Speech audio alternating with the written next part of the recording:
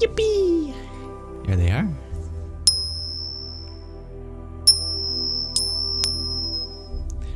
Welcome to the beginning of another live Sangha. If you know it, I'd love for you to join with me in the Gayatri Mantra. Am Bhur Bhuvasvaha Dhatsaviturvarenyam Bhargo Devasya Dhimahi Dhiyo Yonah Prachodayat. Om. Namaste. As we await our first guests to arrive, allow me to set the intention for the space as being one in which we can all find refuge in each other's experiences, regardless of the diversity of life that we have to offer. Let us rejoice in all the unique aspects of ourselves, but reinforce the unity behind each of our hearts. So welcome. Hello, dear auntie. You are amongst the first guests here. So welcome. I hope that you are well. I hope that everyone joining is feeling as well as they can in this moment.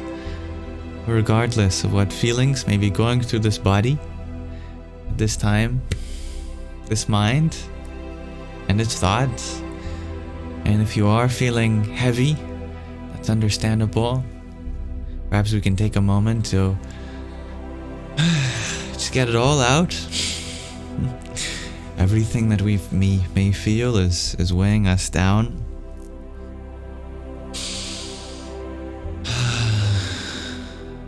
Deep breath. Awesome.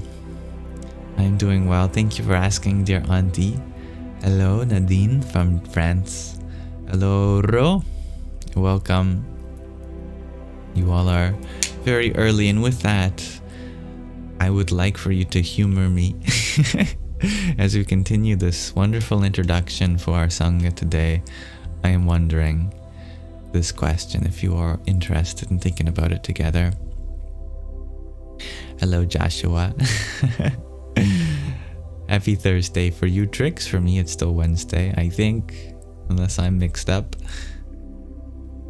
Today I'm wondering, what should we keep in mind when giving love so that we may not cross another's boundaries? I think this is important to think about because, as we become vulnerable in love, it becomes perhaps easier to cross the boundaries of those we love. It's just that much easier to hurt those which we have such a bond with. And therefore, I think this question is important to consider. So, I'll leave you to consider it if you want to. No, I don't speak French, but if I paid attention in school, I probably should, because being Canadian, it's part of our education till high school. But in high school, I chose Spanish, where I paid a little bit more attention. All I can say in French is bonjour, salut.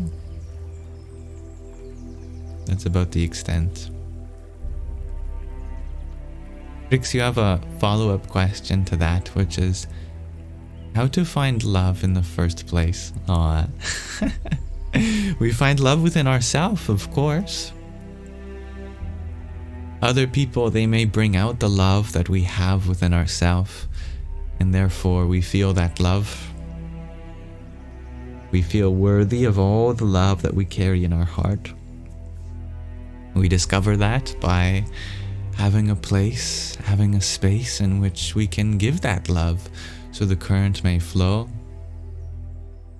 That way, we are able to discover what it feels like to have love flowing through us. Now, thank you, dear Jake, for the cloud bread that you sent. Very kind of you. Still have yet to know what a cloud bread is, but definitely sounds delicious. Radhe, Radhe. Nunya Bismuth, thank you for your tiny as well. Yippee! Thank you, Sadik, for your tiny too. Yahoo! On to you, share. To the question of the day, love yourself unconditionally first and be respectful. Actively listen to the other person. That is a wonderful answer. The more we can attentively be with them, receive what they have to offer. And this question of the day is resonating with you, Sadik. I'm happy to hear that. Strawberries, thank you for your heart me. Hari Om Tat Sat.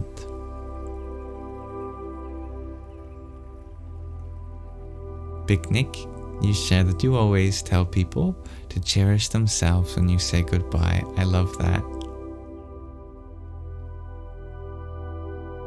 And Trix, you shared that you do love yourself as you spend most of your time alone, but it's loving others that you find difficult. Oh, tell me more. I'd be happy to explore this with you.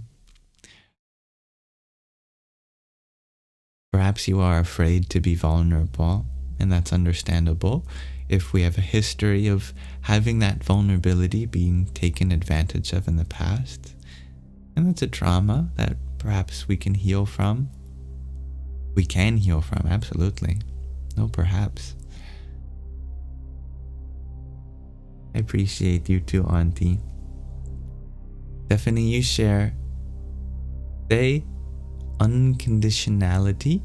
Sorry, that's not the word you used. Unconditionally with everything and everyone. Dear Talon, you share that your mom just said you should watch something more positive, and here I am. Well, I hope to be a positive source for you. So that's good. Much love to you and your mom. Hello, Dopamine Queen. Thank you, dear Vivian, for the flowers that you sent too.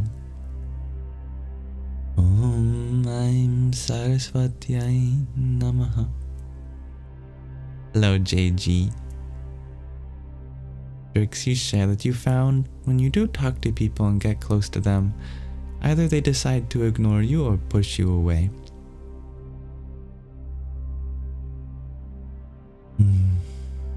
That says more about them than it does you. Continue to give your love, and one day it will be received in the way that will reflect all of the love that is within you. Fret not. As Pujya Shri Swami Dayananda Saraswati would say, hug everyone, just sometimes from a distance, because people are like cacti sometimes, and you wouldn't want to hug a cactus.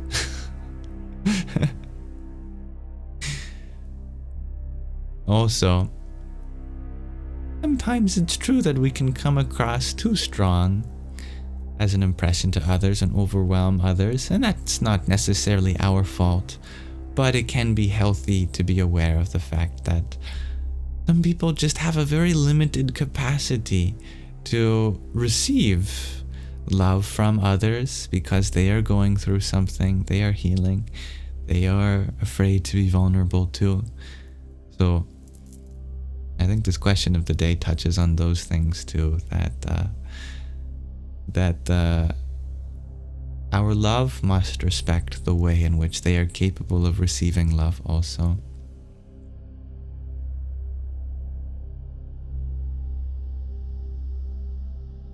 Dopamine Queen, you share that I look like the coziest plushy yam you've ever seen today. That's good, I feel cozy. Anna, your answer to the question of the day is to offer it genuinely, without forcing the other person to feel something they're not ready for. Beautifully said. Phelan, you share. Leading with kind intentions, love and care, you think helps. Absolutely. I see the truth in that. Healing ourselves is one of the best forms of self-love. Happy that resonates, dear auntie. Hello, G to infinity. And I'm happy I'm able to add some humor to your day, Boons.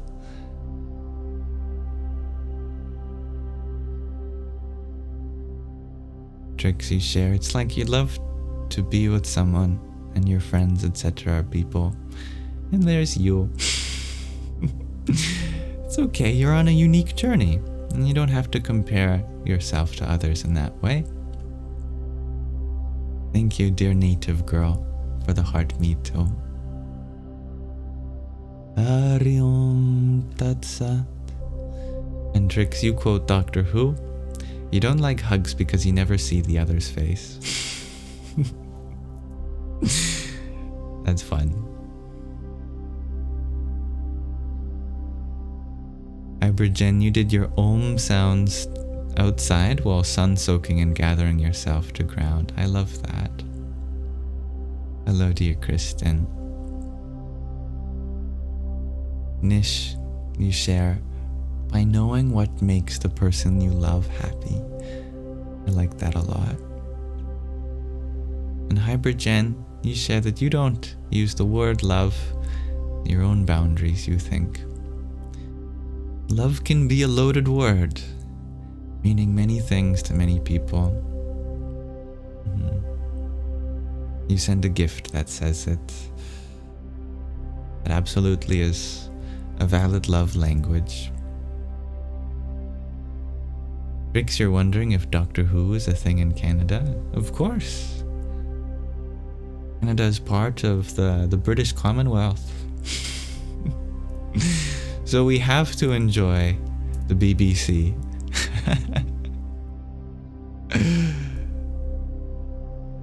I'm partially joking, but I've watched Doctor Who, yes. Hello, dear Chloe. All right. Thank you for exploring this question of the day with me, everyone. This can be a challenging one, especially when we are all learning how to respect our own boundaries and not cross ourselves. When it comes to love, love is a precious thing.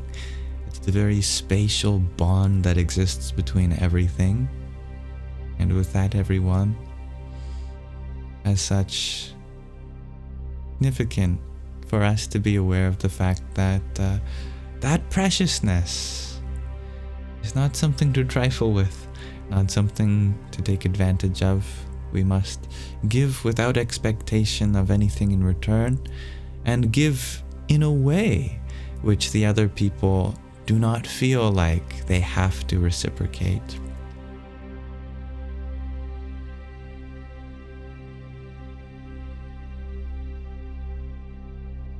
Hello, Jason. Namo Amitabha Butsu. Thank you, dear Isabella, for your trio of cloud breads too. Hari Om Tat Sat.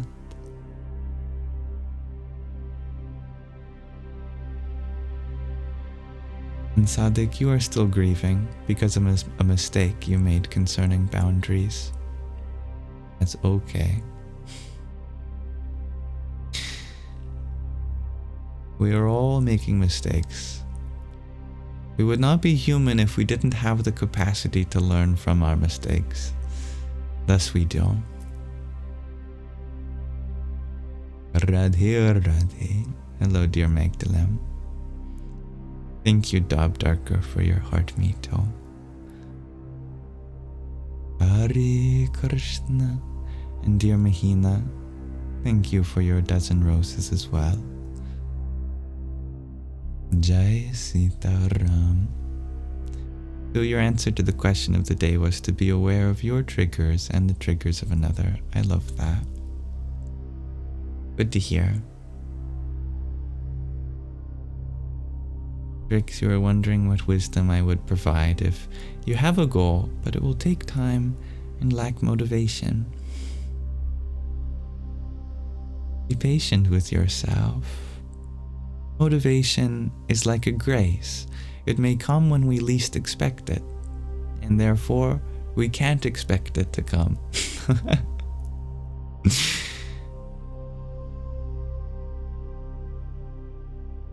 Your ability to manifest that goal is the true success. And if you are capable of that, then it doesn't matter how long it takes, because everything that you are capable of is within you already in this moment. It just has yet to become apparent in this world. It takes time. It's okay. There's no need to rush the evolution of what you have to offer. Suppose a millionaire goes bankrupt. Should they grieve? If they grieve for the loss of their money, then they have forgotten the true wealth that they have always possessed. It's their ability to have gained that treasure itself. But within their capacity to generate wealth, they did. That capacity itself is worth the most. So even if you make all the numbers in your bank account go from 0 to 1 million and back to 0, it was your ability, your capacity, your possibility, your potential to do that in the first place, which was the greatest treasure, the greatest wealth, worth the most valuable thing in your life. With that, how can you grieve? For that is your true possession. Tricks you share. But some people have dreams but procrastinate and never achieve it. Is it a result of poor discipline? I believe that is not true. Discipline is a myth. You are healing. If you are not getting up out of bed in the morning, you have something that you're going through internally. There is something you're processing. If you find yourself unable to get off that couch and slay the day, that's okay. I don't believe that the way to achieve your dreams is to beat yourself up into being a person that you're not ready to be yet. It takes time. There's no rush. Your dreams, if they're meant to be, will manifest. Yes, they require effort, but a huge portion of that effort is in giving yourself the freedom to just be as you are in this moment. And that is enough. The path forward must accommodate how you are in this instant. And that's okay to be how you are. There are so many things that we have to process internally before we have a clear path forward. And there's no timeline for that. We've got lifetimes ahead. Now a user by the name of Semajwit.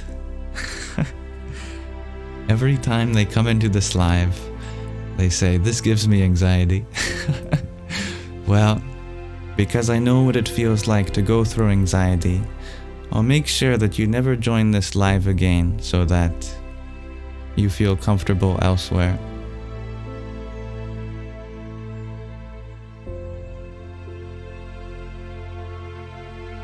Tricks you share.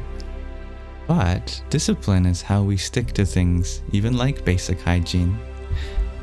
I disagree. That comes naturally from a sense of self-love, self-acceptance. The idea of discipline in terms of forcing yourself is something very harsh. That is due to the industrialist, colonialist, individualist society in which we live. And on the spiritual path, there's no place for that.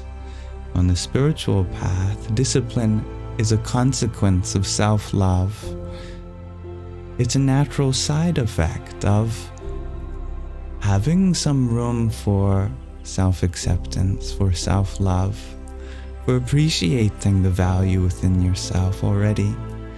If you do so, you won't waste a single moment.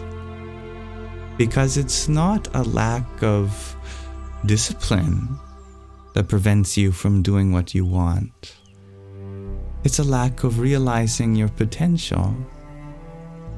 And that's an insecurity that we don't believe that we're enough, that we have to put ourselves out there in order to finally consider ourselves to be enough. So, anytime someone is hard on themselves for being disciplined, I tell them, forgive yourself. Your own discipline is none of your business. I don't even like the word discipline myself. That consistency is something that happens when you're willing to make mistakes. You're willing to be exactly who you are in this instant. And the rest blossoms in the passage of time. I'm happy that resonated with you. Thank you, dear Hybrid Jen, for your trio of pumpkin spice lattes that you sent earlier. Hariom Tat Sat. Hello, Bree. You share that Sangha has gotten you to stop doom scrolling so many times. That's good. And hello, the only S. Nice to have you here. Dear Mihina, you ask if I may scroll up to see your question. Absolutely.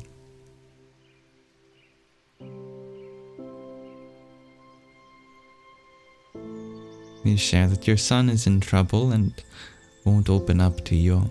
You want to help him, but he won't let you.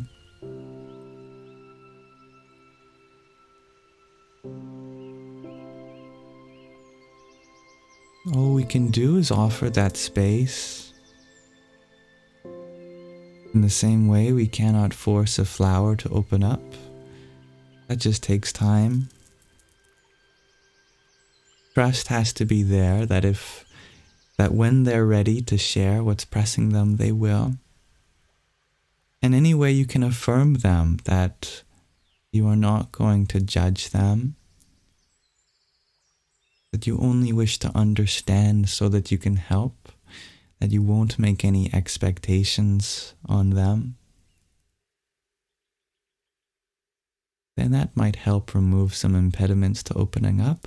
But even if after offering all that, they still don't open up, that's their free will.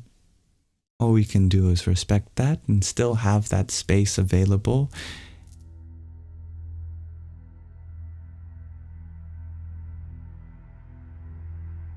Sometimes the more we press someone to open up, the less willing they will be. So it's good to ease off pressure in that way. Just remind them that we only have love for them and we have no hard-pressed roles for them to fulfill in this moment.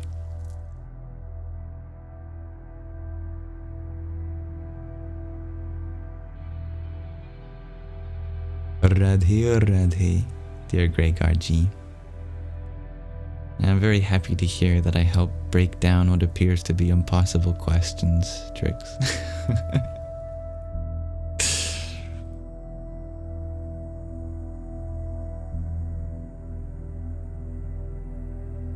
Now, Trix, you were wondering as a follow-up to this discussion, what if we put this into military discipline? Because that isn't self-love, it's love for others. It's love for an idea. If we're really talking about militarianism, that's love for the idea that we have a responsibility for our country. And that idea alone is beautiful, but it can be limited. Because it just so happens that we're born in the country that we were born in. We have a duty to the whole world, not just our country. And if one's idea of service to the world is warfare, then I think there is room for more meditation on what it means to provide love for others. My idea of love doesn't involve learning how to use a weapon, doesn't involve submitting oneself to an army general, nor learning how to fly a plane that can take someone's life away in a moment. That kind of discipline is not the kind of discipline that I think benefits one on the spiritual path. There is room for surrendering to a greater cause, as long as that cause is all-inclusive. And by all-inclusive, we mean that it doesn't limit anyone else's ability to express themselves fully.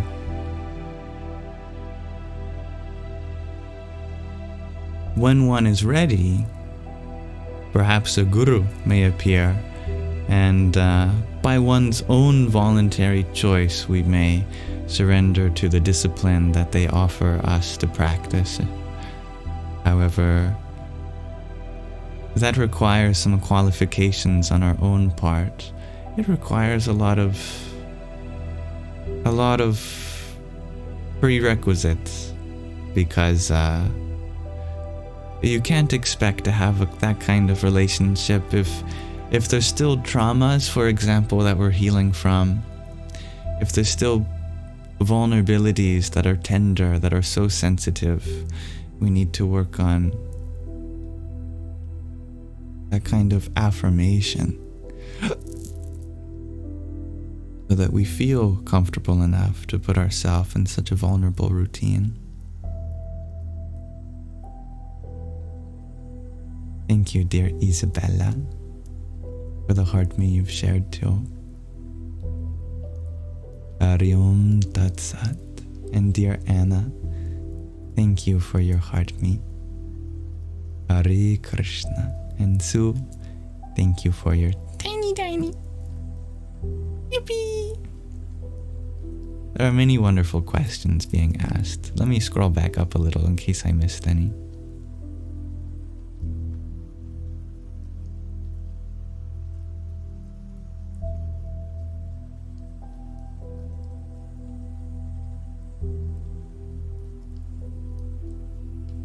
Absolutely.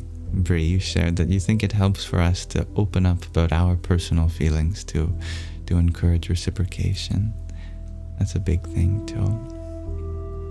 Hello, dear Amber. Blueberry Muffin, you ask, do I have advice for someone ready to move on to the next life? Too much suffering while you are young. If you're trying to run away from this life, that does not mean you're ready for the next life, because all your suffering will come with you to your next life. I want people who are considering taking their own life to know this, that according to the law of karma, all that you're going through in this life will continue to the next. So death is not the end of suffering. And I don't mean that to discourage you. Well, discourage you from taking your life, absolutely, but I wish to encourage you in the fact that all change that can be made towards the alleviation of suffering, that is made within this life. We might delay it by getting a new body, but we will have to put in the effort in the next life then, and it still requires the same effort. Everyone has the capacity of becoming peaceful in this life, if they are willing to put in the effort. Becoming peaceful, nay, becoming blissful even is possible. It just requires a lot of effort. The effort to let go of assumptions that we have previously made about ourselves and the world and our relationship with it. Let go of insecurities that we've dragged in from other places that are not ours to hold on to. The effort to continually bring our mind to what's possible rather than what we feel is a limitation. Success always lies upstream, and to be truly successful means to be blissful within your own accord. Therefore, even the stage of blissfulness that we all reach is achieved through consistent practice. And it's not something that happens overnight. It is not some spontaneous enlightenment where you become blissful. Enlightenment is a journey in which we all work on ourselves day by day, slowly letting go of things that we previously held on to support until we realize that we don't need support, that we're not here to be uplifted by the world, we're here to uplift the world. And everything we need is within our capacity to give, not to receive. As this world is a finite place and our soul is an infinite source, there is an infinite room to express love and understanding. If you want to be happy, don't worry about making your body, your mind feel good. The happiest of people are in pain. That's okay. Pain is not a mistake in life. It's a feature. It provides us with the motivation to transcend material identification and go forth to heal those who are also in pain. As our role being a servant to the world and all its inhabitants, we become peaceful just by this change in relationship to it. Hello, dear Jennifer. Beautiful crystal, you're wondering if this is a robe or a snuggie. It's a Jedi robe, actually. I don't know if you can see below the microphone. My mother got this for me. It has the Jedi logo.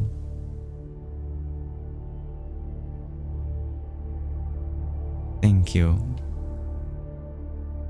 dear Sue, for your tiny. Yippee! And Anazek, thank you for your heart me too. Thank you, Hybrid Jen, for your pair of roses a minute ago. Om Namah Shivaya. Inevitable.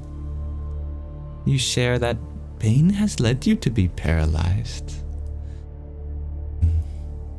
I don't mean to invalidate your experience, but I wish to remind you that pain itself is not the cause of paralysis. It's the identification with it. It's the idea that somehow you are bound by the pain, that the pain somehow limits you. The only way pain can limit you is if you believe it can. But any experience can be used to express something deeper within you, to overcome some limitation, to transcend boundaries. In some sense, with the right perspective, the more pain that we experience, the more we are able to empathize with everyone across the globe, because we know what it feels like to go through such an intense experience. And oftentimes, that's enough to be able to help those on their healing journey too. We don't have to become doctors to heal wounds. We just have to empathize with those who are healing in the same way that we are. And everyone is healing. Let me be clear. There is not a single unwounded being. And there will never be a time in which our healing is in our past. Because the journey of life is to be vulnerable, is to be wounded, and yet not feel limited by that, but instead use that as a reason to be there for others, to show others what it's like to persevere, to be a role model, to empathize, to understand. And in that way, it doesn't matter how much suffering a great soul like that goes through, because everything they go through is therefore for the upliftment of others.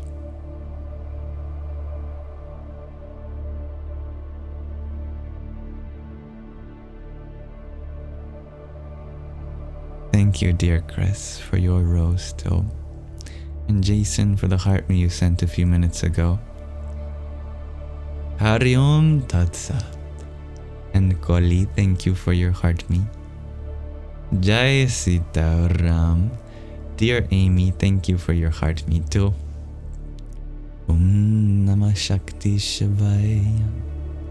And John F, thank you for your heart me, your friendship necklace, your finger heart, and a tiny yippee!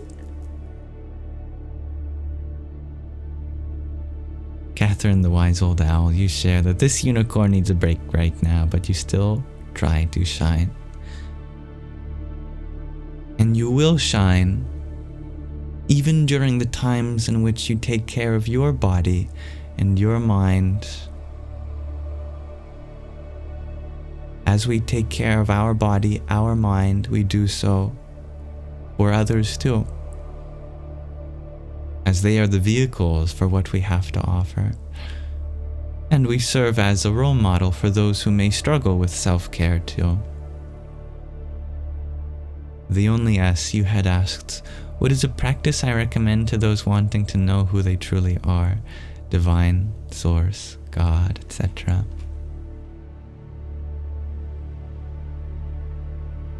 Recognize that the source within you can never be seen by you. We are a point of awareness turned outwards. And there is nothing within to see. But that very same source within us is within those around us. So, instead of searching for the source within us, search for the source within others. See in what ways those around us serve as divine role models.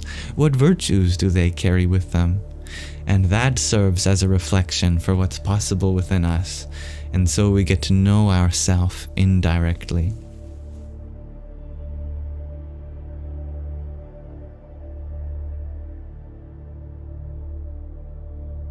Thank you, Inevitable, for your trio of roses. Thank you, Talon, for your heart me too. Hari Om Tat Sat. And an example of finding the divinity within those around us, the reflection of what's within us, is the mothers in our lives. Mothers serve as the most principled symbol of unconditional, selfless love. A genuine mother.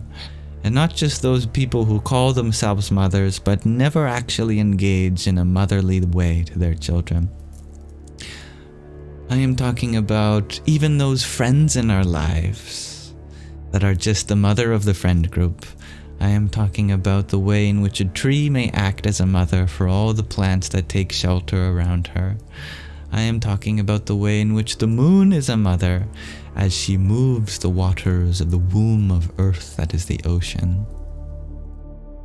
We find a reflection of our inner light in everything around us. We realize that how divine motherhood is and how we can symbolize that through our expression too. Even if we're not biologically a mother, we all have the spiritual capacity to be a mother to someone or something. And born by lightning, thank you for your trio of roses. A pair of trio of roses, in fact. Thank you. Hari Om Tat Sat. Neon Jello Pack, you are very drawn to the concept of the Divine Mothers these days. It's a beautiful and often underrepresented concept in at least the Western world.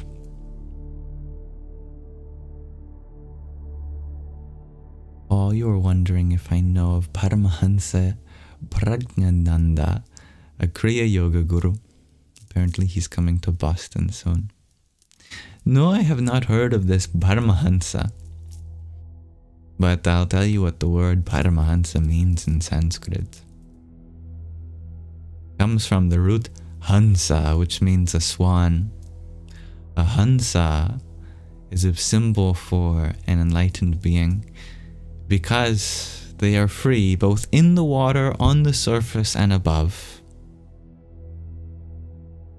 They have mastered the three worlds. A Hansa is said to be one who is aware of both the world, the Prakriti, and the Purusha, the primordial consciousness.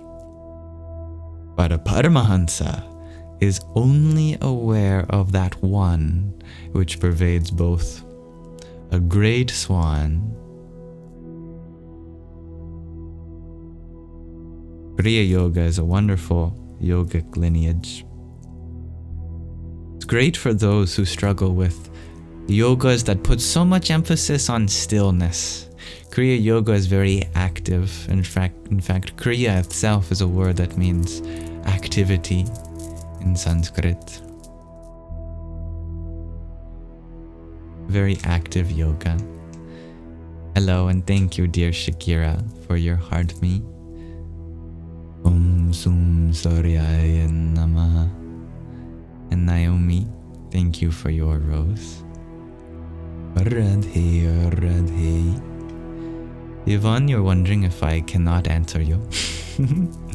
Well, there are many comments right now. More comments than I can get back to at this moment. So if you sent a message that I did not see, my apologies. Trix, you are wondering if I can explain the discipline thing again, please. Let go of this concept of discipline. Now, that's not fair of me to say, because whoever said let go, and then the person listening went, oh, okay, I'll just do that. It's not enough to just let go.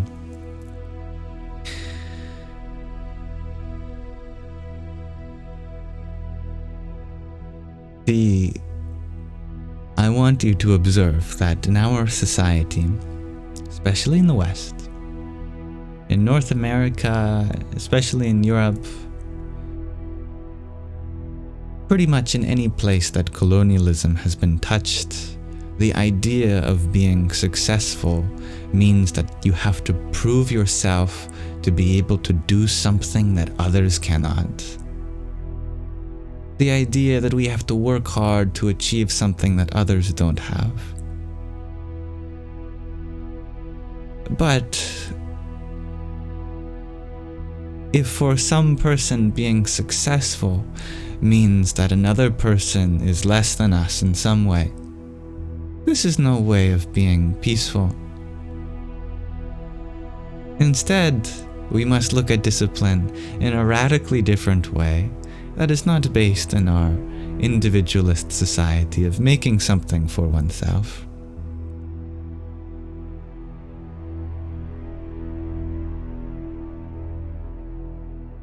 I have found that what we want to say when we use the word discipline is some structure in our life.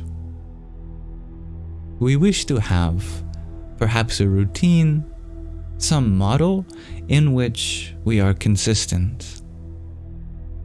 This is unrealistic as human beings because naturally we are not known to abide by rules and regulation. We are lawbreakers by nature.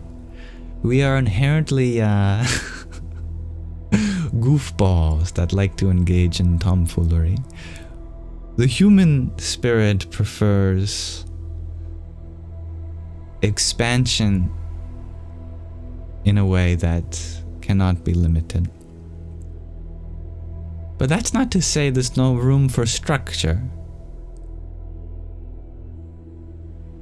But the structure has to come from a more open-minded approach, where it's not about conformity, it's not about falling in line, it's about being able to allow for the ups and downs of life. Like, for example, if you have a nephew that's being born soon, and we want to be able to hold them in our arms, but because we are not strong, we do not know if we will be able to. So, someone goes to the gym.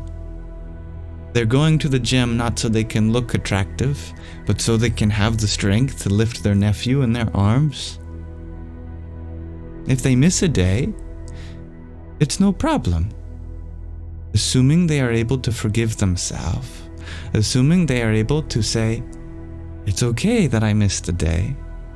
I'm not here to set some world record of the most consistent practice. I am here so that I may be able to do something for others. And as soon as I can get back to that, the better I can embark on that journey. Not about me, not about proving anyone wrong that I can or cannot do something. That kind of discipline, that kind of consistency works from the basis of self-forgiveness and selfless love. We allow for the fact that we're never going to be perfectly consistent. We're going to have days that we don't show up. As long as we continue to forgive ourselves, then we'll keep showing up. But there's no room for being hard on oneself. There's no room for negative self-talk, for punishment. This is a naive way of motivating when we lack other, more profound tools. If anyone became successful through negative reinforcement, it is only out of a deep need to prove themselves wrong because of their insecurity. But the true kind of success comes not from sort of self-criticality, where we have to be someone that we're not, but from a place of understanding what's possible for ourselves to be able to express with others, how we can give back to this world. It's an inspiring thing, not a self-destructive mechanism. Does that make sense? Trix, you shared that the thing that confused you was that I said discipline is a myth. I use provocative terms, but don't get caught up in them. English is a language that can be used in many ways beyond formal definition. I'm saying the idea that to become successful, you have to punish yourself, that is absolutely a myth. There's no room for self-destructive behavior on the path to ultimate bliss. And thank you, dear Arvin, for your little crown. Radhe, Radhe. And Naomi, thank you for that little rose. Iberjen, thank you for your baker's dozen worth of roses too. Om Namah Shakti Shivaya. The Jedi robe is very comfy, dear Bubbles. Thank you, Anazek, for your quartet of roses as well. Namah Shivaya. Rix, you ask, if it is self-destructive, and how come we end up with bigger muscles, etc. in the end though? And to get bigger muscles, you have to go through pain. Absolutely. It requires effort, and anywhere that effort is applied, we will find some resistance to push against. And naturally, we will break down parts of our physical facilities and even mental facilities in order to build them back up again.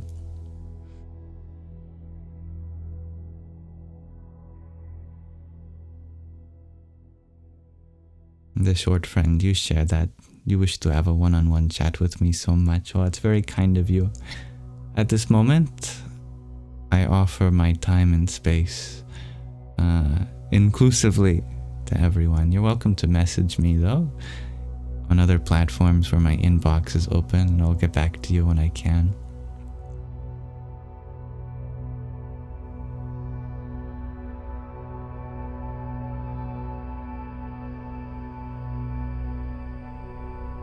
Thank you for your openness and understanding, dear Chris. Chris, I almost said your name backwards. Dear Trix. And hello, Alcoholic Jesus. Lacon, and you're wondering if the question of the day has come already. It has, but I will ask it again at the end of this live stream.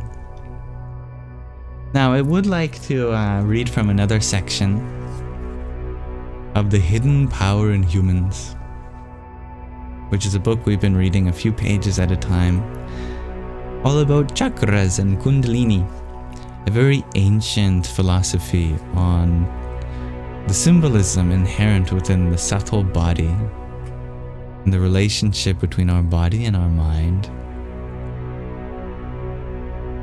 We've been exploring the nature of the Anahata chakra, the heart center, the cardiac plexus. I am doing well. Thank you for asking, Bayleaf. How are you? And thank you, dear Catherine, for your heart knee. Hari Om Tat Sat. And Alcoholic Jesus, thank you for your pair of finger hearts also. Om Karing Kalikai Namaha. Let's see where we left off.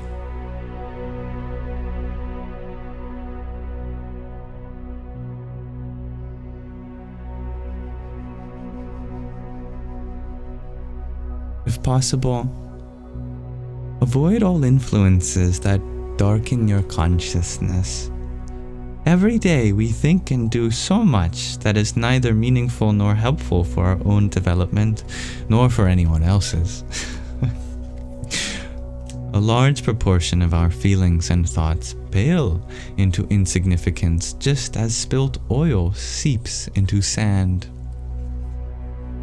Purify your thoughts and feelings by reading inspirational and spiritual books, and by keeping company with people who talk about the divine and truth. Any books or discussions that broaden your knowledge and awaken your longing for God are valuable.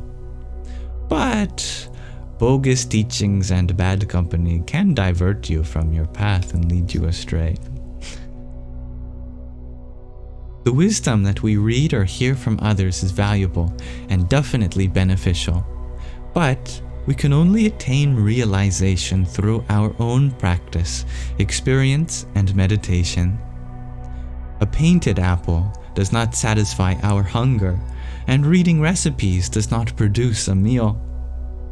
Albert Einstein very aptly said, "A gram of practice has more value than a ton of theory." And equally, yogis have always thought, Yoga karma shukosham shalam, which in Sanskrit means yoga becomes successful through action. perfection.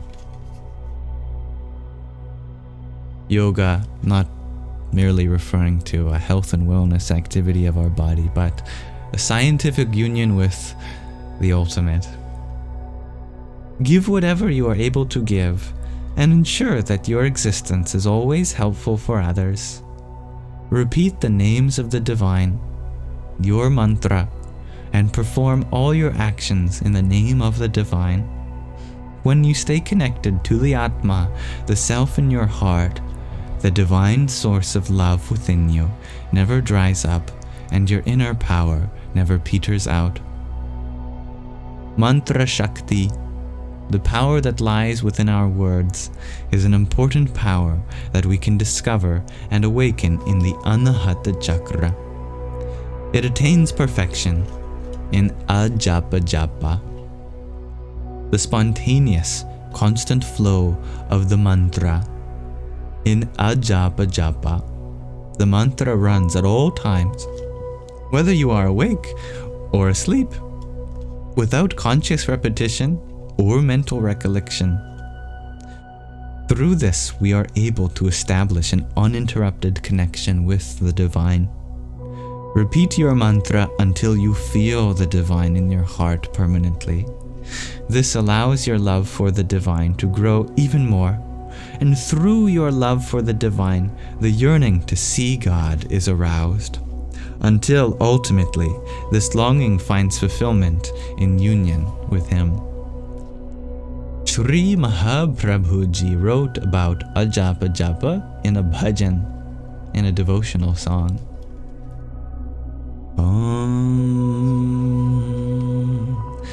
Ajapa is the most excellent mantra. Sing Soham and realize Satchit Ananda in your heart. Through Ajapa, the Andhakaranas are completely purified. On the day you no longer need to practice Ajapa, you are victorious. The Andhakaranas are the inner faculties of cognition, which include the manas, the mind, the buddhi, the intellect, the ahankara, the ego, and citta, the consciousness. A story from the Ramayana makes it clear about what the perfection of Ajapa means. By the way, Japa literally means repetition. Ajapa Japa invokes a kind of repetitionless repetition, where you've transcended a state of needing to consciously direct your mind back to your mantra. It is constantly singing in your heart. And the Ramayana is a very ancient story, said to have taken place in another age of humanity. It is about the journey, the yana of the heroine, Rama, who is revered as an avatara, a descension of the divine. When Rama had freed his wife, Sita, from the power of the demon king, Ravana, they were joyfully reunited and returned to Ayodhya. Hanuman, the leader of the monkey army, also returned with them and stayed in the royal palace.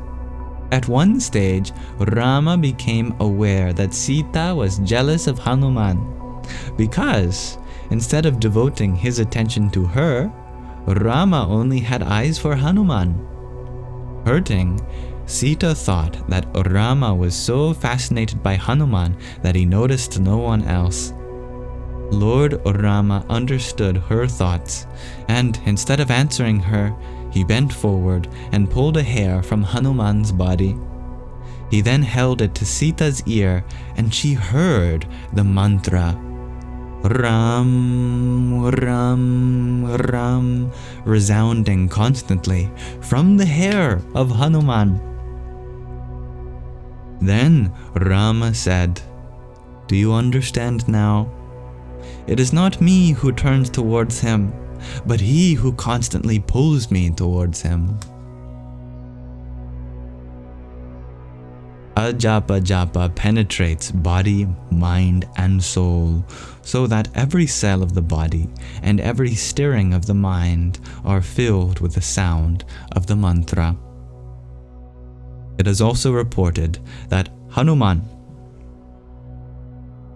to ensure his Ajapa Japa was never interrupted even momentarily, he would click Ram, Ram, Ram with his fingers when he needed to yawn. Even today in India, one can still observe people such as Brahmins and Pandits clicking their thumb and forefinger whilst yawning. This means that their mantra is consciously repeated in all situations. How is it possible to recognize whether one has already realized a japa within oneself? There is one infallible indicator: the attainment of Sankalpa Shakti, which means the power of wish fulfillment. Also, we may refer back to the chapter on the Svadhisthana, the sacral chakra. Sankalpa Shakti indicates the perfection of Icha Shakti, willpower. Through this siddhi, this miraculous power, we are capable of generating such a strong energy with our thoughts and wishes that they are able to be realized within a short period of time. What Sankalpa Shakti is capable of is illustrated in the following story, which we'll read next time. For now, I'll just wet your whistle with what we've read thus far. So thank you for listening, and we'll pause our reading there for now. Namaste.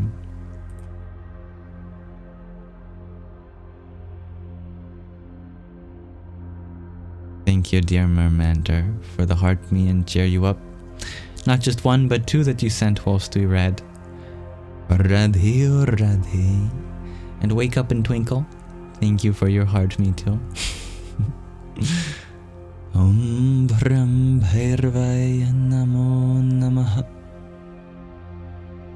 And Sergio, thank you for your applause. I have some claps for you.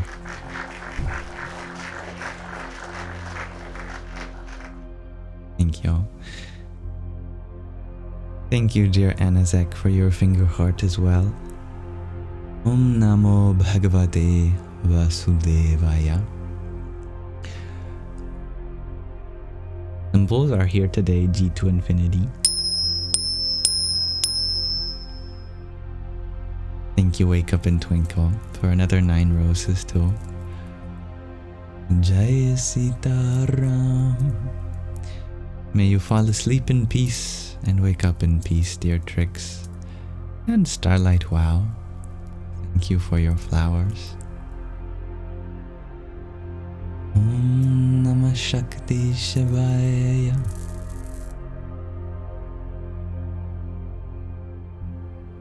That is a beautiful mantra, Chloe. A Buddhist one. Om Aham Vajra Guru Padme Siddhi Hum. Thank you for listening, dear Neon Jello Pack. Le Monk, you're wondering if I can sing.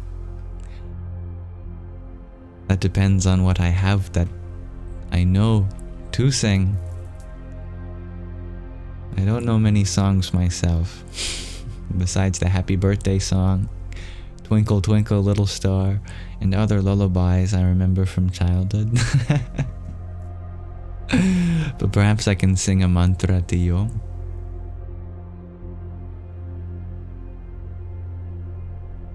In traditional Vedic intonation,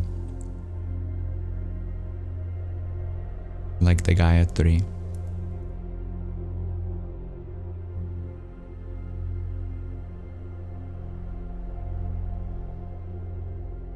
Om Bhuvasvaha Tatsaviturvarenyam Bhargo Devasya Dhimahi Dhiyo Yona yunah prachodayat. Om bhurбhuvasvaha tatsaviturvarenyam bhargo devasya dhimahi dhiyo yunah prachodayat. Om bhurбhuvasvaha tatsaviturvarenyam bhargo devasya dhimahi dhiyo yunah prachodayat.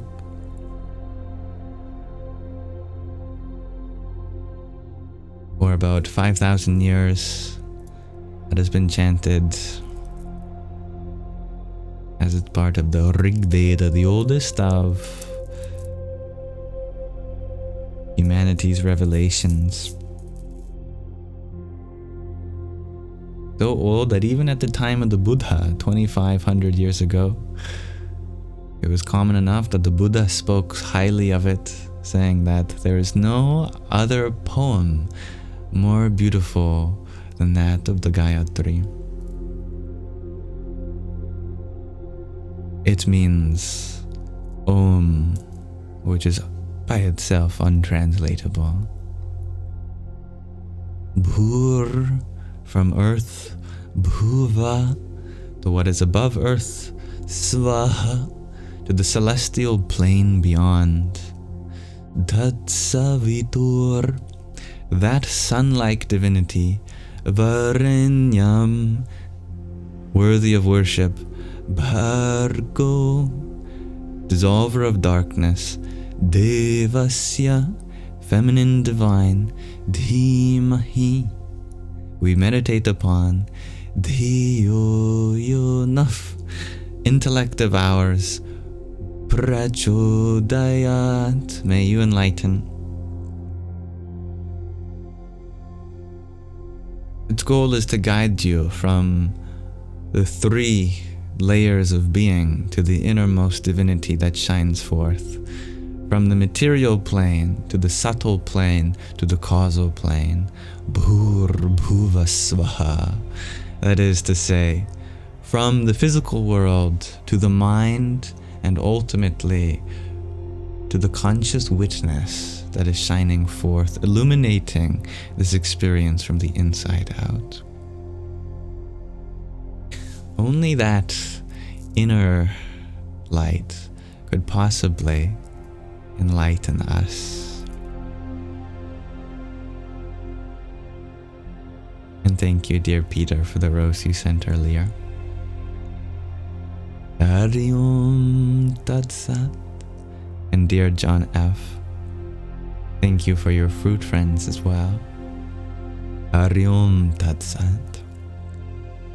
Blueberry Muffin, you had asked, when I look at the ocean, does it remind me of a woman's energy or a man's? Both, yet neither both nor neither, since a man and a woman can experience femininity and masculinity. I made a video about this earlier. The definition of the masculine and feminine, according to the Vedas, according to the earliest revelations, is very simple. That one, which is genderless, divided and twined into two forces known as Prakriti and Purusha. Prakriti is the material existence, the manifest universe, and she is Mother Nature. Everything that you can see with your eyes, hear with your ears, taste with your tongue, smell with your nose, and feel with your skin, that is the mother. There is nothing in the world that is not feminine, since everything that is a part of the world must be a part of the mother, a part of the Prakriti. But it's only half the story. A world by itself, a mere collection of particles and energies, cannot have sentience. So with that pervades an all-encompassing conscious field. That conscious field is known as Purusha, the primordial consciousness, and that's the definition of the divine masculine. So when I see an ocean, the fact that I can see, perception itself is due to Purusha, the masculine principle. But what I am able to lay my eyes on reminds me of the feminine, because she is the principle of material existence. And within every part of material existence, we will find a metaphor for the mother. Within the ocean, for example, is the womb of life. And today, scientists recognize that the first single-celled organisms probably arose from the ocean, and then it made its way onto land, and perhaps eventually into the air and thus space beyond.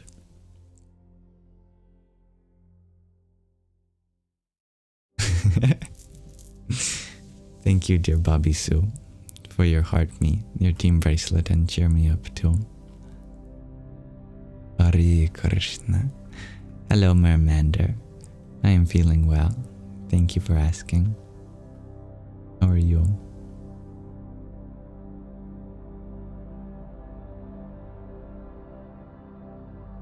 Mikhail, you were wondering what I know about Shambhala. You know, I've heard this word. I don't think I ever had it explained to me what it means, though.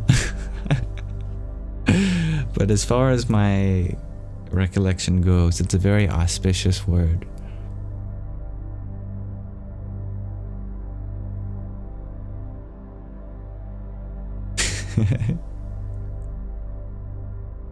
Radhe Radhe, dear Hari. Marlon, you're wondering what the pretty bead I have in my hand. It's clear quartz. Pardon me. Chloe, you love the word auspicious. Me too. It has a good ring to it, doesn't it? Auspicious. Kotar. Hello. I'm happy to hear that your dietary needs are still being met. Hare Krishna, dear Robert.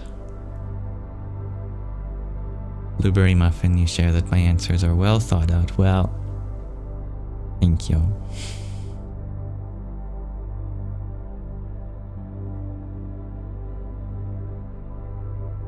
And Kelsey, you're wondering if it's cold here? I don't think so. I think it's quite warm outside today.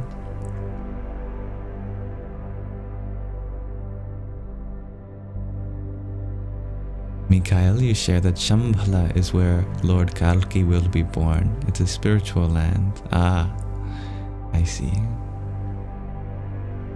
Kalki being the Dash Avatar, the 10th descension of Vishnu in this cycle of humanity, that to bring rise the end of the Kali Yuga.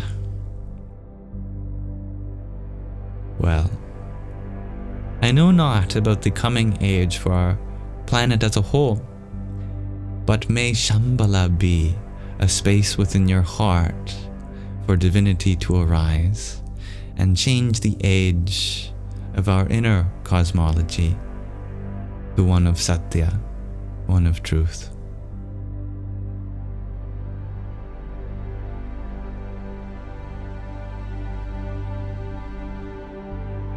Gardening Greygarji, you ask, isn't Shambhala the same idea as Shangri-La?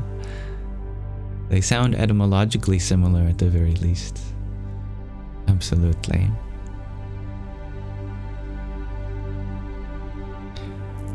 Kelsey, you share that Einstein said his one regret was not reading Walter's work. That's very interesting. I heard that Einstein's one regret was putting the cosmological constant into his Einstein field equation. And then it turned out that that was actually the greatest thing that he could have done, because then it predicted the fact that this universe is expanding.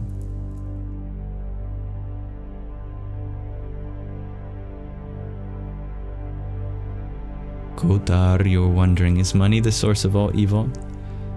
Humans will never find a way of finding evil to be something separate from themselves. If there is such a thing as evil, we are the source of it. Money can be used to donate to charity. Money can be used to get people out of tough situations. Money can go places in the world where there is conflict that we cannot.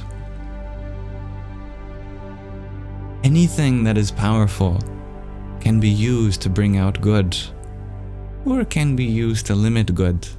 And if we're using the word evil to describe something that limits good, then that's absolutely our responsibility, isn't it?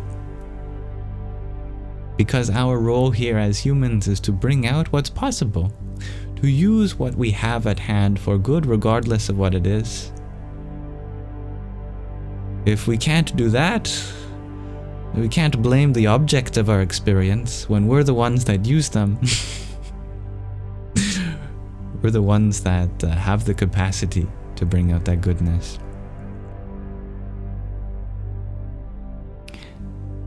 And Liyate, thank you for your 17 balloons too, and your hand hearts. Here's some for you as well. Om Namah Shakti Shivaya. Truthfully, I don't like the word evil. Why? Because it puts it at the same level as goodness. There's good and evil. Two forces against each other, right? But evil is the absence of anything. It is like nothing. We can talk about it, sure, but we're really just indirectly talking about something which is not a thing. We can talk about silence as well, for example. But as long as we're talking about silence, then it must not be silent.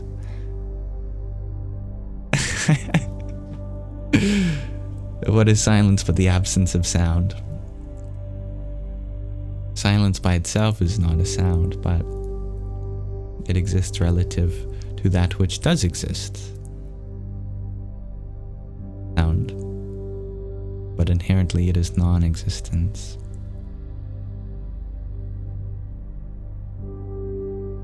What we say is evil is merely just an acknowledgement of the possibility of something beautiful occurring. For example, if we say that, let's say a child has been abused, we call that evil. What we really mean to say is that there was the possibility for them to have a beautiful childhood. We're acknowledging something that could be.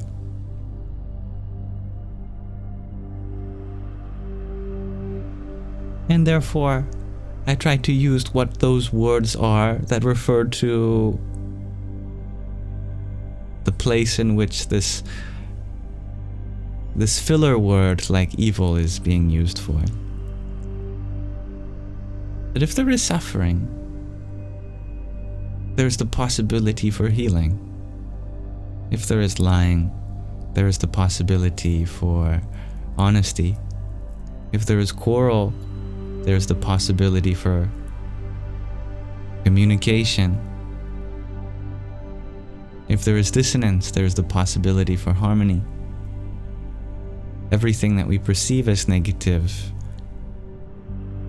is but a space in which positivity could exist instead. And as long as we are working towards bringing out what's possible, then we need not worry about these terms that refer to their absence. Thank you, Lee Hate, for your pair of cakes too. I saw that you wanted some ding-dings. I can certainly do that.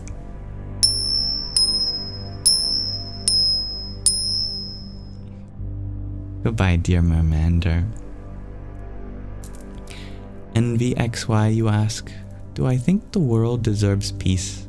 You had been asking a couple questions I saw about peace, like what does peace mean to me, and what are some forms of world peace? Here's something we have to understand, is that the world is not a place of peace. That's not what it's designed for. It's designed to be in conflict. But we are designed to be in peace. Do you see the difference? The world will always be in conflict. But deep down, we will always be in peace. So how do we reconcile that? I like what Gregorji says. It's designed for us to create solutions. And we can only create solutions from a place of peace within us. Consider it like this. If we can truly bring peace to the world, and you can even think about that sentence, we are the ones bringing peace, not created by the world. We have come into this world with nothing but our peace, isn't it? And we will return with nothing but it either. All we have to get from this world is a place for us to express our peace. And so we do so by being there for others, listening to them, going in search for those who may be in need. But it's not that the world needs our help. It's that we need to help. Because inside is already a place of peace, and the world has room for us to express it.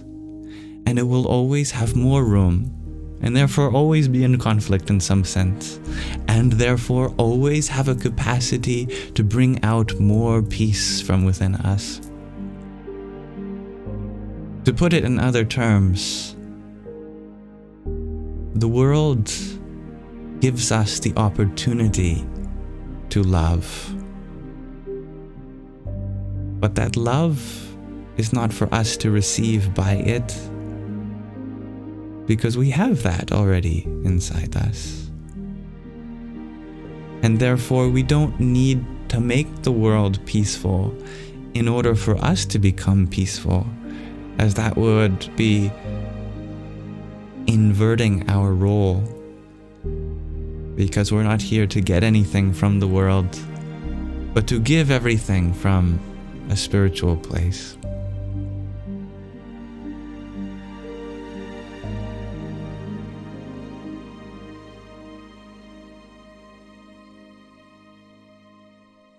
Thank you, Talon, for your finger heart. There's one for you too. Hare Krishna. And dear NVXY, thank you for your quintet of roses too. Hari Om Tat Sat.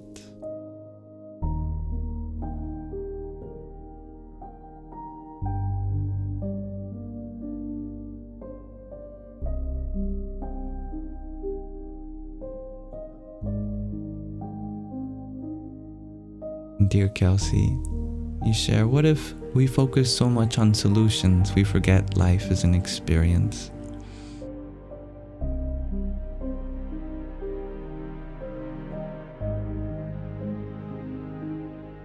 As with everything, there are limitations to our vocabulary.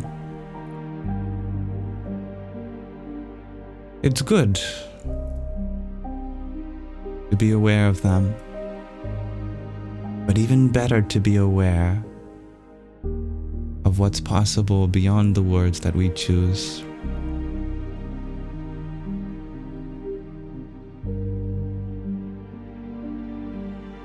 Thank you, NVXY, for your W2. Om Namah Shakti Shivaya. Jessamone, you like the spiritual soul and philosophical mind I have. So beautiful. You are so calm right now. I'm only grateful that I get a space in which we get to explore these possibilities together.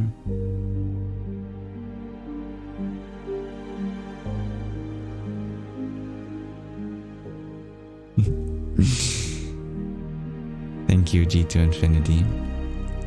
Purusha's mouth. You saw my post about Purusha. Well, I was thinking about you while I was recording it. Truthfully, I was thinking, I wonder if this person who frequents my live named Purusha's Mouth will watch this. I'm glad you did.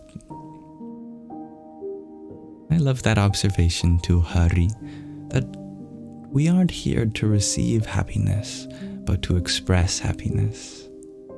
I've rephrased your comment. I hope you forgive me. To be conscious is not to receive happiness, it's to express it. Nume, you share that I look like a wise teddy bear. That's very kind of you.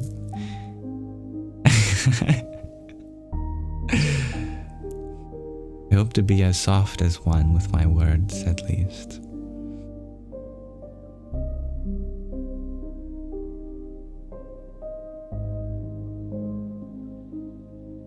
I'm grateful for you, Jessamune. User 932, you ask, is this Indiosm that I am following? I've never heard of Indiosm, but I'm guessing from the root Indi, you are referring to Hindi, or the culture of India. I have never been a follower of anything. No one can get me to follow them.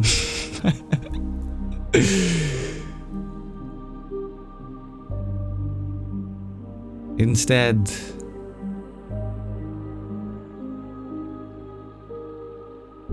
we are always just in search of a language that can express ourselves. And although it appears that we all are using the same language, maybe English, the truth is that each one of us are using a different language. We just happen to use the same sounds, the same letters.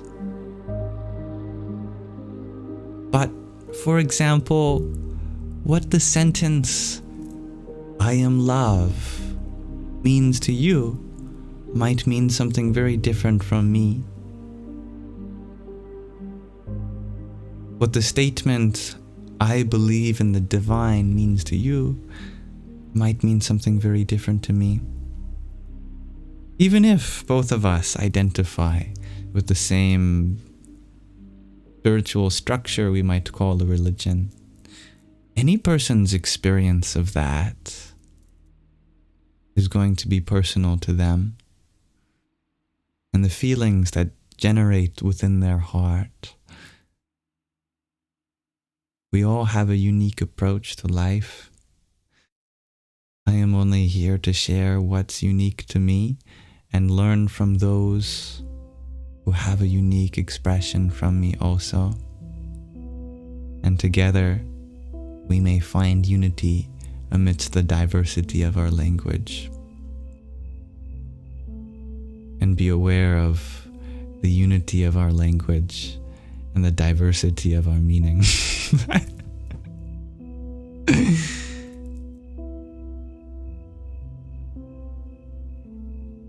Thank you, Catherine the Wise Old Owl, for the 6 roses you sent.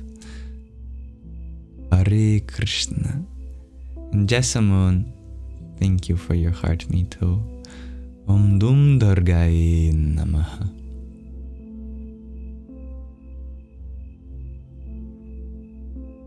I love that sentiment, Stone Phoenix.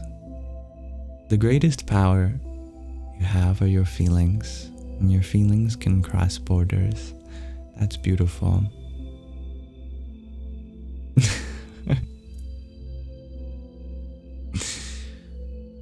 Mystical Caveman Yamsox. Wise Mystical Caveman Yamsox is your title for me. Dear Ingbina.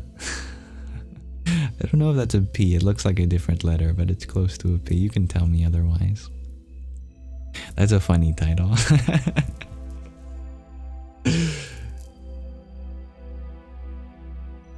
Kelsey, you share your feelings be doing too much. Let them be.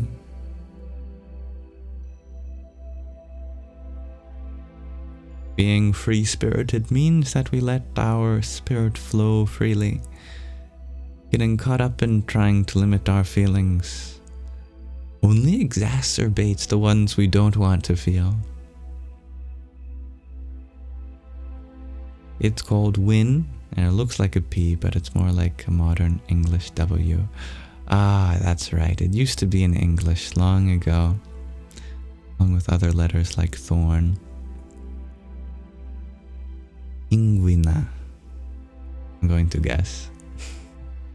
Closer to that at least.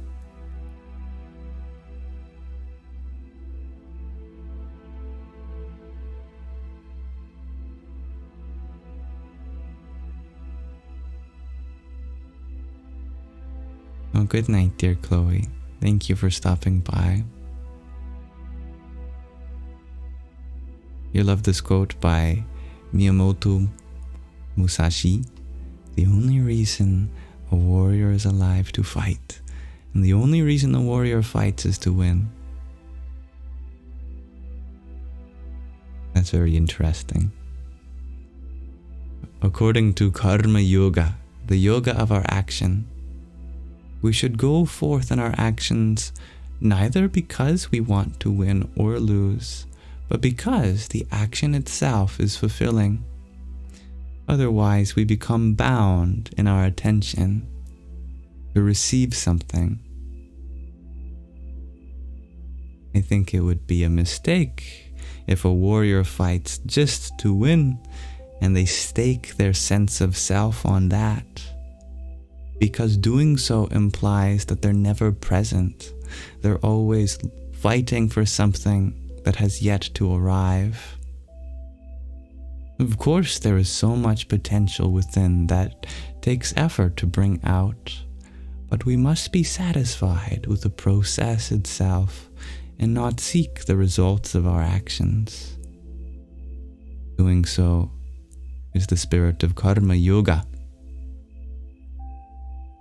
To make peace with the outcome, whether one wins or loses, in a favorable or unfavorable outcome, you are the same, because you are not defined by the results of your actions. You are defined by the effort itself.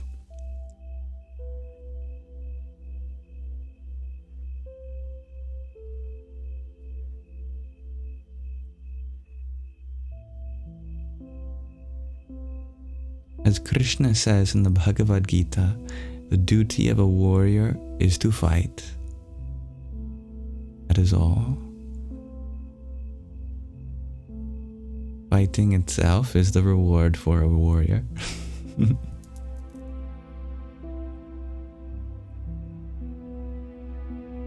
Similarly, for a lover, loving itself is the reward. For a bread maker, making bread itself is the reward. For a mother, mothering itself is the reward.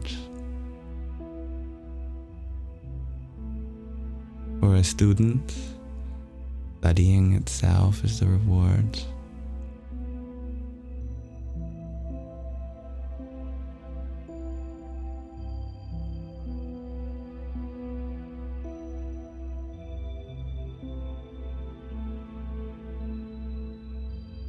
Even you share that this live stream always calms you down from a day's ADHD ready to rest. I'm happy to hear that this space has that possibility for you.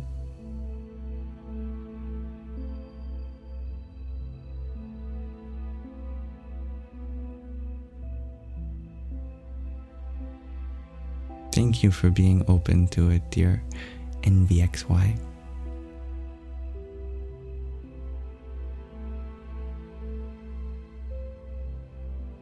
Ngwina, you share that all we are is a result of what we have thought. What we have thought was founded on our thought.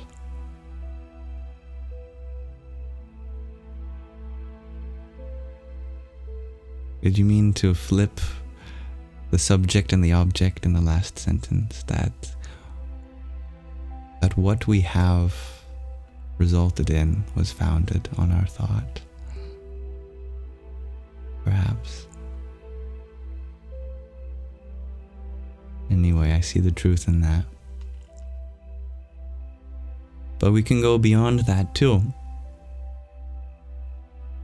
In this moment, if your mind is telling fibs about you, that you're not enough, then you're not defined by those thoughts. You are not defined by any thoughts. But thoughts are used to express ourselves, and we may choose the ones in which we find expression. Let not the thoughts that limit you define you, but instead, by your conscious choosing, abide by the thoughts that make you unlimited.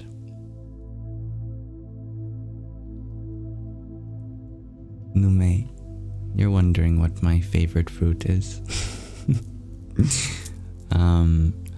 You, because you're just as sweet. Thank you, dear Ushabai, for the flowers and 7 roses too. That's very sweet of you. Ariom Tatsat. And thank you, Catherine, for your pair of roses. Om Sum Zoryaya Namaha. John Simon, thank you for your heartme as well. Radhe o Radhe. That's a very empowering way of looking at it, dear Gregarji. You define thoughts. Thoughts do not define you.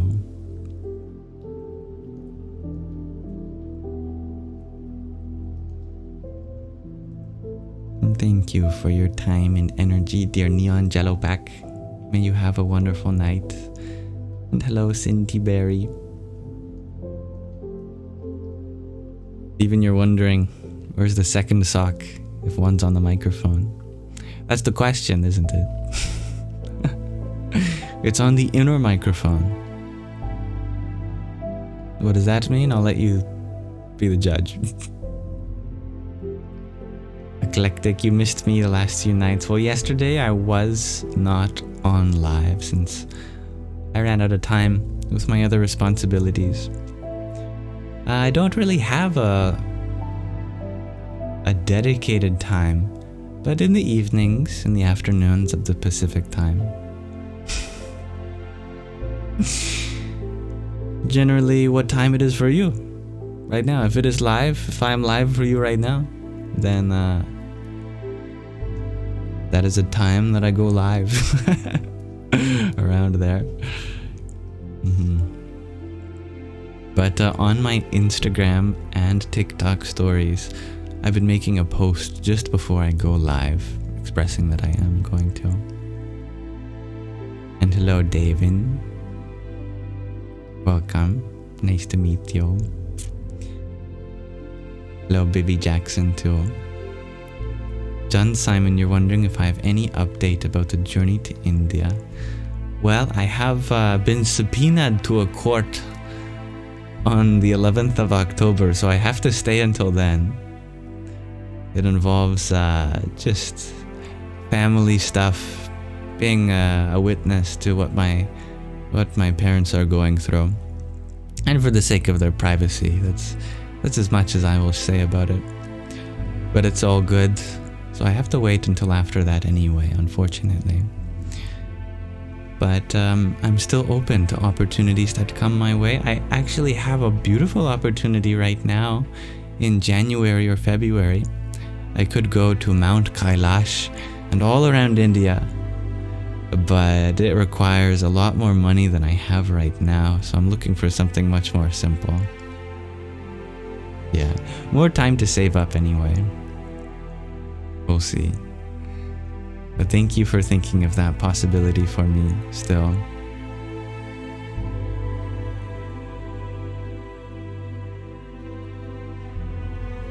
May you have a good night, dear Jessamon.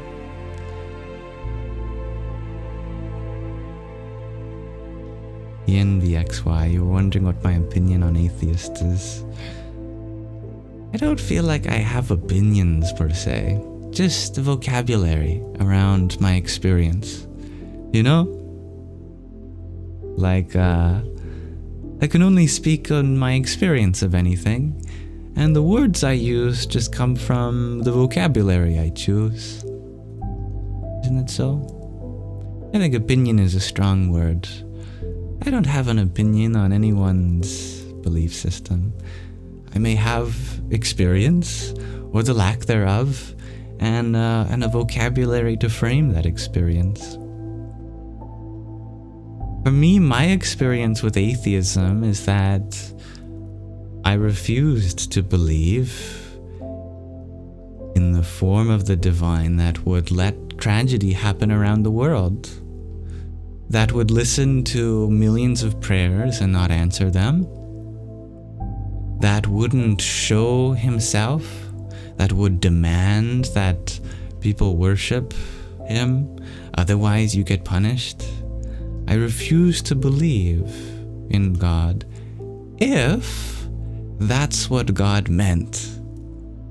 And as I got older, my experience of God expanded, and I realized that it was my own limitation which led to that identification.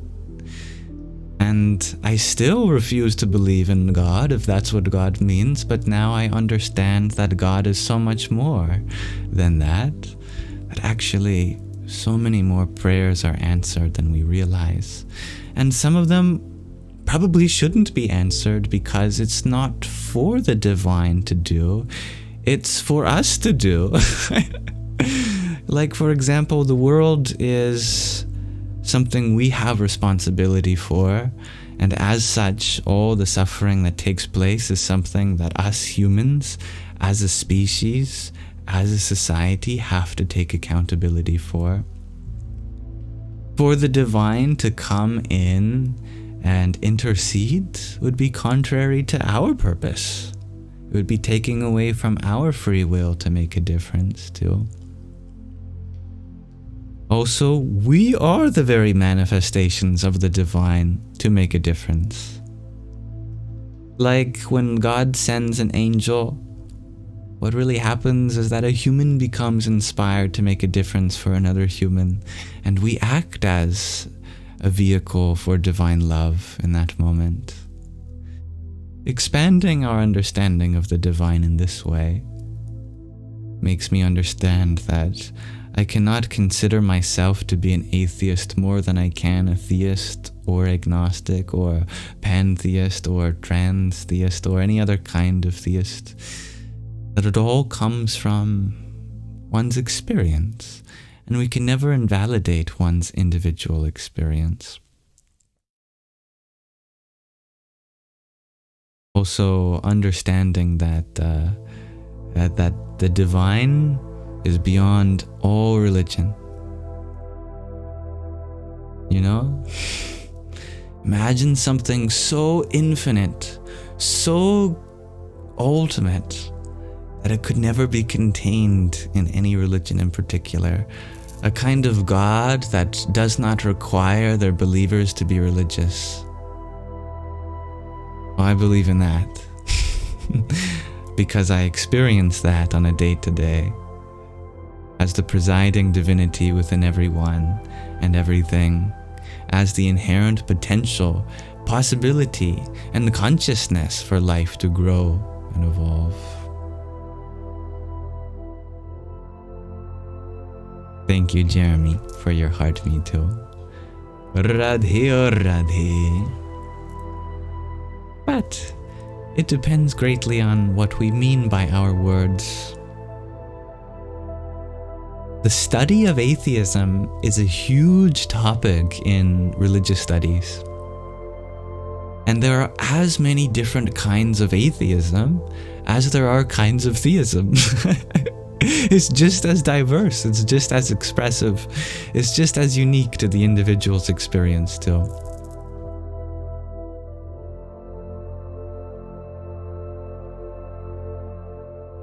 Nume, you share that a theory says that our DNA was altered and that there are very few people left with fully human DNA. I don't know where you heard that theory from, but I think that's one of those thought worms that gets into our minds, that gets us in the illusion of thinking about something profound. But what does this thought really accomplish? That we all pretend to be human, but somewhere along the line, we've become mutants, and the human species died out and we're something different. It doesn't matter what we call ourselves, whether we're human beings or something new. It's the same life. It's the same continuum of evolution. The same consciousness that is able to experience itself through all of the life forms. We may be part human, but we are mostly being. And it's our beingness that never changes, never mutates. Our unified, our singular, awareful witnessing of life. That is our true nature. The point of our body is only to bring love to others, to be a vehicle for divine love, as an instrument of divine harmony.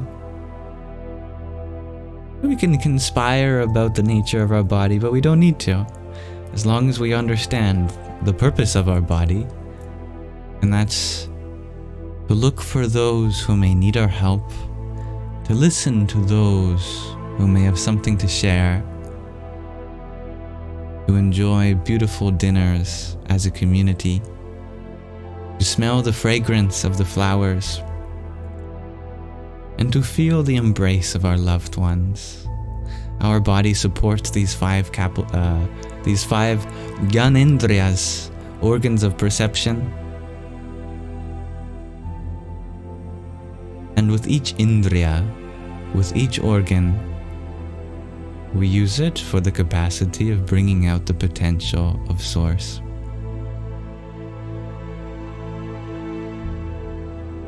Thank you, dear Michelle, for the cloud bread you've shared too. Haryom Tat Sat. Now, dear Miso, you're wondering if I think the fourth dimension exists. Of course it does. It just depends on what we describe as a dimension. Mathematically, a dimension means an independent degree of freedom. Super abstract. Super applicable to many things. The way we use the word dimension in common language is not mathematically accurate. We refer to it as kind of a mystical realm, which is maybe separate from what we're already experiencing. But mathematically, almost anything can be a dimension as long as it's independent from other dimensions that we're considering. Like, for example, we consider 3 independent spatial dimensions in this world, but no more. Because everything in our space can be described by a combination of 3 degrees of freedom. For example, how left or right, forward and backward, or up and down anything is along these 3 independent dimensions, you can describe where everything is. Or how west or east, north or south, above or below something is, we can describe everything relative to the center of the earth. Our universe has 3 spatial dimensions, no doubt about that. If it had any more, gravity would be too weak, because gravity is a spherically symmetric force, which means that it radiates in all directions equally. If it had a 4th dimension to radiate out into, then we wouldn't observe planets or stars or anything that could be bound by gravity, because 3 spatial dimensions is required for gravitationally bound structures to form. But those are just spatial dimensions. We can consider other aspects of our universe as dimensions, as long as we're willing to expand our definition of dimension to include non-spatial things. Like Einstein said, if you're being invited to a party, you don't just need the space where it's located, but also the time. So things in this universe are described with 3 spatial dimensions and 1 temporal dimension, and the relationship between space and time is described by his theory. But we could keep adding to that. We could add some other aspect which is independent from space and time. Maybe that's where string theory comes in and says there are up to 12 dimensions or so. But these dimensions aren't all physical or temporal. They include other more just abstract degrees of freedom. Like, for example, maybe magnetic charge is a degree of freedom that is uniquely variable across all of space and time. And the other forces or quantum interactions. According to quantum mechanics, there's infinite dimensions, but again, not spatial ones. Just quantum properties that vary through time and space independently from each other too. So if we want to use the word dimension, I think it's helpful to be mathematically precise. But I guess the subtext of this question is there another layer of reality that we can go to? We want to know if there's some new experience that's beyond what we're experiencing in this world.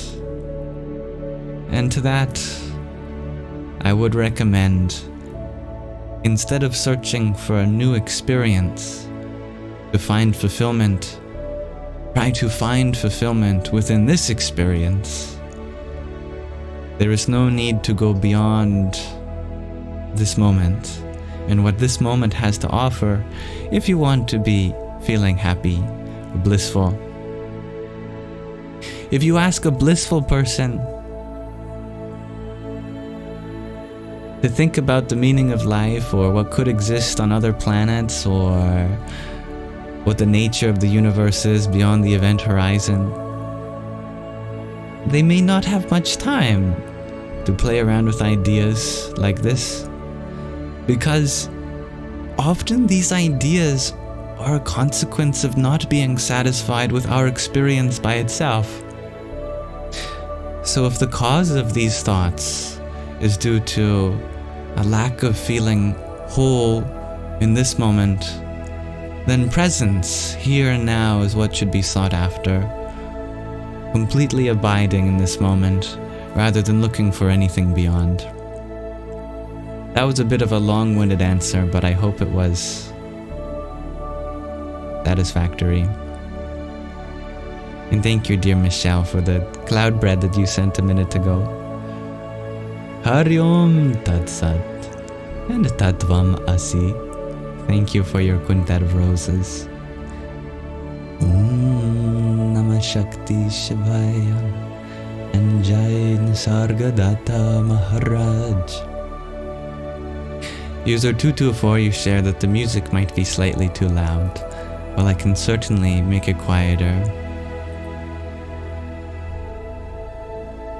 There, I think that'll be better. Miso, thank you for your hand hearts. Here's some for you as well. Hari Om Tat Sat. Yitis, you ask, is Atman the ultimate reality or Brahman? Both.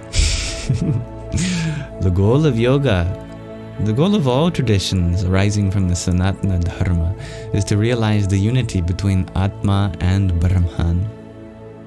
They are one and the same, in essence. And that's a very important qualification.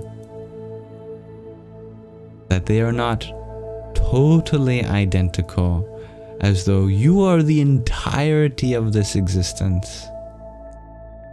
But rather, we are a wave in the ocean, and the essence of both the ocean and the wave are the same, and that's water.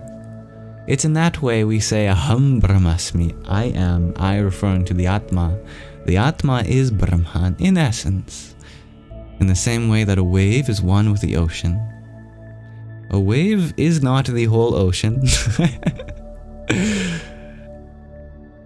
But water comprises both. And that is the essence of both a wave and an ocean. In the same way, the essence of both Atma and Brahman is Sat Chit Ananda. Truth, consciousness, bliss.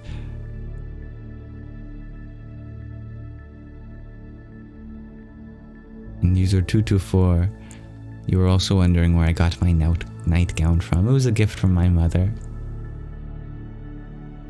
Kelsey, you ask, Dimensions is still viewing constructs as separate, no?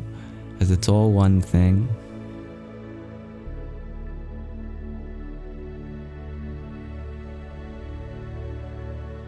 There are ways in which we use the word dimension to mean separate. I use the word independent when describing dimensions, and that's a mathematical definition. But independent in this case does not mean separate. In fact, it means being a part of the same space, just having degrees of freedom that don't cross each other besides from a point. Independent degrees of freedom means that you can move left and right freely, and that doesn't affect how up and down you are going. That no matter how far left or right you go, that'll never make a difference on how up or down you go. That if you want to travel anywhere in the universe, in this one space that we exist within, we require 3 degrees of freedom, which are independent from each other.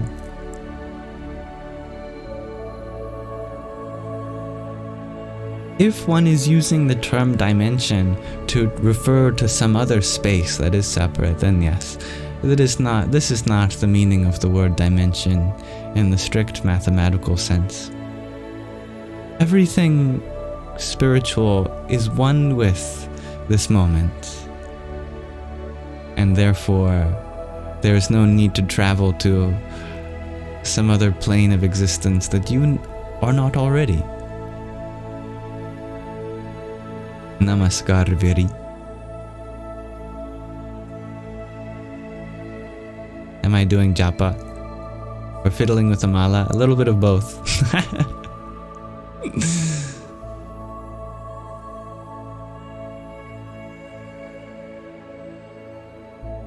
For example, we might say that we are independent, but not separate, because we are interconnected, and that my experience has an effect on yours, as long as you choose to relate in that.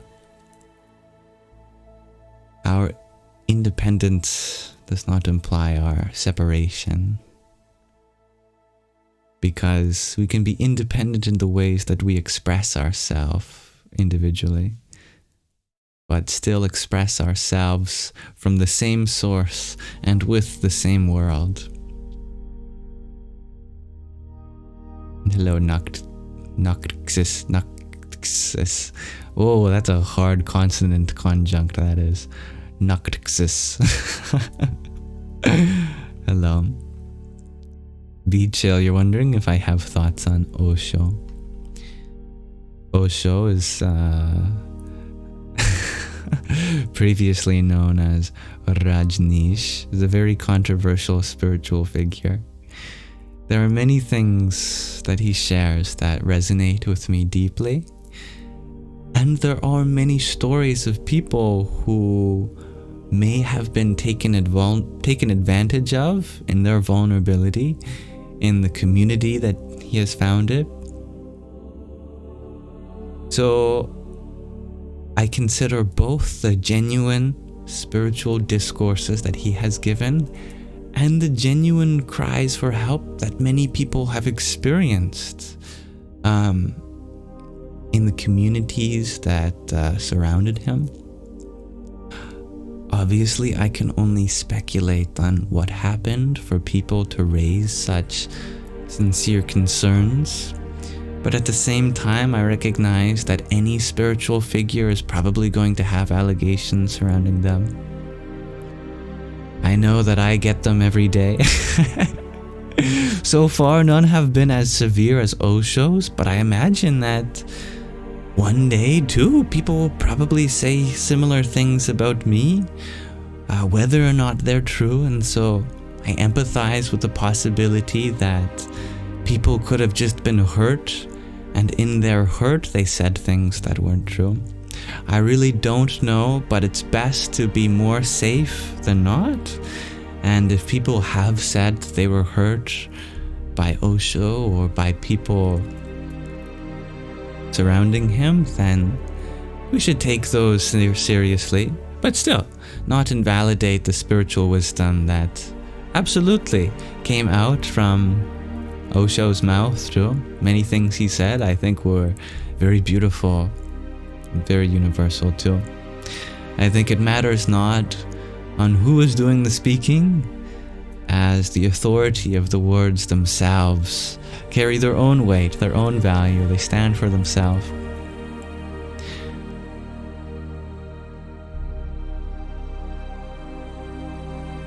Thank you, dear Peter, for the rose you sent just a minute ago.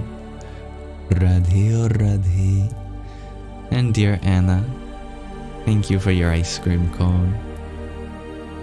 Om Kring Kalikaye Namaha.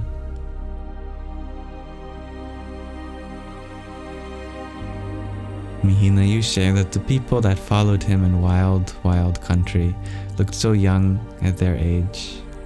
I concur. It was certainly a diversity of age groups, but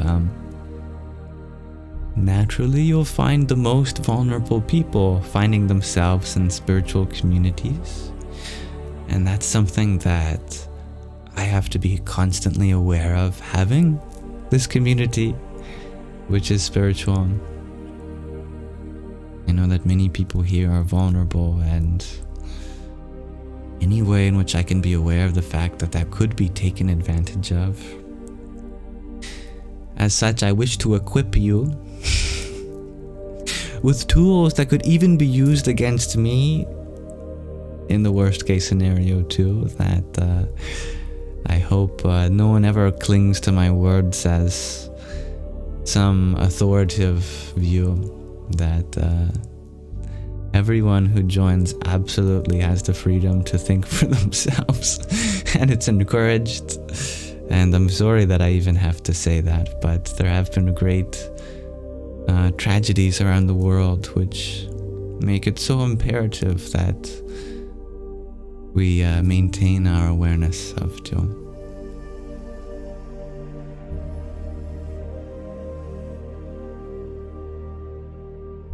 That's right, I was on the Dualistic Unity podcast once, and I enjoyed that talk.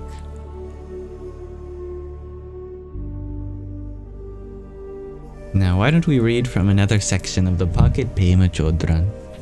I think this would be a lovely interim, since Pema has so much wisdom to offer. Pema! That's the voice in my head as I read your message, Greg RG. Woo, Pema!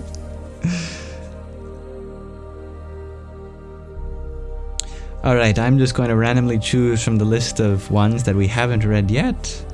Let's read number 65. I'm going to cross that out. We only have 10 or so readings left from this book.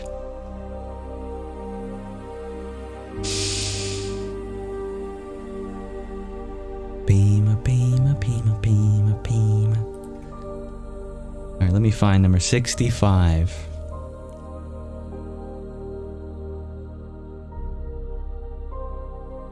This passage is called, "Let the things that enter your life wake you up." It's a 2-pager, a longer one than normal. Let's dive into it. Life's work is to wake up. To let the things that enter into your life wake you up rather than put you to sleep. The only way to do this is to open, be curious, and develop some sense of sympathy for everything that comes along. To get to know its nature and let it teach you what it will. It's going to stick around until you learn your lesson, at any rate. You can leave your marriage, you can quit your job, you can only go where people are going to praise you. You can manipulate your world until you're blue in the face to try to make it always smooth. But the same old demons will always come up until finally you have learned your lesson. The lesson they came to teach you. Then those same demons will appear as friendly, warm-hearted companions on the path.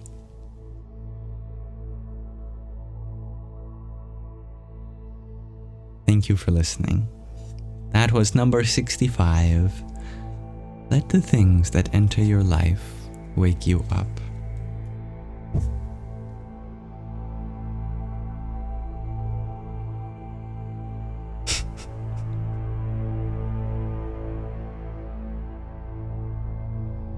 I'm glad you like her readings, Geeky.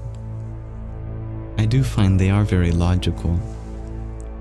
That's something very appealing about Buddhism, is that it is a very logical tradition. And I'm happy that you find wisdom in here, dear Shakira.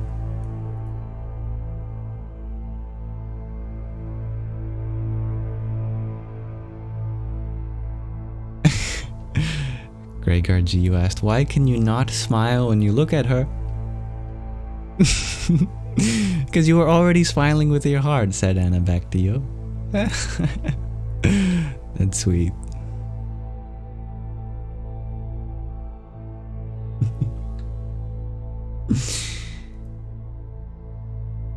Thank you, dear Steve. Green Goddess, you're wondering how I keep my hair so soft. The truth is, I ignore it. You know, it's funny, some things in life, they get better when you give your attention to them. Other things in life, they get better when you take away your attention from them. I find that the more I'm concerned about my hair, the more it gets tangled, the more I struggle keeping it healthy. Yeah, I have no big routine for it. I just use shampoo and conditioner. And whatever shampoo and conditioner I find next to the ledge first. Since I live with 2 girls, a sister and a mother, and they have lots of hair products. I just pick up whatever says shampoo first. Put that on first. And then I pick up whatever says conditioner second, and I put that on second.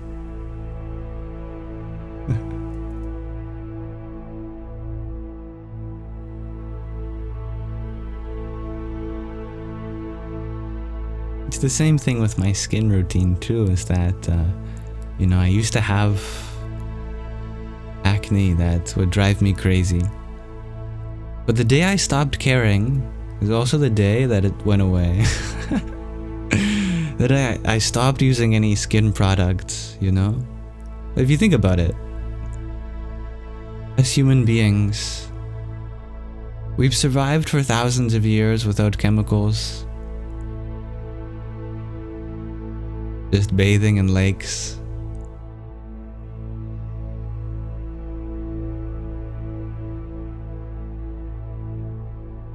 We spend so much energy on maintaining the appearance of our body. We don't need to. I have found the most exuberant souls, their body transforms into the most beautiful reflection of that light within. That beauty is something that happens when you start dedicating yourself to the love that you have to share with others. And you'll find that even your facial structure will rearrange itself to accommodate having a pleasant expression for others to see. It's the strangest thing that people who go on their spiritual journey, when they awaken, their whole body begins to change physically. Not just, for example, maybe the way they speak or the interest in their lives, but the very shape of their body, the texture of their hair, even sometimes the color of his eyes.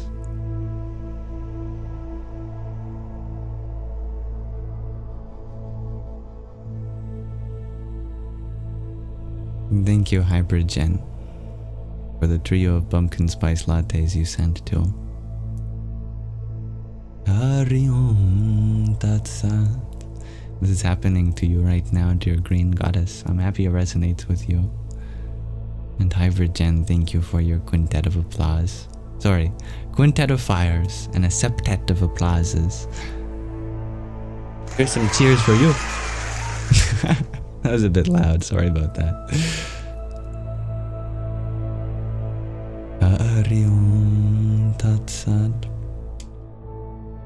Those who go forth bringing love to others, I think you'll find they just get prettier and prettier. They just get more beautiful and more beautiful.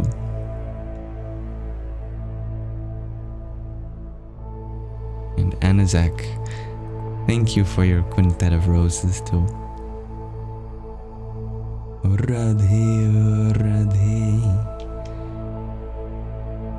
Much love to you, dear Elindis. Hypergen, you feel prettier and wiser after having babies, though you feel tired. Well, all of those things make sense. Especially the tired part. Namaste, feline. You're wondering how my pretty cats are. Oh, they're doing well. They've been very needy the past few days. I think they've been fighting over attention from all the humans in the house, but they don't need to, since we love them all equally. But yeah, maybe one of them just wants to be loved more than the other. I don't know. They're growing. They're only about 2 years old, I think. And as such, they have sibling rivalry. Marcy, is this what the Duolingo Owl wears? Well, I hope to be less intimidating or manipulative than the Duolingo Owl. Oh, the schemes that the Duolingo Owl plays to get you to do another lesson. That's funny, Bubbles. Dermatologists hate him. Find out his secrets to great skincare through the universal self. I like that. Anthony, you are wondering what I think of the gospel of Jesus Christ. I think it's a beautiful addition to all the different traditions in the world that lead us towards truth.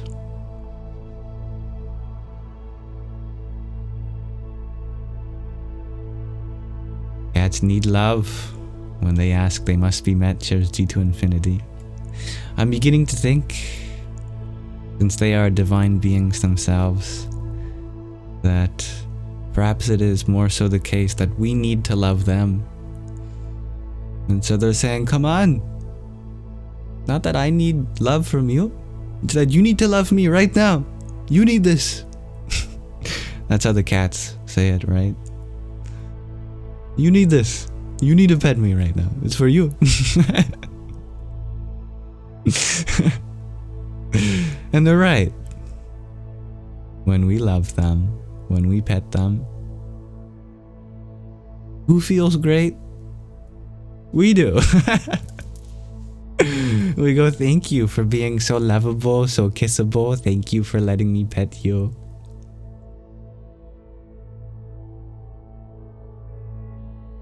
I'm happy you love the Star Wars robe, the snail tank. Rianan, you are wondering what I think of crystals. Well, I'm playing with some right now. Does my mom have any in her house? Oh yes, she has many crystals. She's not like a crystal witchy kind of person though. That is to say, it's not like it's a huge part of her life, but absolutely there are always crystals and rocks falling out of her pocket. She's more of a rocky, witchy kind of girl. She's always bringing rocks with her. She finds the greatest energy just in rocks that she finds on the beach. Always bringing rocks home. And rocks are crystals too. And crystals are rocks. Yeah. What do I think of crystals? Well, I think they can be a place for us to bring out the energy within us.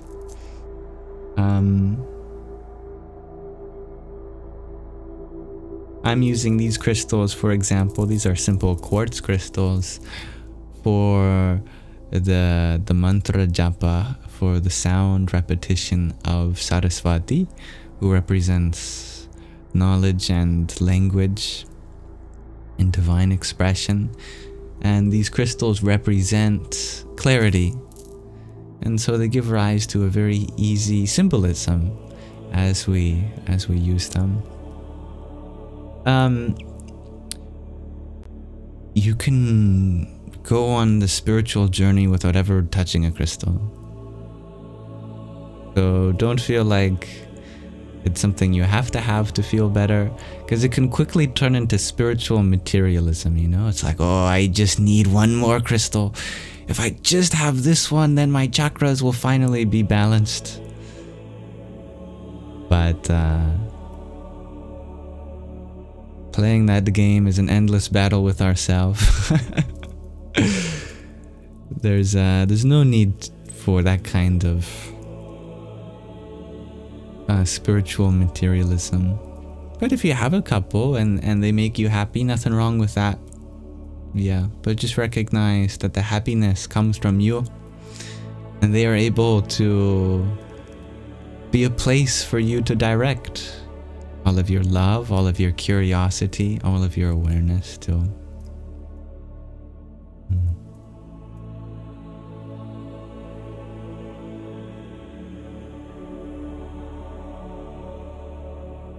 I also feel a little bad for Mother Earth that we're taking her crystals. If they have an energy to them, we should keep them in the soil so that the whole world benefits. So, everything that we get from Mother Earth, we have to return to her one day too.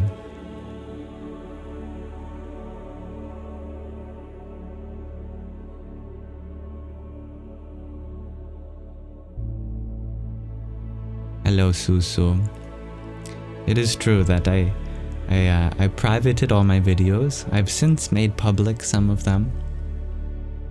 I used to have crazy mind-blowing videos, and the truth is, I never want to make a crazy mind-blowing video again. So if you're following me and hoping for more of that, I am sorry, but I will disappoint you. See, I don't want to blow anyone's minds. I don't wish to take people out of their comfort zones mentally. So many people are struggling with the chaos of their mind, the anxiety of being overwhelmed by the barrage of thoughts and ideas around the world. I no longer wish to add to all the thoughts that will keep you up at night. If anything, I wish to supply thoughts that will help you sleep at night. Between my videos, I was suffering a great deal mentally. And these mind-expanding ideas, funny enough, only intensified my anxiety. I have found that the greatest spiritual growth, the greatest peace, and even bliss It came not from stretching my mind to its limits and making it blow up or self-destruct, but rather, actually, from a more affirmative route that seeks to console a traumatized child, a wounded, inner, vulnerable being that has yet to find full expression. And the more that we torture our minds with endless ideas that get us out of our element, then how can we expect to be peaceful in this present moment when that requires a different approach? An approach of compassion, of patience, of love and understanding, as the ancient masters have been saying for millennia. The highest virtue to cultivate on the spiritual path is, of course, one in alignment with these things, with love, with passion, to express that inner divinity without limitation, without judgment, through patience.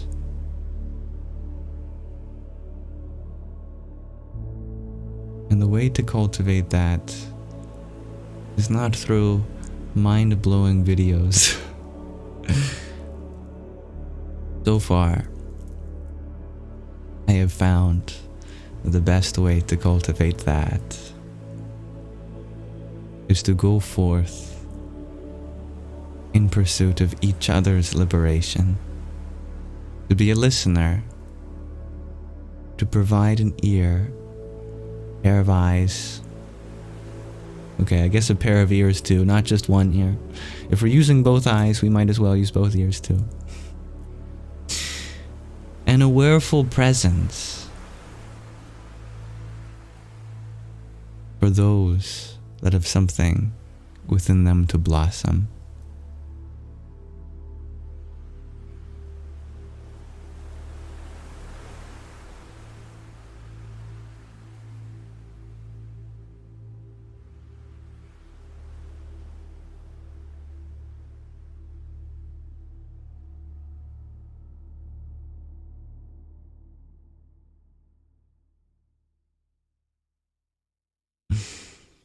Thank you for sharing your love with everyone here, dear Chloe. I wish to echo that. G to infinity, you share that it is truly a blessing that Mother Earth is so patient and forgiving when she wants to be. Other times, she literally splits open as tectonic plates divide or causes lightning hit the ground and a telephone pole to explode, or wind so strong it'll carry your house away, and many other things. Mother Nature's Shakti, energy, is something we could never control. And why would we want to? Because when it's used for our benefit, our protection, it befits us to have an uncontrollable mother. Because if we surrender to her mercy, then no one can control the mercy that she provides for us too. Therefore, we see in the divine feminine a fiercity, a kind of darkness that we can take refuge in, because it scares everyone else away. But not us. And we take refuge in that.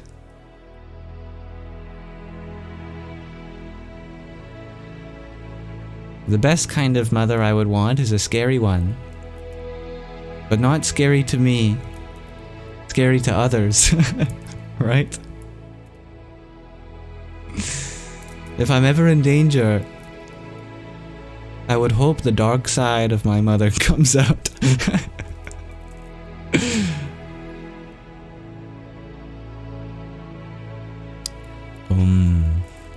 Kali, Mahakali,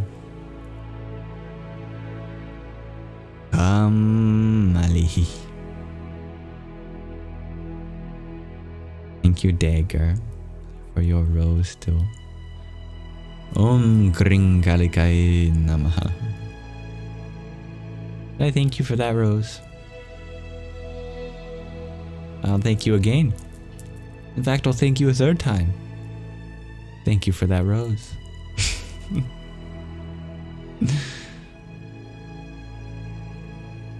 One thing that I've been discovering in my spiritual journey is that gratitude remains, whereas before it might have lingered.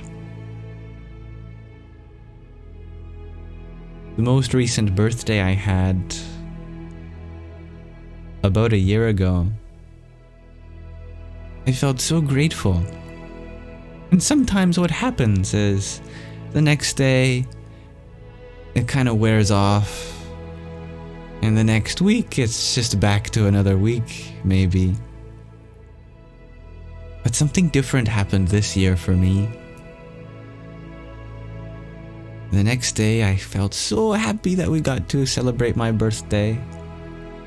And then the next day after that, I was still feeling so happy. And then a week went by, and I was still thanking my mother. And then a month went by, and I was still thinking about how much I enjoyed that. And I'm still so grateful for that. My relationship with the past has changed, that everything good that I've experienced feels like the goodness is continuing forever. That there's now no longer a temporary wave of goodness and then a withdrawal, but you feel that presence. And I believe this is possible within everyone. Such is why you might sometimes catch me thanking you for a gift again, because my gratitude remains just the same. Doesn't wear off. I could not receive any gift from now until however long I keep doing these. And everything that I have received so far would still be with me, and I'd feel so good. So there never has to be another one in that way. But thank you, Carlos, for your heart, me too.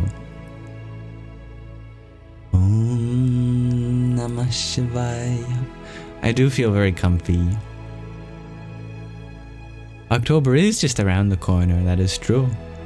That is true.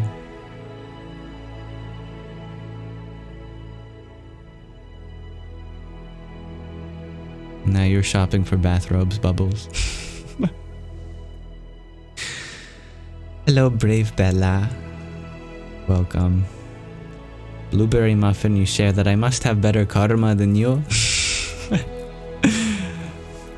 Here's a big secret about karma. We all have the same karma. Just different parts of it are being expressed at different times. Karma being our actions and the accumulated impressions they've made in our consciousness. We've been making karmas since endless lifetimes. And as such, we all have infinite karma. We could never work through all of it. But why would one want to? When one realizes that our karmas provide us teaching opportunities. Every experience of our circumstance can be a method of realizing some truth. You know, the greatest spiritual beings in the history, at times they had terrible karma. I don't want to remind you just how many blissful beings have, for example, been crucified, or have had a toll taken under by receiving a poison, or being kicked out of their homelands, or having people cause harm to them in some other way. That these beings are living proof that your karma can be very misfortunate, and yet you don't let any of that decide your happiness. Like on the cross. Was Jesus complaining? In fact, it would be even funny to imagine Jesus complaining about anything. Come on, guys, take me down. You shouldn't be doing this. How dare you? This isn't right. Not once did Jesus complain about anything like that. In fact, he was rooting for them. He was thinking, oh God, please forgive these people. They don't know what they're doing.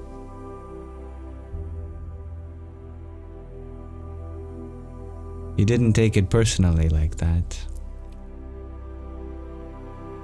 That here he was, literally, being crucified. And his primary concern was that those who were doing this to him would experience suffering in return. In a sense, he dissolved their karmas just like that. I know we're mixing terminology from different traditions, but the Buddha, he was offered alms that historically is said to have contained tainted pork, and that ultimately led to the Buddha's bodily death. His organs started shutting down over the course of a month, and he became very sick. One of the last things the Buddha said before he died was to forgive that man who had given the tainted food. He said it wasn't his fault. And I know everyone's gonna be mad at him because they think he killed the Buddha. But it's my karma, not his, to go through this. Please. And remind him that it wasn't his fault.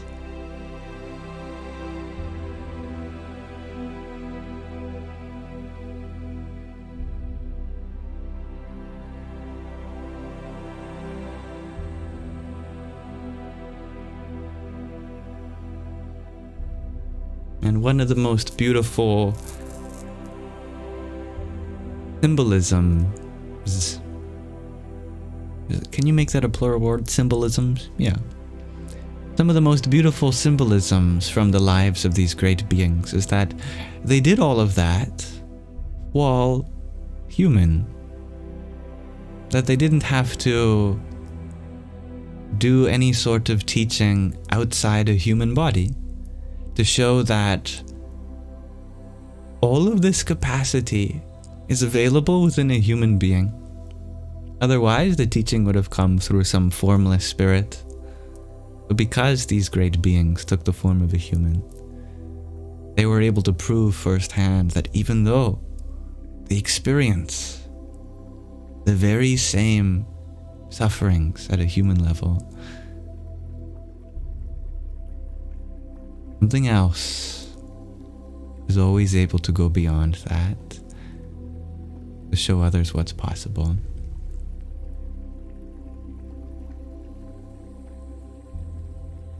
Yes, we look up at them because they were able to do things that we cannot. But we do so that one day we may be able to as well.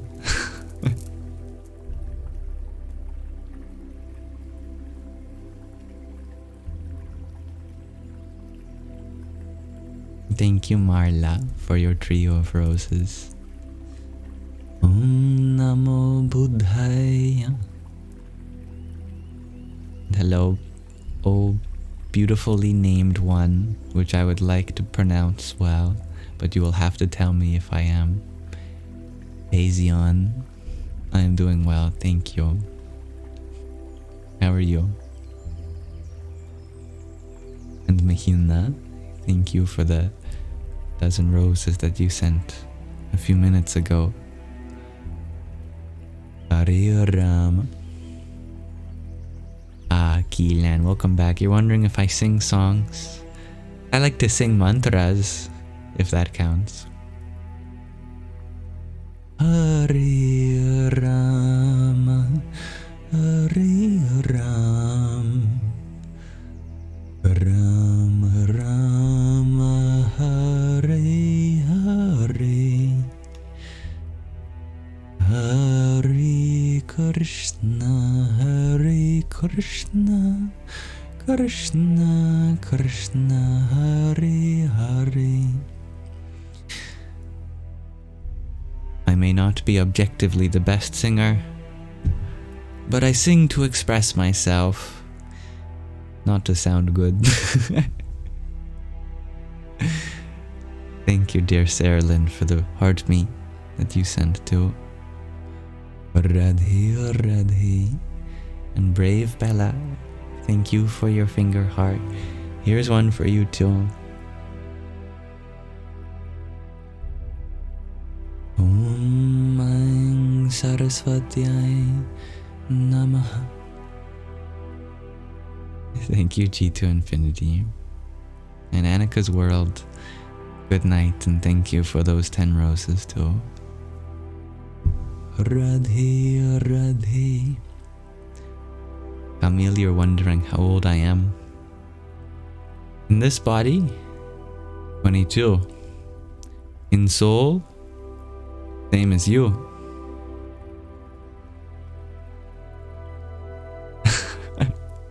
I love that, Gregor. Singing to express oneself is the fundamental theme of music. Smiley face. You know what? Who cares if it sounds good? Lol.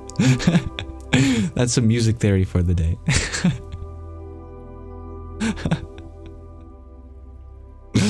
I love your enthusiasm with that. I know there are many people who are going through suffering right now, who are experiencing the loss of a loved one, debilitating chronic pain, terminal ailments. There are those who are going through heartbreak, those who are going through abuse, those who are going through something they are too afraid to express to someone else because of the stigma surrounding it.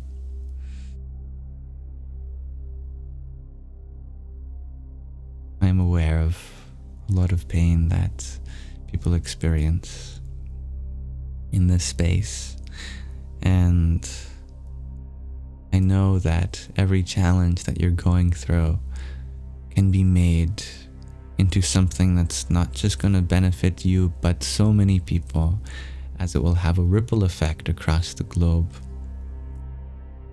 I hope that you can remind ourselves that every suffering that we go through, we can use to empathize with those who are going through something too, and perhaps even one day fight for the cause of alleviating in those two. And the best person to make a difference for others who are in pain is someone who has also gone through similar pain and have been patient with themselves enough to reach the other side of that.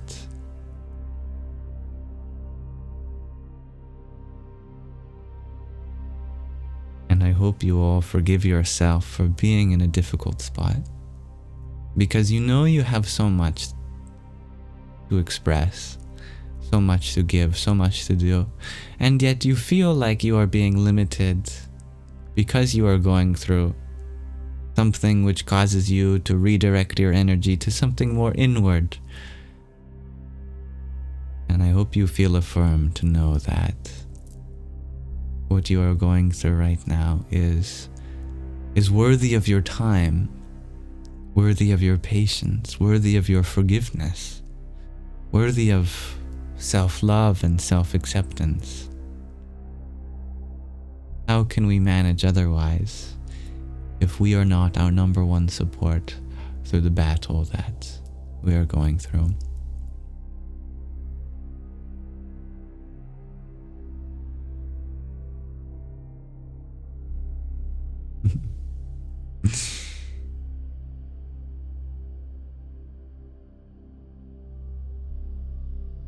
Camille, you share.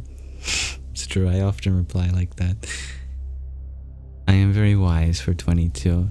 I think I'm very ignorant for 22. Because there's just so much more wisdom that I could have. You know? If I think about all that I have learned, and all that I have to learn, there's much more I have to learn. Even if I'm a million wisdom points on the way to infinity, the difference between infinity and a million is still infinity. You know? But we can always get closer. And that's the most beautiful part. Herbadu, you share that nothing you do seems enough. I can really relate with that point.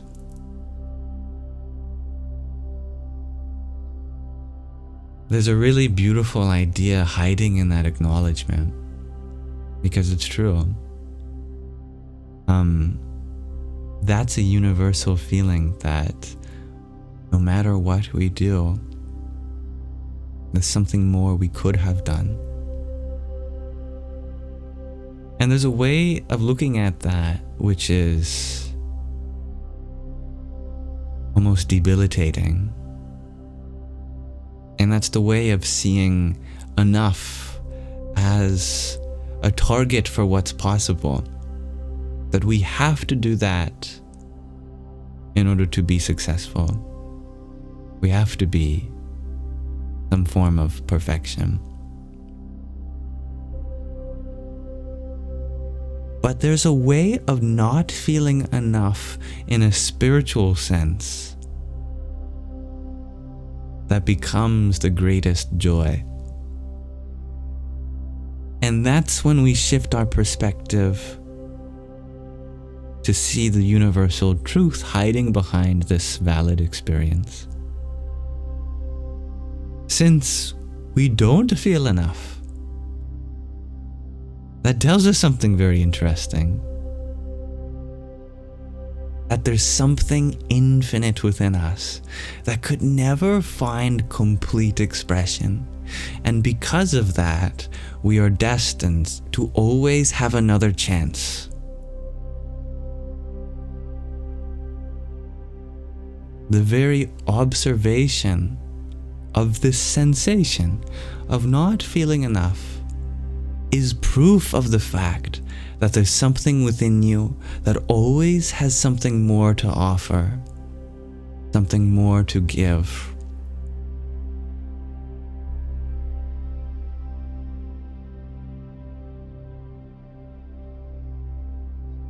Maybe we can put it in another way. That let's suppose there's this warehouse that has all these art supplies in it. Every color of paint, every kind of canvas, charcoal, pencils, erasers, every kind of brush, every kind of art medium that could exist. There's a warehouse. Would we feel disappointed in ourselves for never being able to exhaust all the art supplies that exist in this infinite warehouse? That you keep going within that warehouse and coming out and making art with it, But there's always more art you could make. If you feel like it's your duty to take all the art supplies in that warehouse and get it out, well then of course you're going to be stressed, because you'll never run out.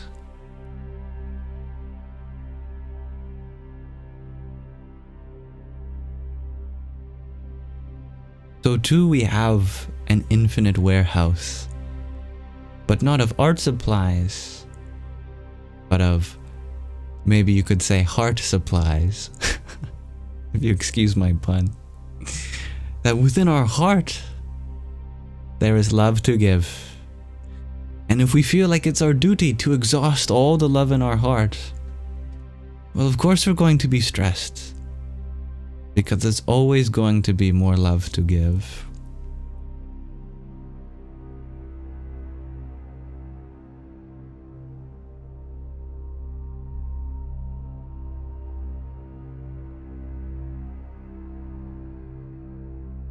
Now you wonder, when is giving too much for your own good? Truthfully, never. As long as you are remembering that we have to give to this body and this mind too. Since we are not this body, and we are not this mind either, they are part of the world. We acquired them from the world. We give them back to the world too. Our only goal is to give to the world freely. And we must give freely to our body, to our mind also. So fulfilling that universal expression of giving also means to lend service to the part of the world that includes our body and our mind too. They are also recipients for the love we have to give to. Now you may feel like the whole town is against you. The whole world is against you. But will that stop you from love? Will that stop you from continuing in your ability to spread more love, more positivity? If you feel surrounded by negativity, if you feel they may stop you, that's giving your power away. To be empowered means to understand that no one can take your power away. Your power for good, your power for love, power for wholeness, for divine expression. That's with you always. That is you. You are the very potential that exists in the world. Everything that you see that's possible is a reflection of yourself in that way. Everyone who says it's not possible, they are motivating you. Everyone who says you can't, your soul hears, I can. The more negativity exists, the more that should be a reason to spring forth with positivity, as opposites attract.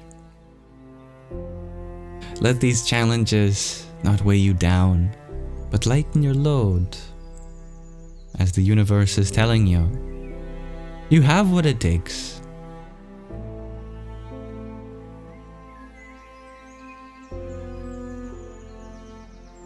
And this feeling of not being enough is just what it takes. And the greatest thing about being left with nothing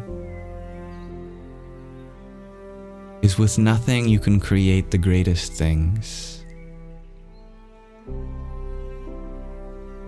The proof of it is this universe. That this universe was so meant to be that in spite of that nothingness beyond time, it exists. Not proof enough. In spite of a nothingness that existed before your birth, You came into being. Something about you is meant to be here. And there's something about nothing that gives rise to the greatest things.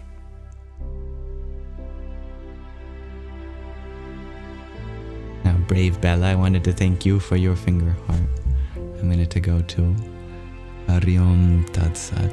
I know there are many ideas being shared right now, but Herba, do know that you have my full attention. I know you don't want to just leave or give up. Let them win. You could move out of state, but then what's the point? You may choose to go wherever you find is best. And if there are things we have to take accountability for, that's our duty too. You are not measured by the ratio of how much good you do to how many mistakes you make, but by how many times you stand up again by taking accountability for your mistakes, and how many times you kneel again in humility out of what good you have done. The point is not to get anything from this world, because we need nothing in that way. For it's not what we have to get, it is what we have to give. And why is that? Because giving expresses that infinite potential.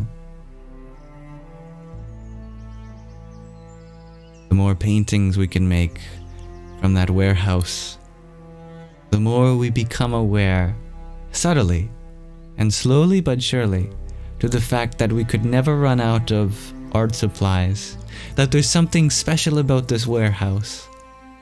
It could never be exhausted of its potential to create more art. In the same way,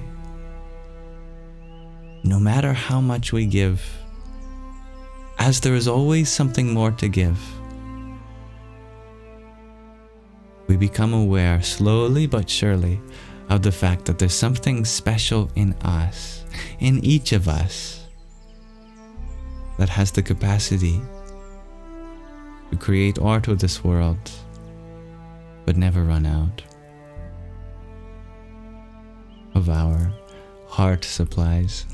Yes. Hare Krishna, Morgan. Now I am a little behind on thanking my gifts. Well, it's not the gifts I have to thank, it's those who sent the gifts, rather. So, please allow me the honor of extending my gratitude back to you. For Omar, you had sent 20 roses. Oh, heart me, a disco love, a rose, and a fire and 44 roses. Thank you, dear Omar. Hari Om Tat Sat.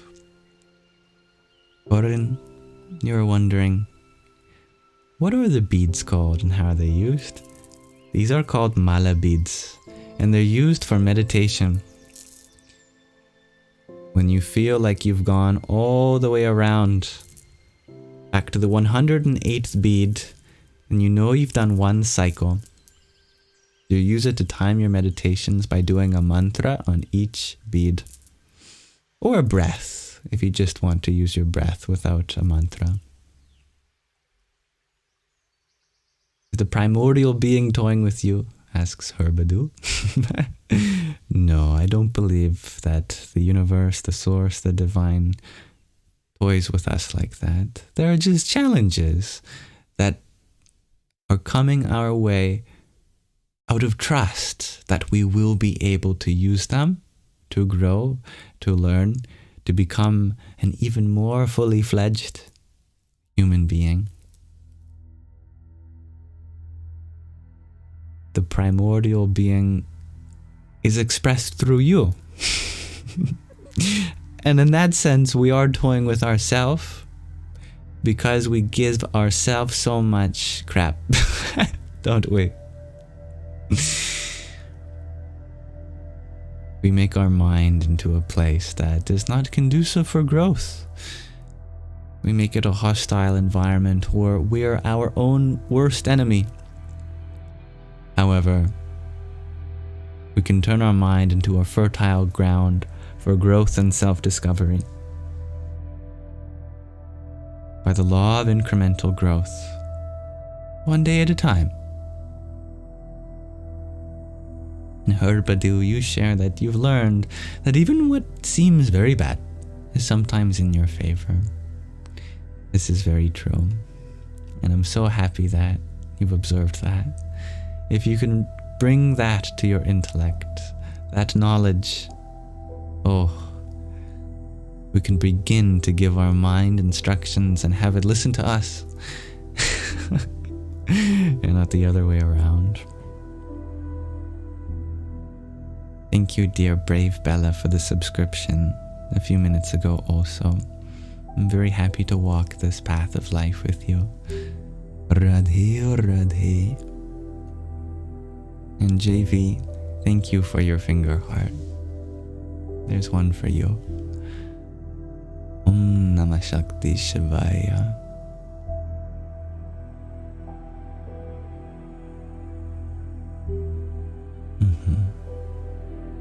It is true that we all have the capacity to engage in freedom of will. It's very difficult.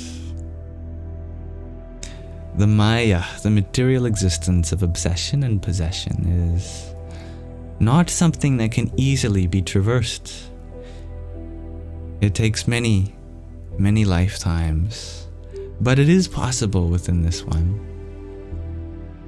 It is true that people spend so much energy controlling others,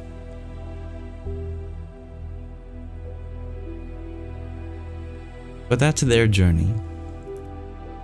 We don't have to have anyone else in our life to make us happy. We could be surrounded by people who are not rooting for us and still find inner freedom to be ourselves. And in fact, the more we do that, the more we discover our independence. We have to take accountability for our own unhappiness, that it can never be caused by anything outside ourselves. Joy and misery, that is something we create within.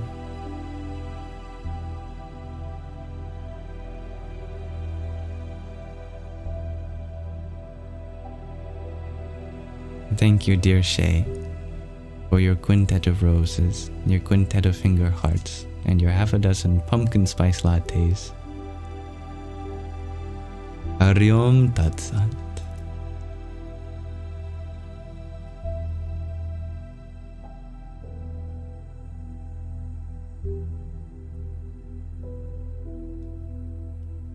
Shay, you were wondering if you can help me.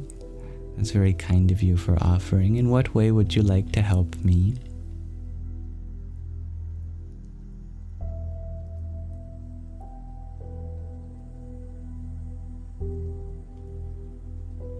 In Annika's world, I agreed with that sentiment. It is difficult to remain in awareness and love when going through the work, the world being burnt out. Indeed, this path is not easy. But we did not come here for an easy life.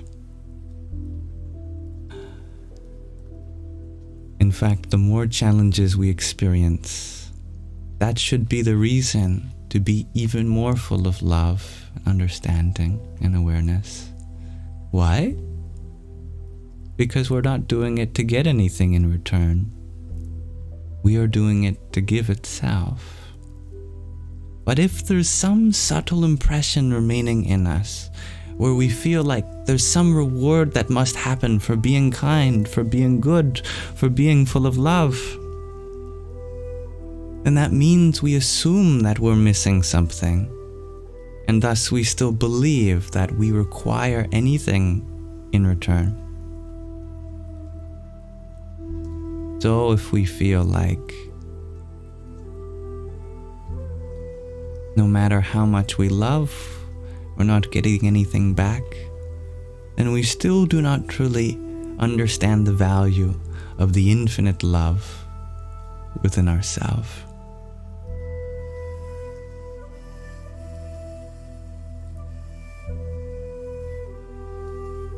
Thank you, Shay, for your balloons too. Hari Om Tat Sat. And your quintet of roses, your octet of them too. Hare Krishna. And Hybrid Jen, thank you for your paper crane, it's very beautiful. Jai Sita Ram. And Joel Sage, I'm unfamiliar what the S&P 500 is. Is that a stock market thing? You know, the greatest thing you can invest in is your self-worth. Not the worth given by civilization to fiat currency, pieces of papers, little metal discs we have in our pockets, nor numbers in our bank account. So you could be a millionaire, you could be a billionaire, but you don't get to take a single cent into death. It doesn't matter how much money you have. We will all die poor.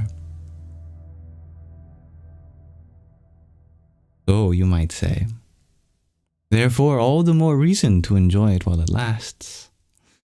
But then we fail to recognize our higher purpose, that we are here in a long journey of lifetimes, again and again, coming back to this planet. Why do we come back to it? Is it because there's still something that we have yet to receive? Or is it because we still have something we have yet to give? What matters more? The accumulation of wealth? Or the realization that you are worth more than anything that money can buy?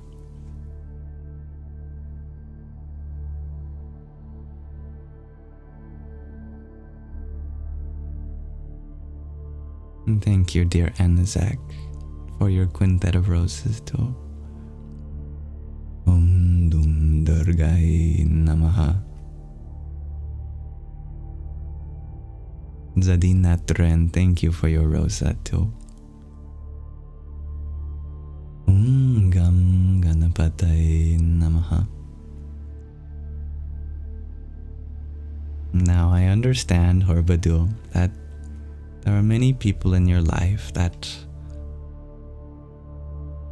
are not so kind to you, and perhaps even trying actively to hurt you. But we can't blame them for our own happiness, because that gives our power away. Taking responsibility for our happiness means that even if others are trying to hurt us, we give them the power to be satisfied. We give them that power to take away our joy. To me, it doesn't matter if 1 or 100 or 1,000,000 people are against you. The source of your joy is you, and the source of your misery is also you. The moment one can take responsibility for that, then your healing journey truly begins. Happiness is fine, but you are worried about taking care of your responsibilities. That's not my role to fulfill then. I trust that you will take charge of what you need to do, but my aim for everyone here is to be happy.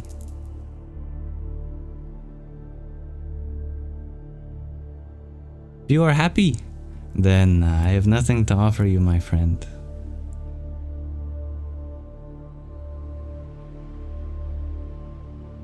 Hi, Bridgen. Thank you for your pair of balloons, too. Hare Krishna. And your popcorn. And Zadina Naturen for another quintet of rosas. Thank you. And Shay, thank you for your hand hearts. And your 10 roses too. Hare Hare.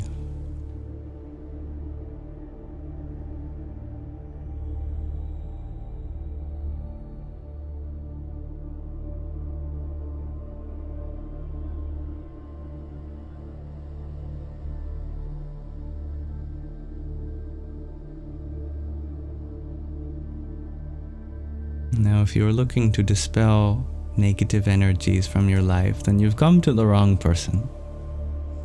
I am only here to uplift you, not get rid of anything else. The source of negativity is always within, and negativity just means that we have the capacity to do more. The capacity to do more is a positive thing.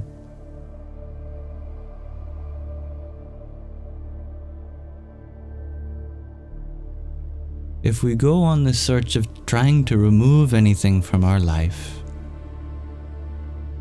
we will never be happy, because there will always be something more that we could be doing. Trying to eliminate all negative sources of energy from our life is a lost cause from the beginning. If we bring our awareness to the low level of negativity, then we'll get caught up in that. If we try to remove some negativity, some other negativity will fill that gap. And it just becomes an endless battle of trying to survive, trying not to drown. But if you bring your mind to positive things, then slowly and surely you can pull yourselves from the depths.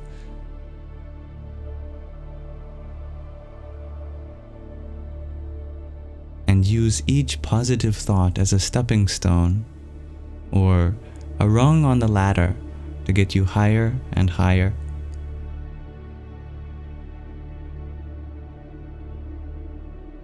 There are two ways of life.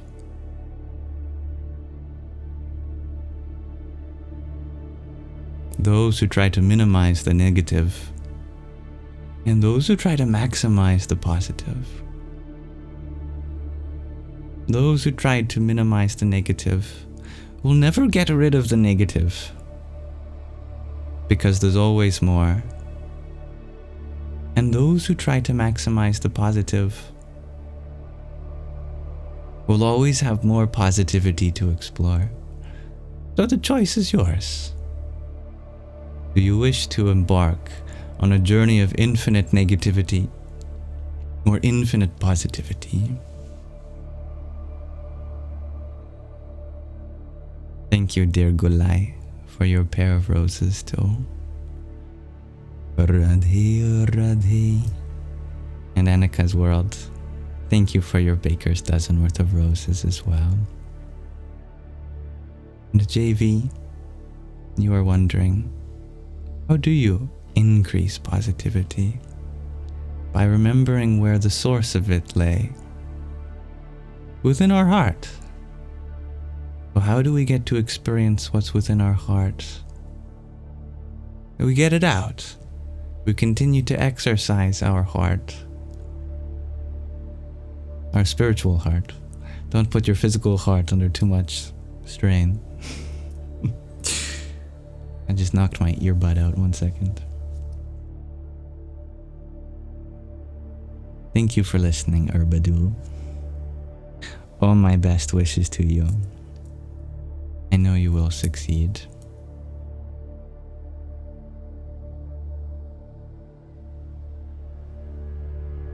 Lilimor, thank you for your quintet of roses. Hari Om Tat Sat. And Eileen, thank you for your prayer. Radhe, Radhe. Devi, thank you for your finger heart also. Om Namah Shakti Shivaya.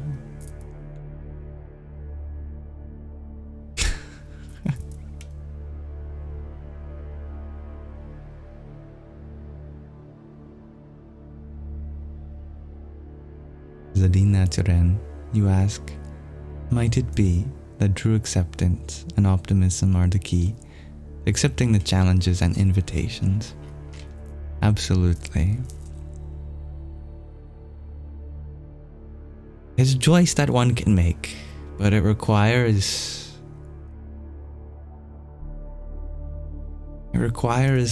letting go of this idea that we are a victim.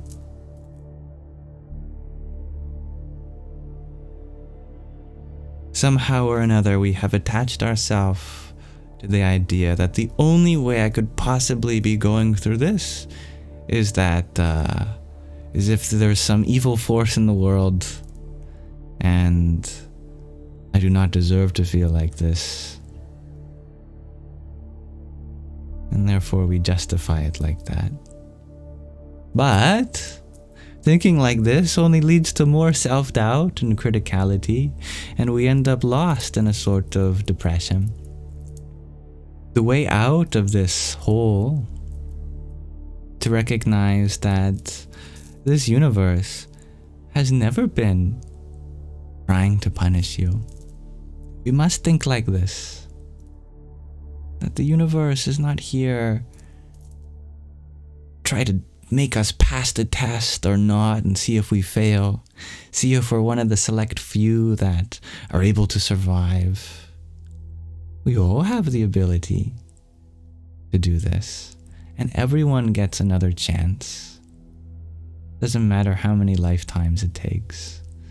If you think like this, it's not a belief system. It's a perspective.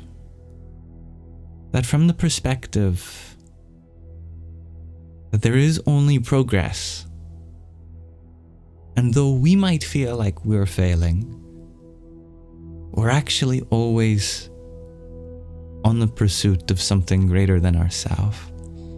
And we'll get there. We'll continue to make strides in the direction of what's possible.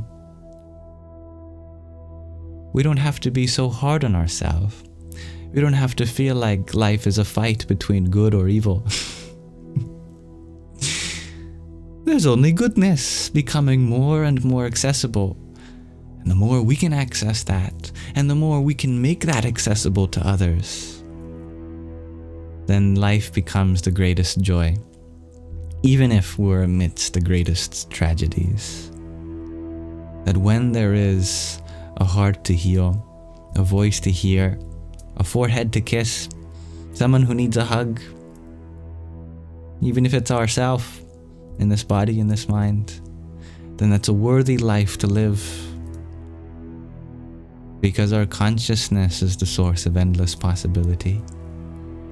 And as long as we are aware, eventually, goodness will continue to follow.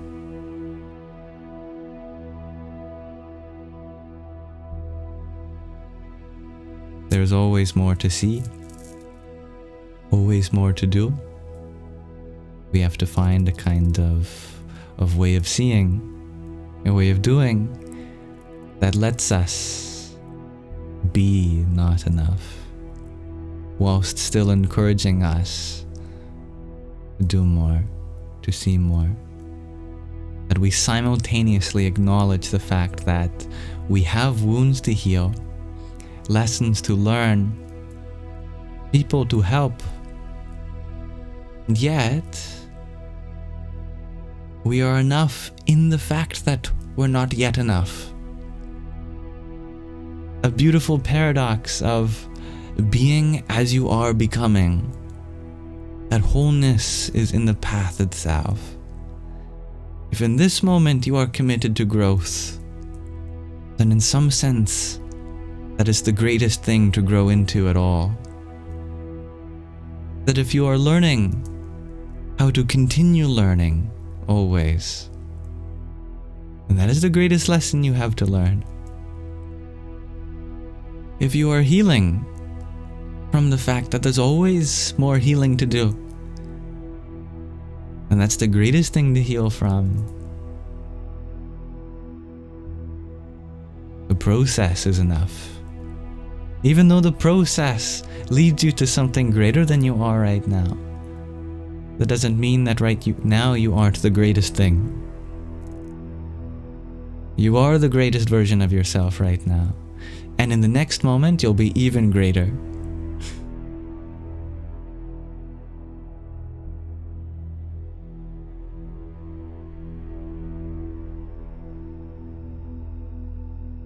Thank you, Golai, for a rose a moment ago. Yes, I'd also like to thank everyone in the comments for their support and advice. Especially to Urbadu and Zadinastran. You apologize for your grammar. You're from Argentina and your mother tongue is Spanish. No need to apologize. How you express yourself is enough.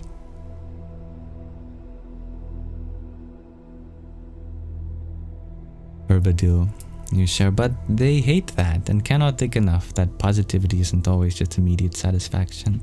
Hey, who's they? I don't care about they. I only care about you. Do you believe that you're enough? That life is not about instant gratification. Long-term fulfillment, the bringing out of positivity. That's all our duty is. Our duty is not to think for others, and especially not to punish ourselves for the thoughts of others.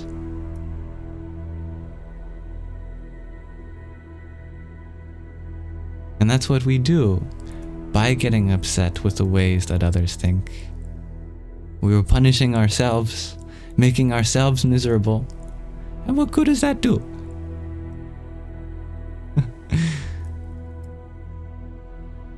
If we truly believe in our values, then it's enough to live them. If others are inspired by our life, that's a bonus.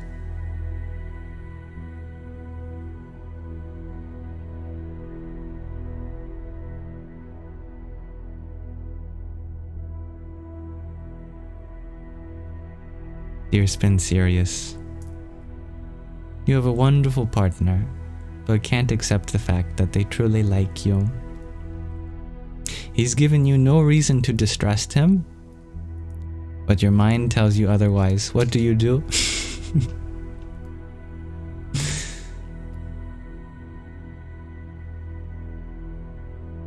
Even wonderful partners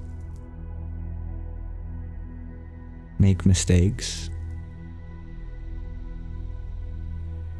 Whether you're willing to trust him or not, it's not about whether he is trustable.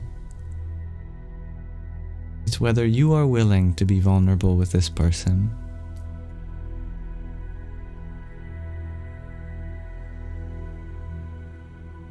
Do you love this person enough that even in the case that they had made a mistake, you would forgive them? That's a beautiful thing. Also, something should be said that if ever something were to arise, for the people in your life, it's good to be a role model that, let's suppose they were to harm you or hurt you in some way. And even if we were to forgive them, that we, for the benefit of those who look up to us, set the boundaries that we need to do in order to remind others that it's not okay to let others treat you that way.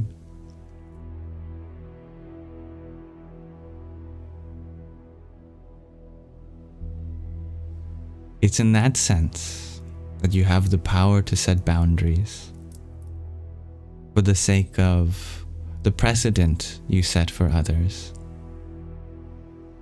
But until that time comes, if it does at all, there's no need to beat yourself up about a possibility that could or could not be. That's the price of love. You can't expect to be in love without also being in fear. Love means being so vulnerable that anything could happen to you. But if the signs were to align that something dangerous might happen to you, you always have the ability to set boundaries. But love is a journey of becoming more and more trusting, more and more vulnerable. You can allow yourself to not be there yet. And if there's any expectations for you to be vulnerable, then communicate that that's not something that you need right now. That in a healthy relationship, there should be no expectations for being vulnerable, even though vulnerability is part of a healthy relationship.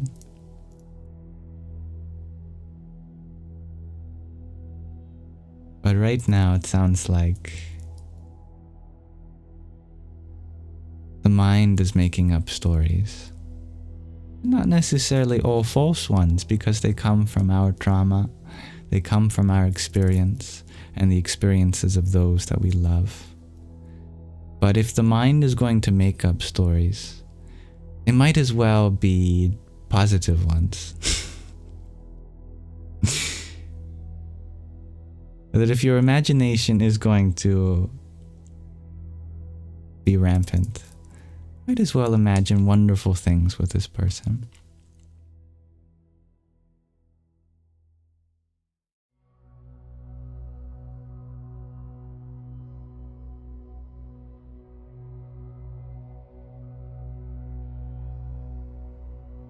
JV, you ask, where do I begin to change existing embedded negative feelings or thinking?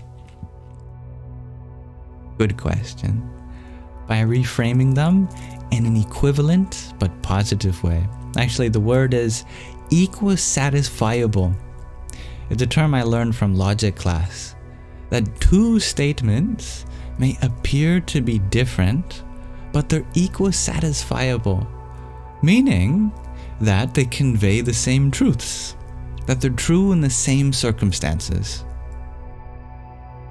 I'll give you an example. If we are thinking negatively, let's say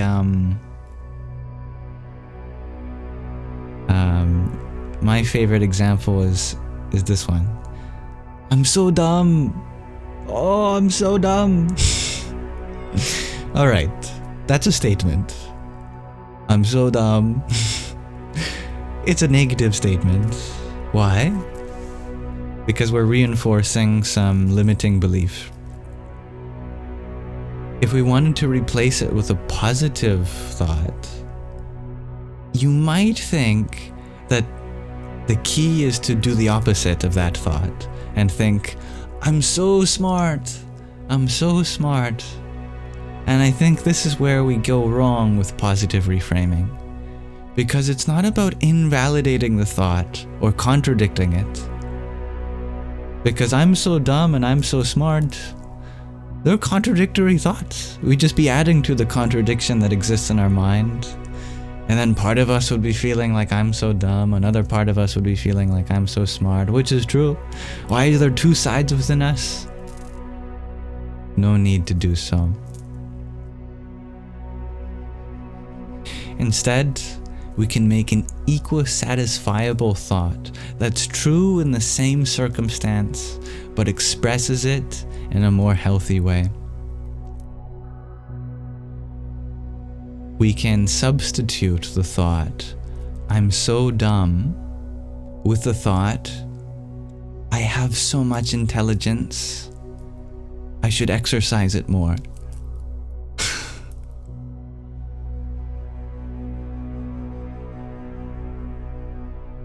It's equisatisfiable. It's true in the same circumstance. If someone is dumb, We can just as equally say, they have so much intelligence, they should exercise it more. If someone else is being dumb in our life, instead of saying, you're dumb, we could say, I know you are so smart. Why don't you use your intellect?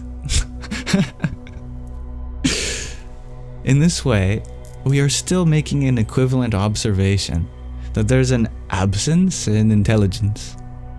But instead of just saying that, we bring it in the direction of what's possible. What's possible is that intelligence could be more utilized. It's true. And it's okay to admit that. Yeah, I could be exercising my knowledge more. I have so much knowledge within me from the people in my lives who have given it to me, from everything I read. It would help to be more aware of that.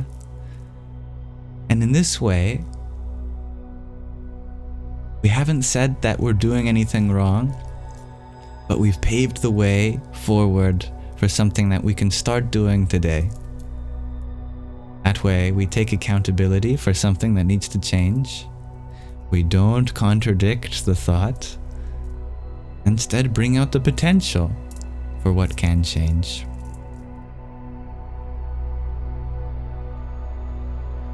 And thank you, dear Jenny, for your 21 roses. Hari Om Tat Sat. And Naomi, thank you for your rose too. Radhe Radhe. Mason, you ask, how do you tell someone that they have a huge ego nicely?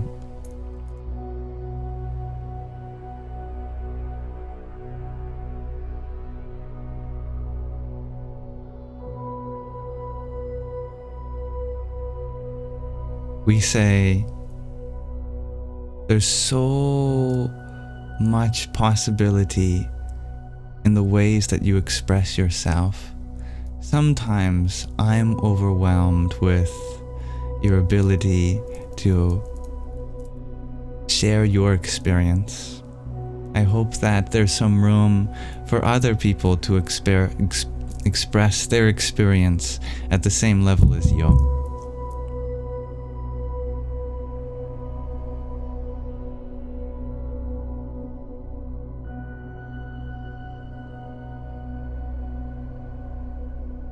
The way I came to that was I asked, what's being limited by having a big ego? Well, if someone has a big ego, it's relative to their experience. And those around them might seemingly have a less expressed experience because this person's big ego is interfering with these other people's abilities to express themselves. So we can frame it in the positive by empowering those around them to have the same level of expression. In this way, we're not bringing anyone down to be at the same level. We're bringing each other up to the same level. And that way, if we think like this, in our life will continue going higher, everyone else will too. More generally, if all of humanity did this, then it wouldn't be about bringing anyone down. It would always be about bringing everyone higher and higher. And that way we evolve as a race. You are so full of self-expression. I love that. Now, how about those around us? Let me hear you express yourself.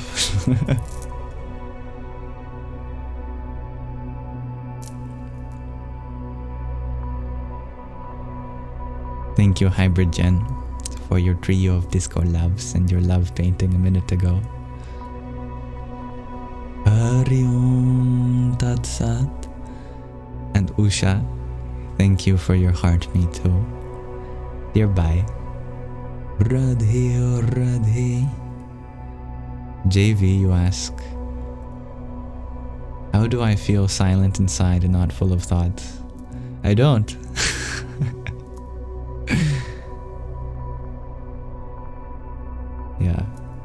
It's not the quantity of thoughts which makes a person peaceful, it's the quality of thought.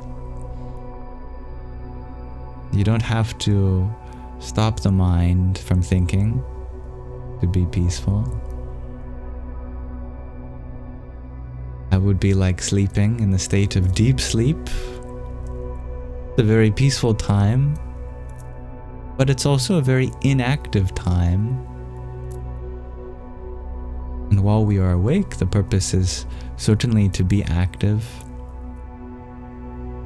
While awake, it's good to have inspiring thoughts, uplifting thoughts, inclusive thoughts, beautiful thoughts.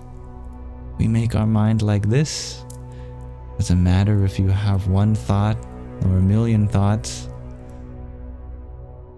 We make our mind into a temple, and we find a kind of silence in a different way. Not a literal kind of silence in the absence of sound, but in the same way we realize the silence that permeates even the loudest sounds. Silence itself holds the potential for all music. Though all music is an expression of silence in some sense. Even the stillness of one's mind is a metaphor. We never shut off the faculty of thought that is the mind, but we can ensure a good product. Good product means a good thought.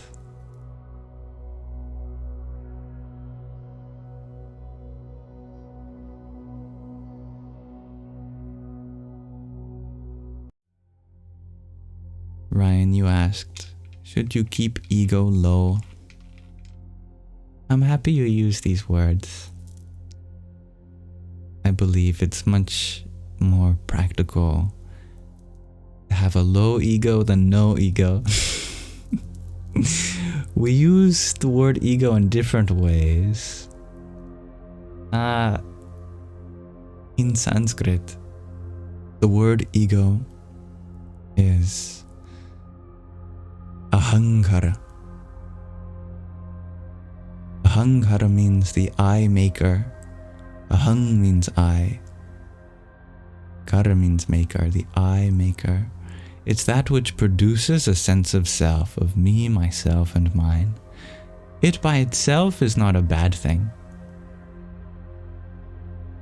It's how we use it.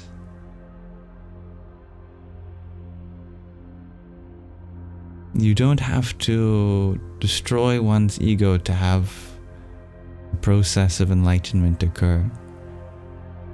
In fact, you can't have enlightenment without an ego. Because the ahankara, the ego, is what leads you ultimately to your citta, to your consciousness, as one of the four andhakarans. And I love what G to Infinity says about this. Ego is neutral, merely an assistant to your experience. And Rhiannon, you share that you believe in a healthy ego versus a false ego. What would be false is not merely having an ego, but it's the idea that somehow you are independent from everyone else, and therefore you need to fight for the resources that everyone else has in order to be happy. And that makes this life a process of getting something from others. The illusion is there, not in having a sense of self. Even spiritual masters use the word I, me, myself, and mine. It's just that they do so in a very inclusive way, where that their sense of self is not dependent on what they get from around them. It's not dependent on what people think of them. That their goal is to serve the same self within everyone, an inclusive sense of self, where we consider the consciousness within me as the same consciousness within you, and therefore you are susceptible to the same happiness, the same suffering, the same misery, the same joy. that we all know what it's like to go through the ups and downs of life, and that inclusive sense of self means that we see ourselves within everyone, and therefore every time we suffer, we feel like we are suffering with the whole world, and we know we're not alone. And every time we're happy, we feel like we can be happy with the whole world, and that others don't have to be alone. That kind of inclusive sense of self. I think that's very important. And if that is what is meant by a low ego, then tadastu. Did I thank you, Zadina Naturin? Zadina Naturin, for your quintet of finger hearts. There's one for you too. Hari Om Tat Sat.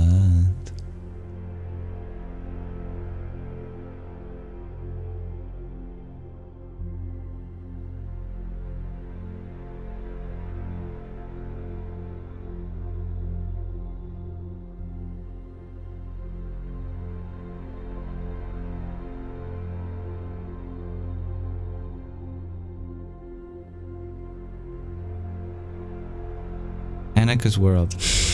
You ask, how can you apply to become my assistant? That's a very interesting question. I suppose you can message me. I don't know what kind of assistance that you could help with, but I'm open to assistance, of course. As long as you know that it's never expected, and I'll always be happy trying to make do with what I got. But I think I would absolutely love for a collaborative approach to the Sangha, and those that wish to collaborate in ways that they can. I'd be happy to accommodate that too. The guy from TikTok you share, by creating a safe, non-judgmental space for everyone. That's a great start. I like that. And that's the most I could ever ask for anyway. JV, you're wondering, when I meditate, do I still hear thoughts? Of course. Yeah, I'm no big propounder on what's called Nirvikalpa Samadhi, which is a samadhi where nothing happens, a state of meditative absorption where nothing happens.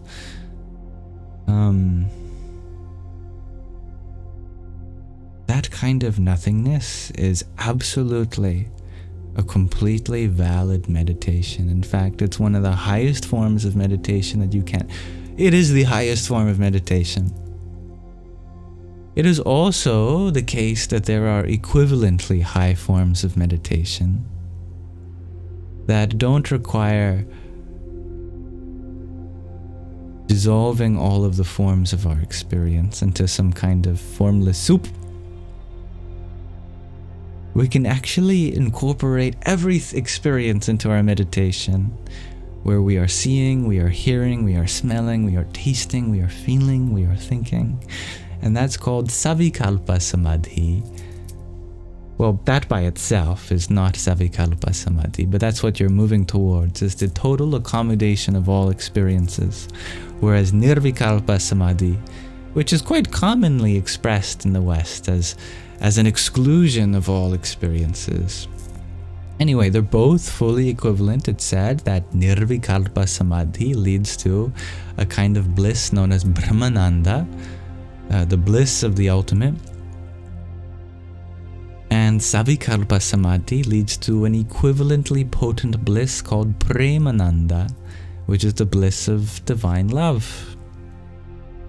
And it's up to the practitioner whether they wish to go forth on the path of Brahmananda or Premananda, but they're both equally blissful.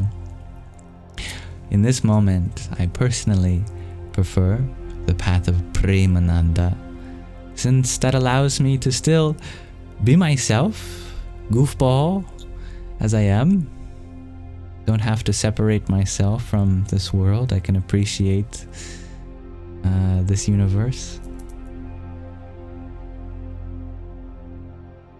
You asked, how do I manage the thoughts while meditating? I guess I don't, because to manage them would to imply that I have to have some control over them. But I can suggest some thoughts.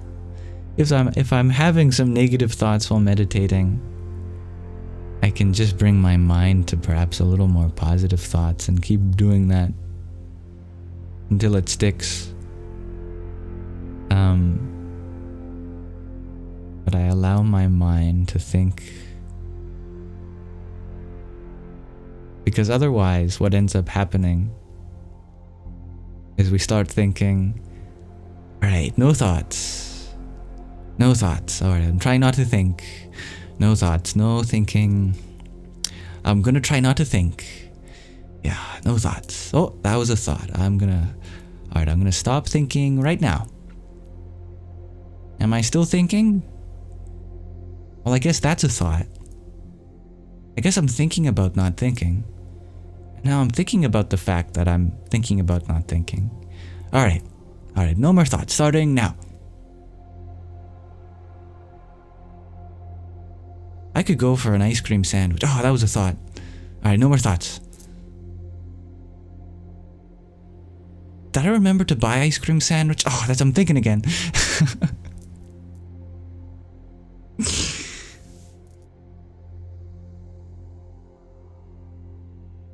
So there's a beautiful irony there. That in some sense, to go beyond the mind in meditation, we have to let the mind be itself.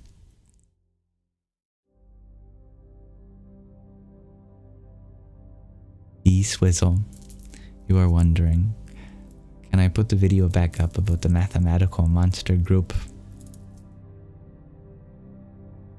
As you wish.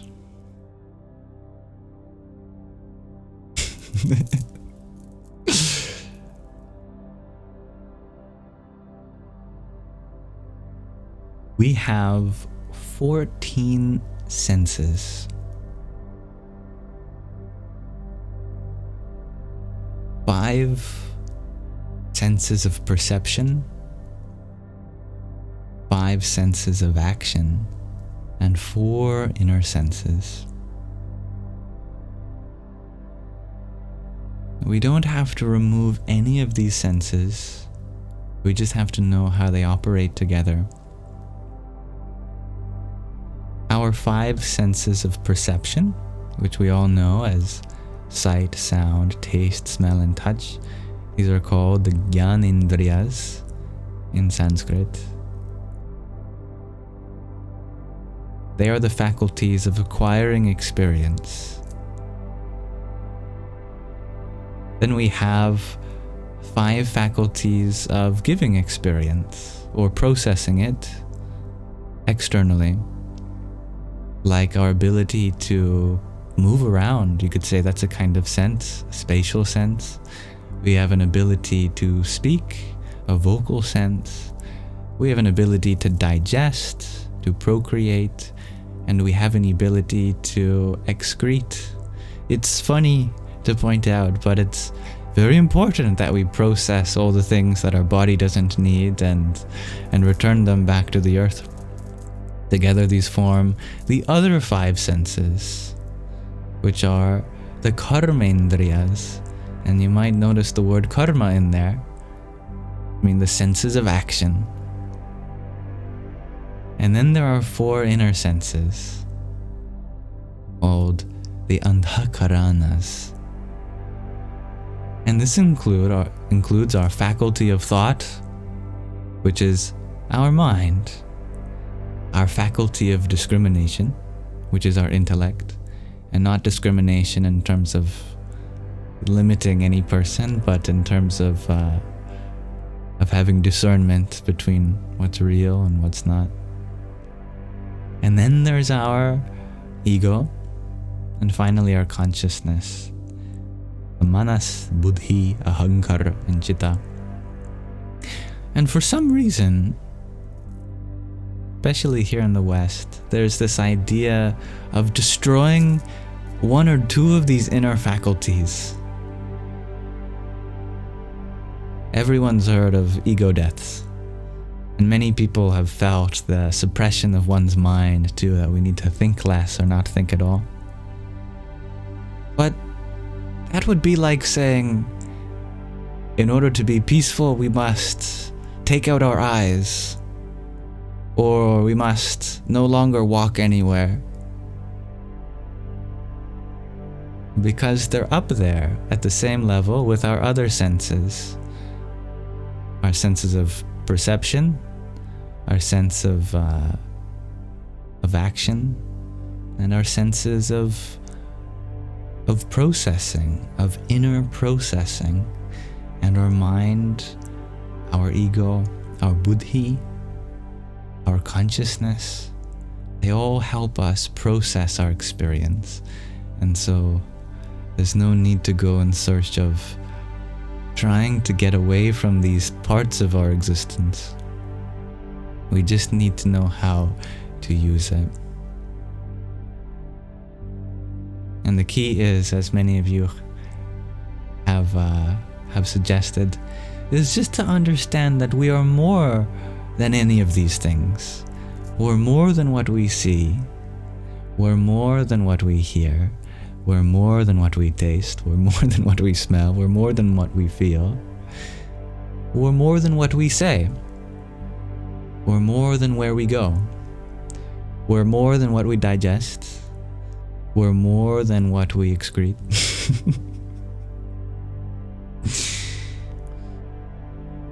We're more than what we think. We're more than what we choose. And we're more than what we identify with. And we're more than our own individual consciousness. In other words, we try not to identify with any of these 14 senses, our 5 jnanendriyas, our 5 karmendriyas, or our 4 andhakaranas.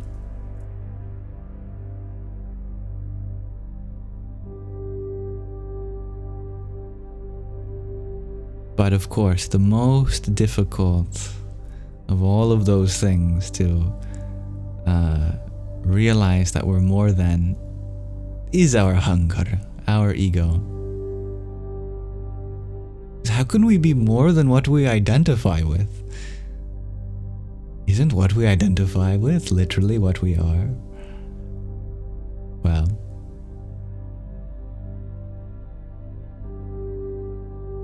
that's the difficulty of it, to understand that even the belief we have about our true nature, there's an aspect of our nature which is beyond even our own understanding. And therefore, our ahankara, our ego, can only capture just a small sense of our being when there's something beyond what we can sense.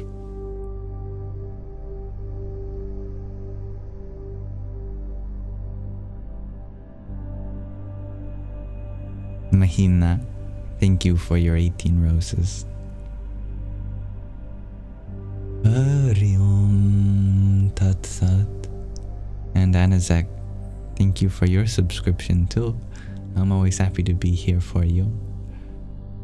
Radhe or Radhe. And thank you, Samra, for your subscription as well. Hari Om Tat Sat. I always hope that you enjoy the little stickers that I provide with it.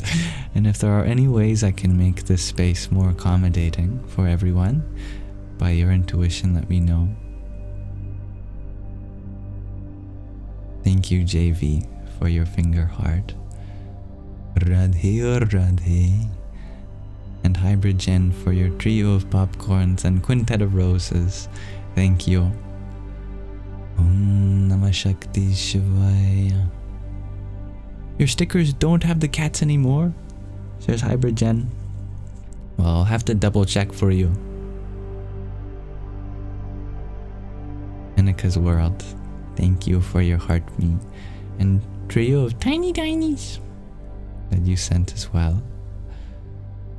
Namah Shakti Shivaya. Orla, thank you for your quintet of music plays too. Dum Durgai Namaha. Now, Orla, you sent a subscription to Nathan. That's very kind of you. Thank you for doing that for Nathan. In any way in which I can be there for Nathan that you have provided, that Nathan allows me to, I'd be happy to be there for him. In the same way I'm there for all of you. Hare Krishna. And Anazek, thank you for your finger heart too. Jai Sitaram. And Lex, thank you for your cloud bread. Om Namah Shivaya.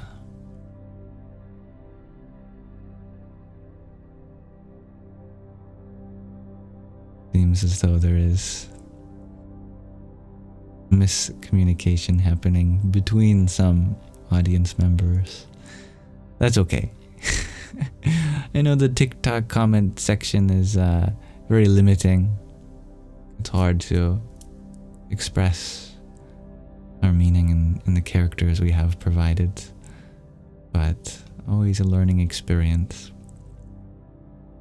And you're wondering if I have stress in my life on a daily basis. Of course. I'm only human. Stress is part of the deal. However, I also have been very committed to learning many perspectives from others, which help me be alleviated of those sources of stress, which are absolutely in my life as they are for everyone. A big part of stress comes from the extra expectations we have for ourselves, which go beyond what we even need to do. So much of stress is unnecessary in that it doesn't make our job better, it doesn't make us perform better, there's just no reason for it. And the sooner we can realize that, the sooner we can lighten our load and realize that, it's okay to not meet all the demands that we are expected to. That's not to say we shouldn't try our best, but that our best is all we can give. And if you feel like you are doing your best, then no need to put yourself under stress for going beyond your own boundaries. Often stress means that we've been pushed beyond what we can realistically do. And recognizing what we actually can do within a day sometimes means understanding that that personal growth moves slowly. We can't expect ourselves to already be consistent at all these new habits we want to form. We can't stress ourselves out about maybe providing love for people that can't accept it.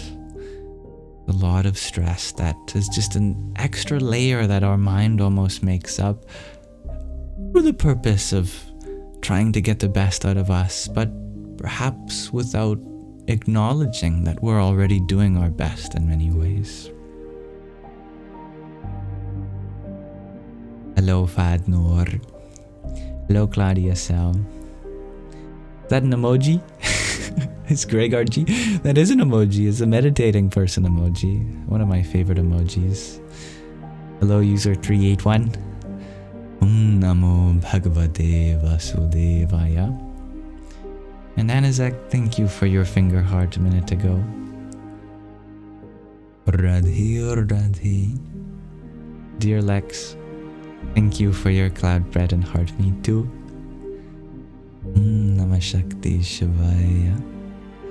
But I do also have a meditating yogi sticker, which G2 Infinity is sharing. Starlight Wow. Thank you for your quintet of balloons also. Om Bhuvasvaha Dhatsaviturvarenyam Bhargo Devasya Dhimahi Dhiyo Yonah Prachodayat. Can't do the Gayatri Mantra for every gift, although I'd like to, because I love that one. It's just a little long. And Hybrid Jen, thank you for your whipped coffee. Ram Ram. You must go to work, Lilimor. Thank you for wishing everyone so much love. And with that, I wish you so much love also.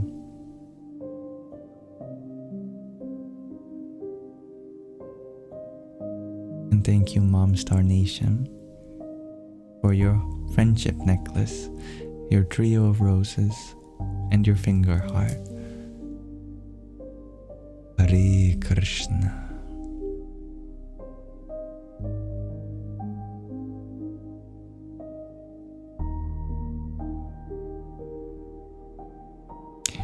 I think now would be a good time to read a poem from Rumi.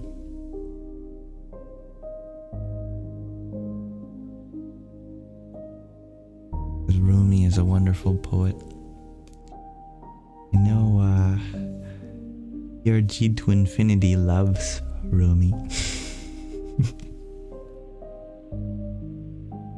Oh, I like this one by the title already, but you know what they say, don't judge a poem by its title.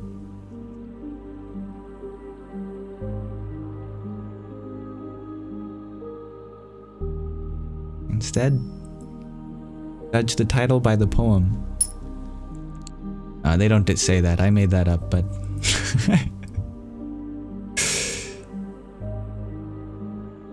let's read this poem.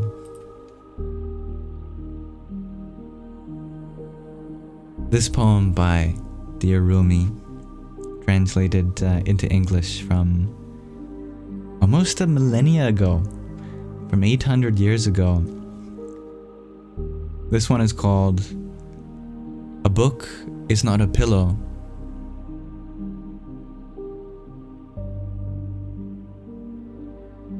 I did not create the jinn and mankind except that they might worship me. Recite this text. The final object of this world is nothing but divine worship.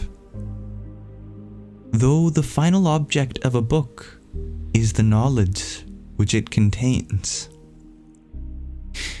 you can also make it a pillow to rest upon. It will serve as that too, but being a pillow was not its real aim. It was really intended for learning and knowledge, and the benefit that comes from these. I love that. Many people find comfort in a book as though it were a pillow.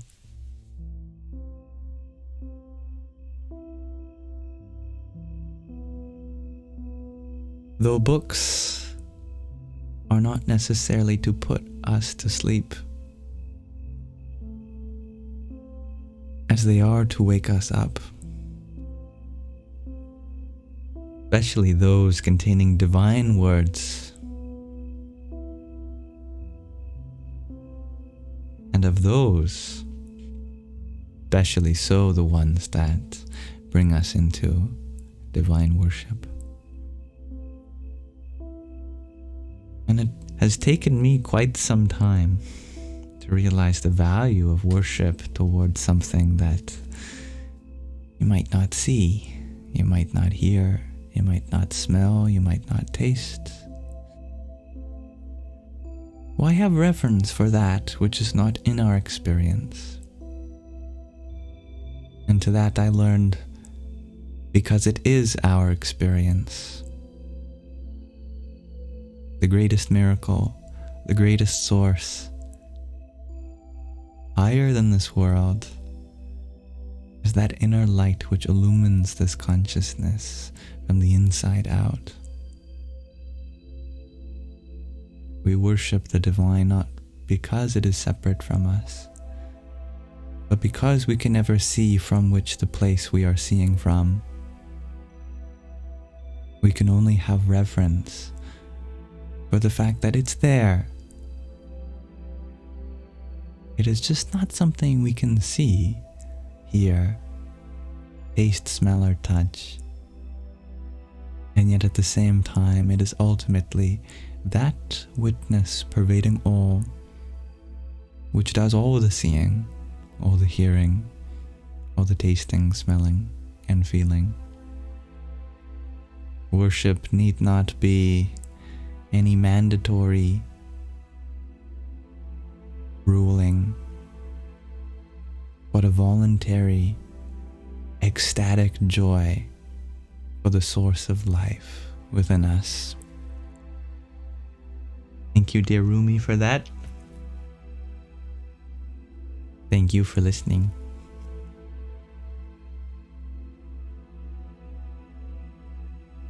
And thank you, Rugby, for your quintet of roses, plus another 3,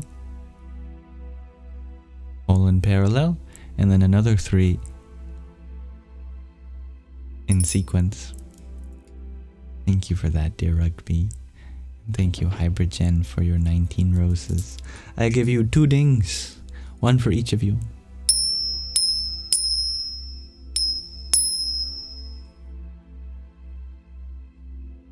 Gregor G, you said, thank you, Rumi. Thank you, Rumi. Thank you, Rumi. That's fun. I like that. That could be a mantra.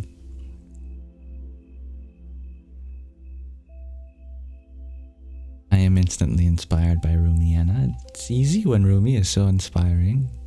And I am easily inspirable. And thank you, 2:57 p.m. for the rose you sent as well. Hare Krishna. Not sure what you're asking, dear Claude.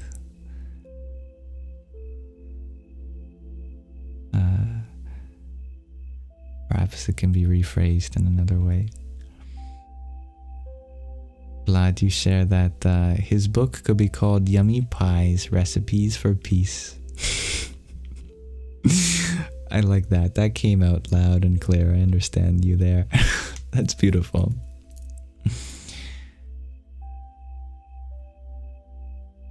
And you had some fun with the rolled R, D Shady Light, as you made some beautiful music to it recently. I would like to share it.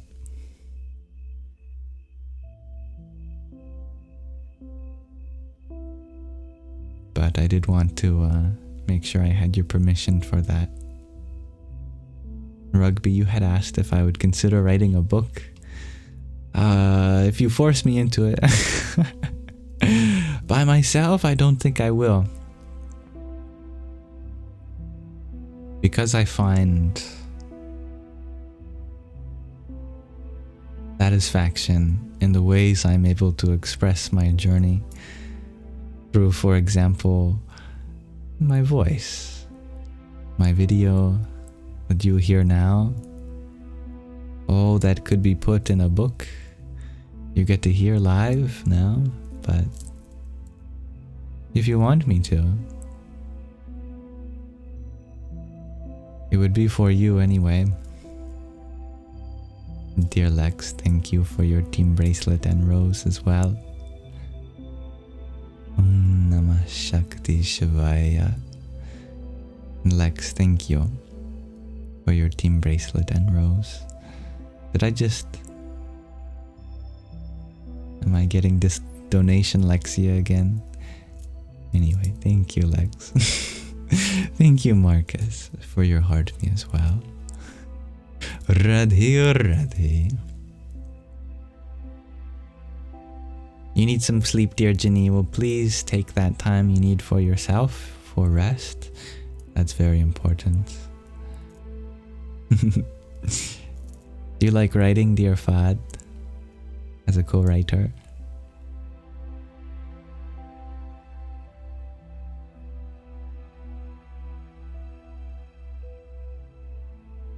Fad, you're wondering if I have anything on under the robe. Or are you left to your imagination? I'm in my underwear. If that counts. But besides that, that's up to your imagination. Thank you for being receptive to any presence or kindness I have to share, the guy from TikTok. Rugby, can I give you all an example of when I've experienced a deep anger and how I've overcome it? Yeah, I could tell you about the time I got the most angry I ever did, and I ended up hurting someone, my best friend, and it changed the way I behaved from that moment on. There are very few times where I've gotten upset or even hurt someone, but one of those times happened at camp, where I was a camper along with my best friend, as we have been put on an island off the west coast of Canada, a very small island, really just for people to camp like us. I was something like 11 or 12, the both of us were. And the two of us, our friendship was forged through mainly video games and technology. That's all we'd be doing, is playing some video game. So our parents had sent us to this camp so that we could be away from our video games. And for some reason, my best friend at the time, Patrick is his name. I was thinking about whether or not I should choose a different name, but Patrick was bullying me that whole time. But actually, he was bullying me about something that I later realized was true. That he was saying various things about how I was special, in the sense of being on the autism spectrum or other form of neurodivergency. And he was saying repeatedly over again and again that I should have been on medication for it, that I was in denial, that my parents were in denial. And perhaps in some ways he was right. But anyway, after weeks of being in this camp, away from my parents and just having to deal with Patrick, at some point my anger reached a threshold and I hit him. Actually, what happened is as I started kicking him, just in his ankles, but it wasn't satisfying enough. I wasn't really doing anything. I guess I'm not that strong. But we were getting ready to clean up the kitchen because we were eating at the cafeteria. And I was holding a napkin dispenser, and I ended up hitting him on the head with a napkin dispenser, which is probably the funniest object that you could hit someone with. Anyway, I hit him hard enough that I split his forehead open with it, and he was bleeding. And it was like in that moment, you know, his face was so scared, and I realized what I had done, and I was beginning to process it, and I walked away as my friend was bleeding, and eventually they took him to some hospital to get stitches. You know, they were so concerned how spontaneously that came out in me. Yeah, that realization, I did this, oh my goodness. And I remember them taking me to the porch, and I sat just on the ground.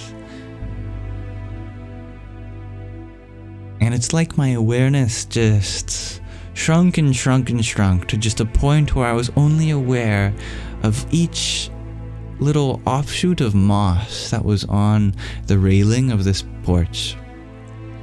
And I was just looking at the moss, and I was looking at the bugs crawling around too, and something clicked as I was thinking about the pain that I had caused my best friend, that even here, this random porch on this random island on this random planet, in these millimeters of room there is for expression of life, life takes hold there and tries its best to express itself. And I cried, and I realized how precious life was, and that every form of life is just trying its best to express itself, no matter how small or how big, and that it was not my role in any way to somehow minimize the expression of life that exists. And so I never heard anyone like that ever again. Vow to never hit someone like that or express violence in any way. And even though I was being made fun of, that's no reason to take charge over someone else's life. We can stand up for ourselves, sure, and I've since learned to express myself in different ways.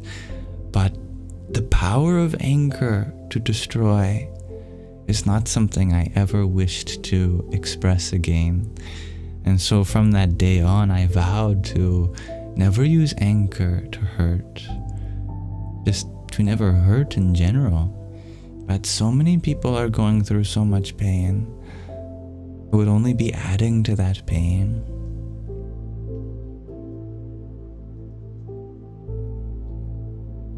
Anyway, there are some funny parts of that story too, which happened after. For comedy relief, I'll tell you them too.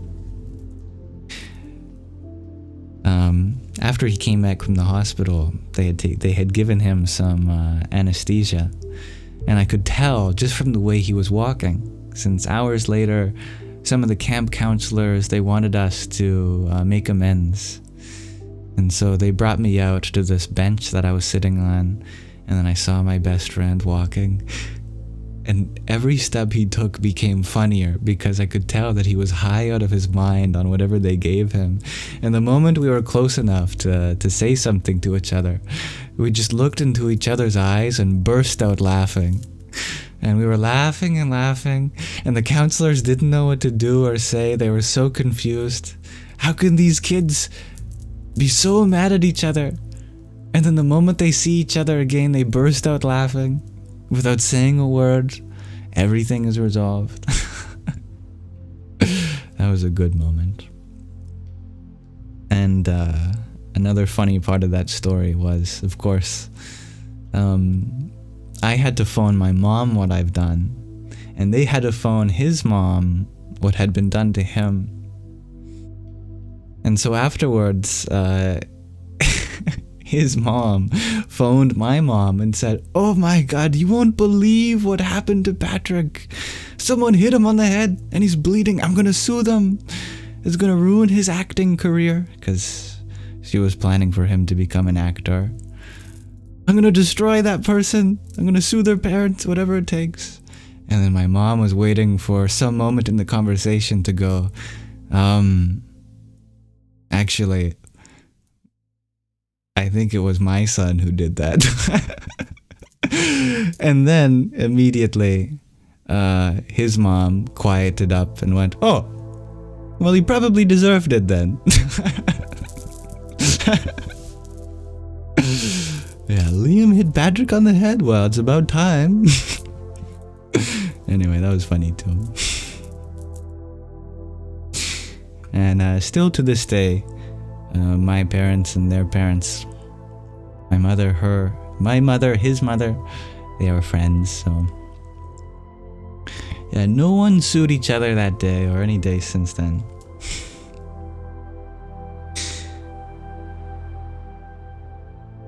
Now, the guy from TikTok, you're wondering, how would I deal with a bully now? In the same way that I do, that many of you see as they come into our live stream, that I set boundaries where I need to. That if someone is expressing something that I feel could be harmful for this space, I tell them that, hey, I don't have room for that kind of expression here, and that I would hope that we can find some middle ground, and I'm sorry for any pain that you're going through, that you're taking out on me. All I can do is hope that they evolve as a person too, and I offer the space for them to be able to do so. If they're unable to do so, then I set the boundaries where I need to. I don't consider anyone an enemy. I consider everyone a possible friend, and it's their choice whether they want to make friends with me or not. Now, as many of you are wondering, am I still friends with Patrick? Well, I will always have room in my heart for my childhood best friend, Patrick. Since then, I think we have grown in different ways, and although from time to time we maintain communication, we're just very different people now, and that's partially my fault because I've kind of grown out of the things that we used to enjoy together, like playing video games. I haven't really played video games, and certainly not the same ones that I did with Patrick.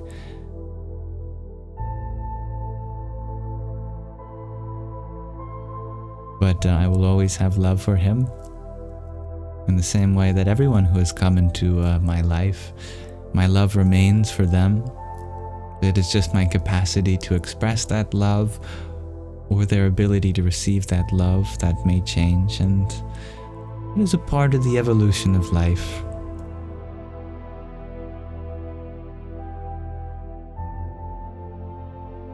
Funny, Lex, you and I said the same thing, just about at the same time.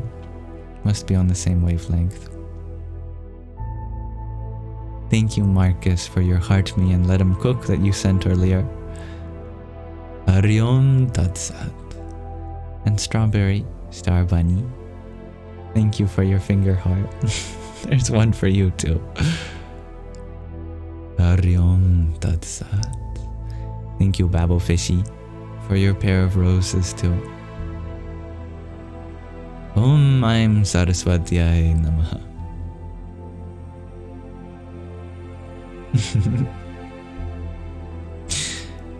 Yes, this has been some more Yam lore.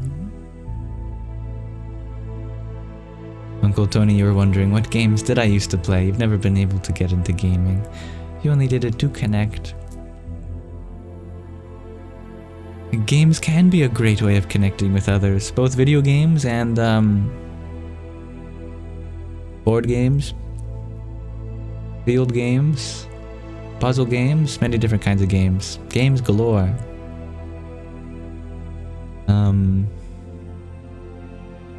I played a lot of fighting games, specifically war games. I played almost all of the Call of Duties when I was younger.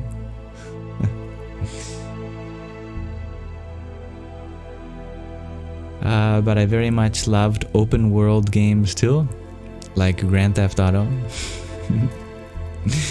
Or a different kind of open world game like Minecraft or Terraria. Anyway, I played lots of different kinds of games. I used to play Halo with my grandfather. It was actually my grandfather that got me into playing video games. He had an Xbox before I did. He was playing Halo before I was allowed to. I liked the Zelda games. I liked playing Mario Party when I was younger.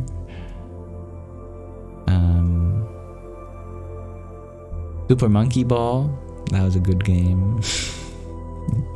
The Simpsons, Hit and Run. Fable was one of my favorite games. SpongeBob SquarePants. Battle for Bikini Bottom especially, I like that one.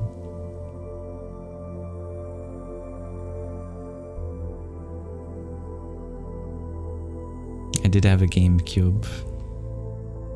My only Nintendo console. I like Sonic. Yeah, I played that too. Orla, you were wondering if I had any more anger management tips.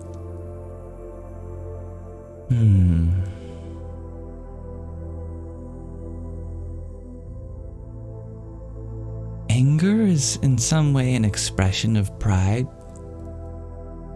Any way in which you can feel proud as an alternative to the pride of of anger,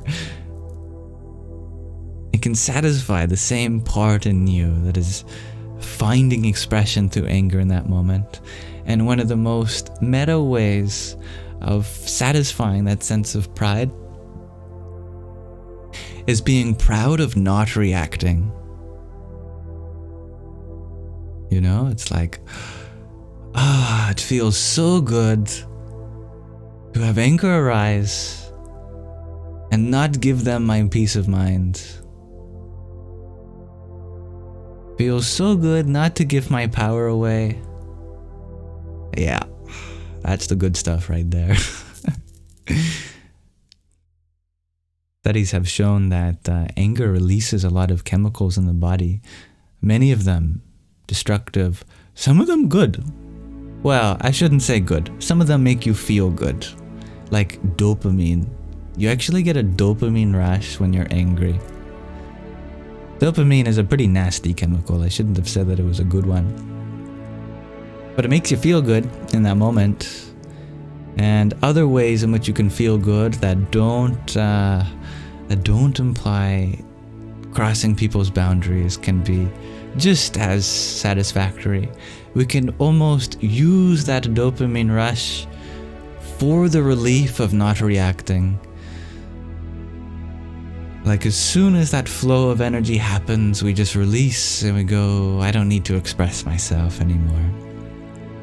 Just the fact that anger arose in my body is enough power they've taken from me in this moment. I don't need to give them any more power. And with that, I feel empowered.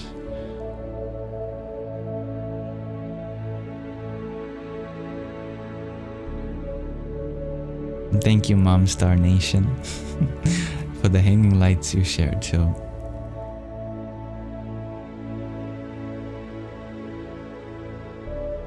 Jai Sitaram. Mothers are like stars, in that they provide light. You can wish upon them, but if you get too close, you'll burn up. And they'll absorb your essence and use it to produce even more light.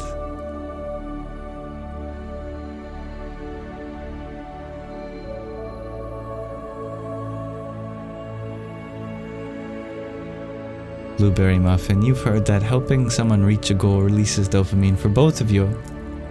I love that. Yes, as it does build a strong bond between you two. And express the goodness from your heart in a way that can be reflected in another.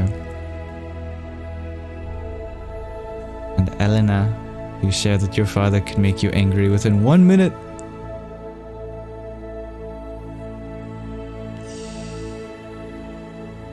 As Ram Dass would say, if you think you're enlightened, stay 1 day with your parents.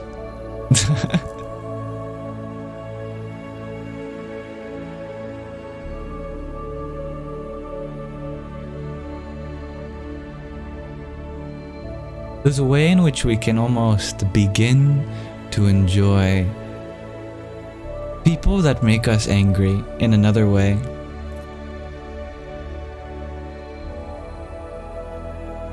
When I used to work in retail, I don't know if it counts as retail. I was at a deli selling sliced ham and salads, and I did this for 2 years. And of course you'd get customers that said you sliced the ham wrong or the salad is too watery, and they take it as a personal insult. And for some reason they get mad at you. is the nature of customer service. But I began to almost enjoy the fact that I probably would have someone get angry at me today. Every day before I went to work, I'd say, someone's probably not gonna like you today.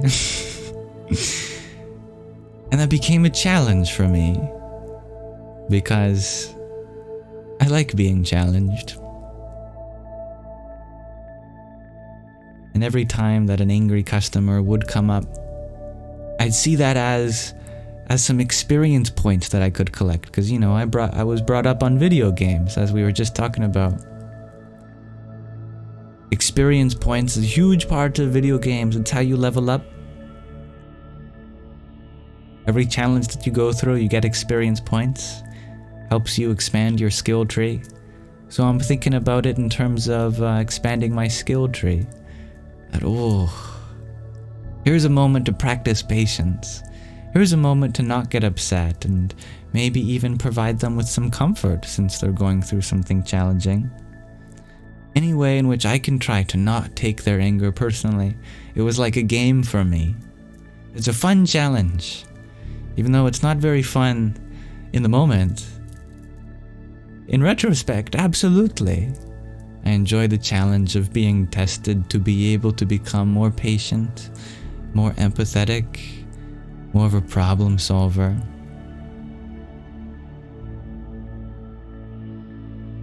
In that way, every time there is a challenging person in my life, it's time to level up.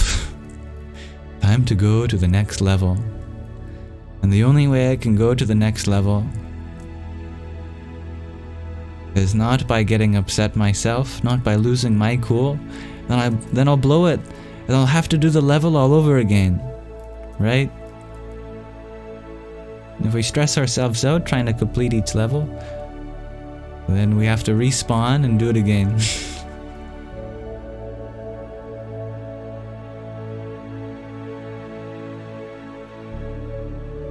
Uncle Tony, you share you loved working in customer service for that very reason.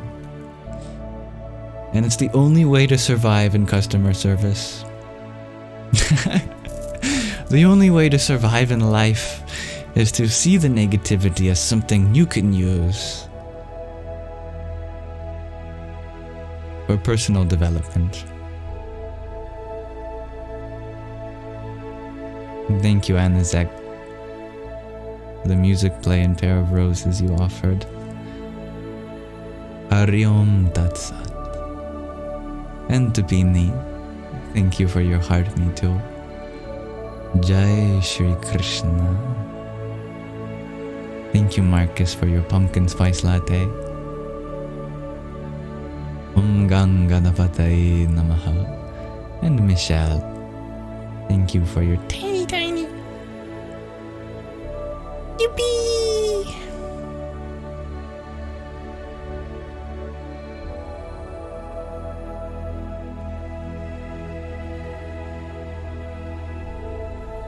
That's a beautiful observation, Blueberry Muffin Chef.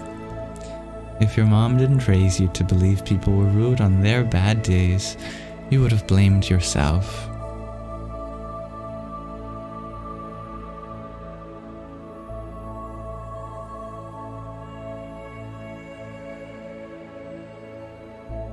But you share that life is an illusion.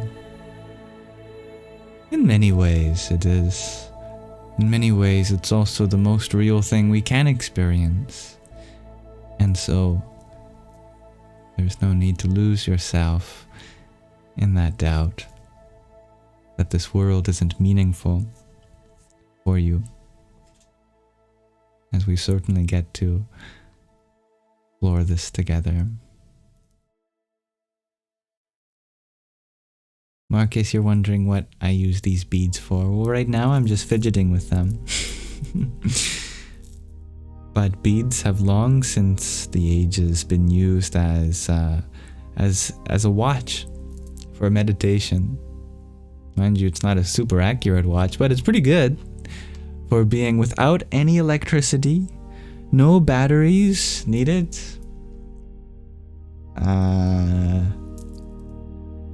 Always are they able to be used without a recharge? How do they work? Well, you see, count the number of beads on them. 108. Standard mala, necklace, rosary. Plus a very special bead that often has a flare or a tassel at the end. See, what you do is you want to meditate. But you don't want to meditate for 24 hours. You want to meditate for enough time too. And you don't want to be worried about whether it's enough time while you're meditating or not. So, we use technology. But the thing is, with meditation, we kind of want to leave technology a little bit.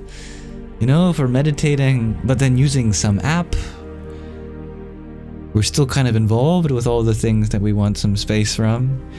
If we use our phone to set a timer, maybe the phone turns off halfway through and you're wondering whether or not it'll go off. You're thinking about when the alarm will go. So indeed, what you can do is you can use each bead as one breath. And let's say you want to do one round of breathing. So what you do is you start at the tassel bead, and with each breath, you go one bead over. And no need to even count them. No need to keep track of that. Because you already know. You've committed to 108 breaths. If you want to do one round, or 216 if you want to do 2 rounds, or 432 if you want to do 4 rounds, etc. And you know when you're done, when you get to the tassel bead again. Once you get there, you can check in with yourself. Do you want to do another round for meditation, or do you want to stop there? And that serves as your timer for meditation. Instead of your breath, you can choose a mantra too. You can choose a short one, just Ram. That's a nice short one if you want to do a quick meditation, or a long one like the Gayatri Mantra if you want to do, like a 40-minute meditation. Up to you. Why 108?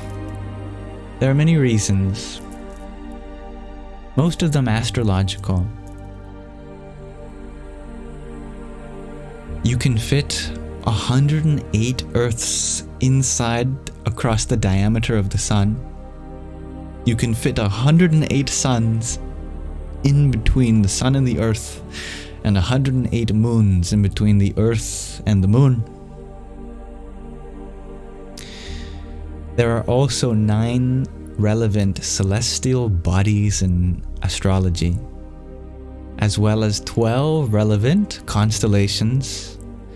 And so all combinations of effects of the celestial bodies and constellations make up 9 times 12, which is 108. And it is said that there are 108 subtle junction points within the body, known as chakras. 108 is also a very divisible number, since it's the product of the first 3 tetrations. 1 to the 1 times 2 to the 2 times 4, times 3 to the 3. Which means that you can take a mala and you can divide it into 2, or you can divide it into 4, or you can divide it into 3, or 9, or even 27. You can divide it into 6, you can divide it into 12, you can divide it into 54. There are many divisors of this number, and nice small divisors too, round numbers as well. And so with that, the number of beads has a lot of spiritual significance and practical significance also. Abridgen, thank you for your quartet of disco labs too. Hari Om Tat Sat. Francis Bean, you're wondering, if I don't speak another language, then where's my accent coming from? That is answered in the frequently asked question page in the link tree in my bio. Many people ask about my voice. I think it's a silly question. But if you really want to know, if it really concerns you so much, there's a frequently asked questions in the link tree in my bio, and it's there for you if you want an answer. Otherwise, I hope that we just let people speak as they do and are not so persistent on understanding how they express themselves. Elena, you're wondering if I like prime numbers. I love prime numbers. They are theoretically the building blocks of all of the numbers. From the primes you can multiply together to produce any other whole number. And they're full of much mystery. Mathematicians go wild studying the prime numbers. Doing so yields great insight into mathematics and the nature of our existence, since it seems very obvious that numbers play a huge role. I mean, the only way we've been able to correctly predict the motions of planets and galaxies, stock markets, and the way we measure various vital signs in the human body is through numbers. Numbers allow us to measure value relative to other values, and with that accommodate relationships and understand the interplay and the patterns between them. Thank you, dear Sarah Lynn, for the heart me you share as well. Hari Om Tat Sat. Bad Noor. I agree. At the end of the day, they have no powers or any special things. The value we give numbers is from within, as we are the benefactor of meanings. Francis Bean, I am sorry that I called your question silly. They can come from curiosity, but after doing these live streams for so long, I found that curiosity is unfortunately not enough to explain some of the assumptions that lie hidden behind people's questions. And I have learned that of those that perhaps ask me about my accent, they're not genuinely asking. It's only because they believe that I am not sincerely expressing myself, that maybe it's some form of cultural appropriation, or perhaps they'd like to see the world in kinds of categories that I don't fall into. And those assumptions make the question silly and not needing to be asked. But I do hope that people ask them nonetheless, even if I find them silly, because in any way I can help expand another person's worldview, that would make me happy too. Now I trust that if you are genuinely curious and sincere, that this question comes from a good place. But I do apologize if I have categorized you in with other questioners who often mask their assumptions about the world through apparently curious questions. And that is true, that in that sense I am assuming that you are assuming something. And for that I am sorry. And I'm sorry that we got off on the wrong foot there. But I hope you also understand that if I were to make a bet, I think 9 times out of 10 I'd lose the bet by answering this question on the assumption that it comes from good intention.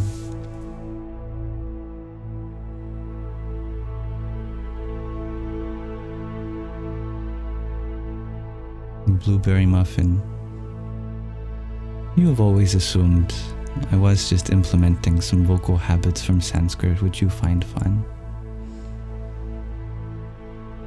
there is truth to the fact that learning Sanskrit changes the way you understand sound completely, and not just from a theoretical standpoint, but in a way that practically makes a difference in the way we perform all speech, all vocal expression.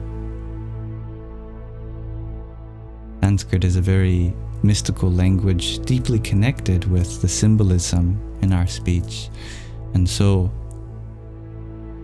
understanding the symbolism inherent in our speech will naturally have an effect on the way we express ourselves.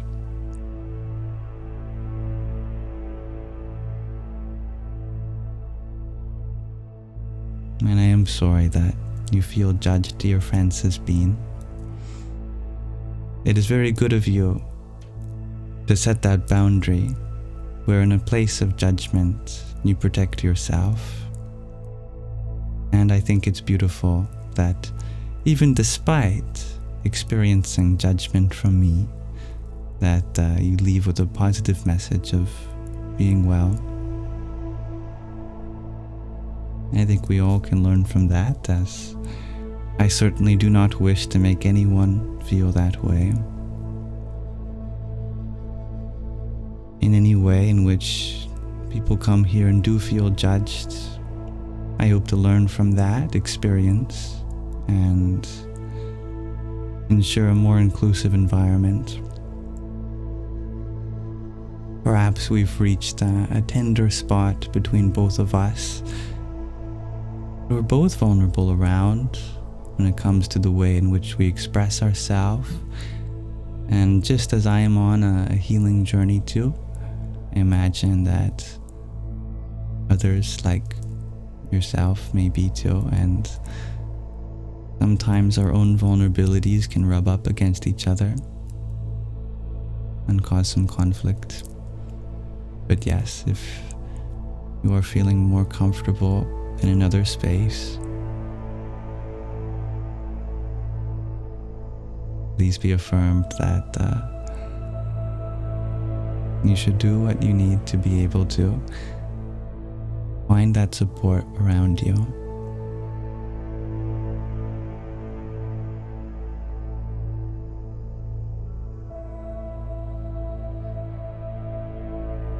And Sarah Lynn, thank you for the heart me that you sent as well. And your pair of teeny tinies. Yippee! Your trio of roses, your trio of ice cream cones, and your pair of TikToks too. Radhe, oh Radhe.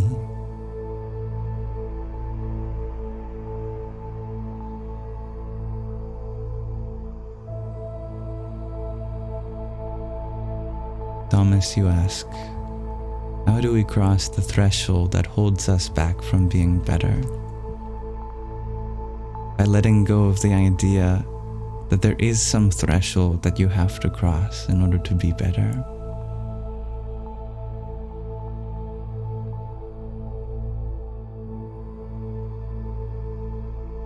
That's, in my experience, the fundamental distinction between feeling better and not, is that those who feel better don't feel like they have to be any better. And those that do not feel like they do. There's a way of working with what we have in this moment, no matter what feelings may come up.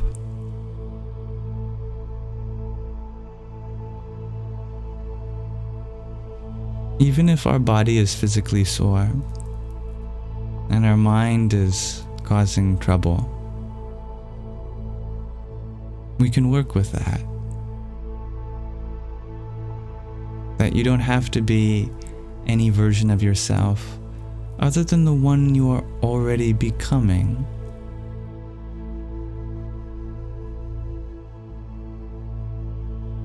That life is not always about waiting for you to be the version that you want to be. It's about being that version, which allows you the patience, wait for anything to happen.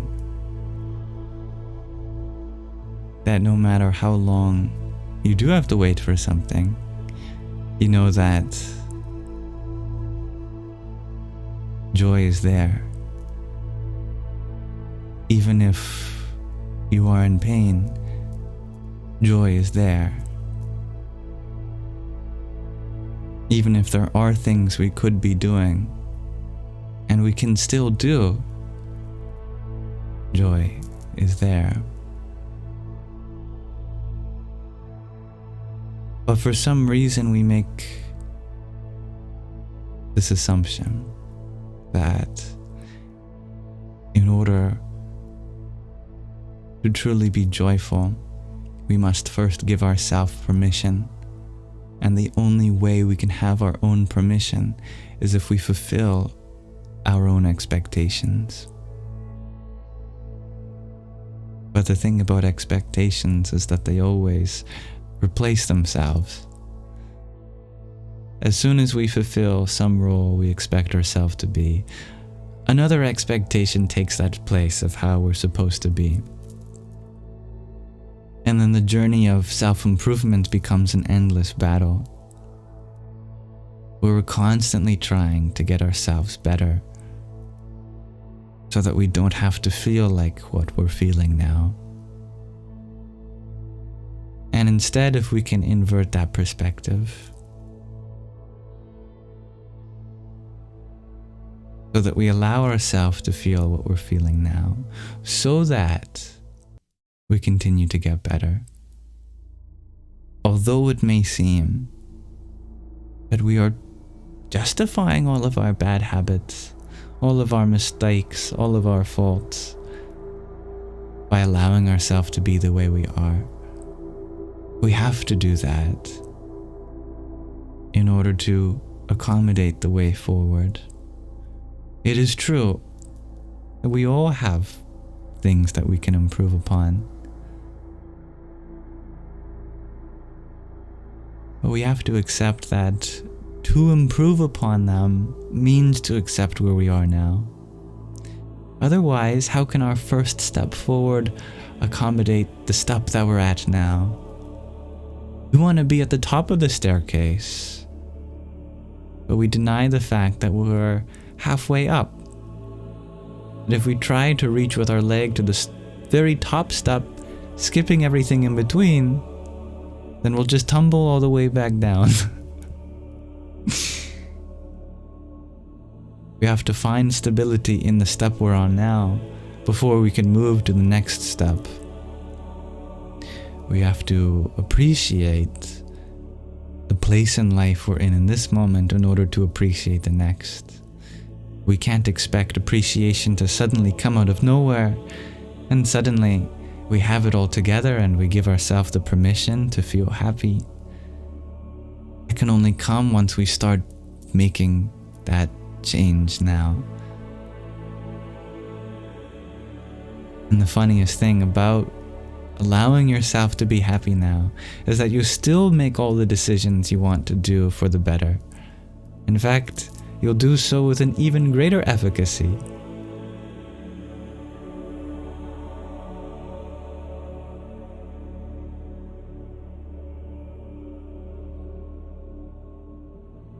I love that insight, Uncle Tony. That good and bad to you are very ambiguous words. You embrace change, humility, and honesty.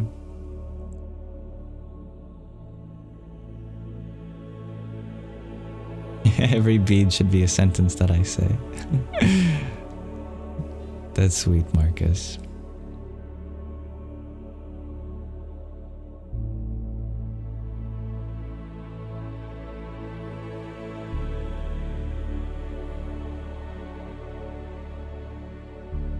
Thank you for your best wishes, Anazek, if you are still here. Otherwise, I trust that they'll make its way to you. Will we be landing the plane soon? Asks dear Dansuela. Yes, we can. It's a good reminder too, anyway. Thank you, dear Saralyn, for the hand hearts you shared as well. Radhe or Radhe. Alright.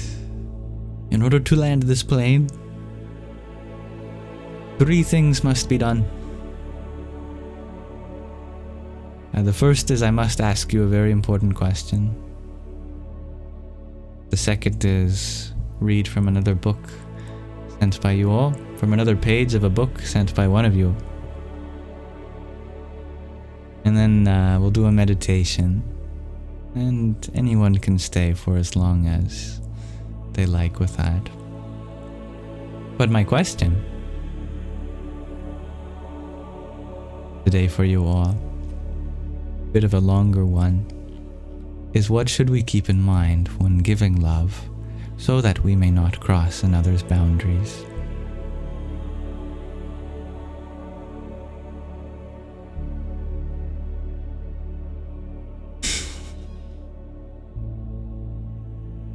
Respect, shares Vad.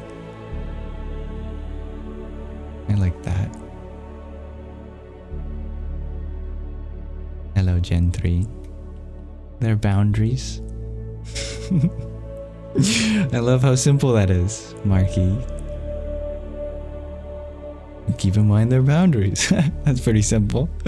I love that answer. Keep Patrick in mind, yes. I know I do that, Blueberry Muffin Chef. Just pure empathy, shares Lala. That's beautiful. Love has no boundaries. There is absolutely truth to that, shares Kamshaft. But people certainly do. And people's abilities to receive love. I am well. Thank you, Gentry. How are you? Uncle Tony, you share the golden rule. Treat people the way you want to be treated. Well spoken. Don't love too much, shares Vad. Well, I suppose that's true relative to people's ability to accept and understand it. Energy in, energy out, shares Lumi. Wash on, wash off. Wax on, wax off. Chloe, you share, we should keep in mind that they might have a lot on their plate if they are distant. That's a very healthy reminder. Mr. Mate, you share, keep the feelings in mind while trying to show love.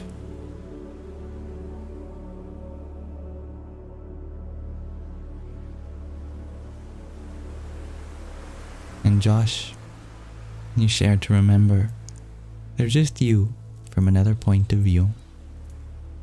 I like that.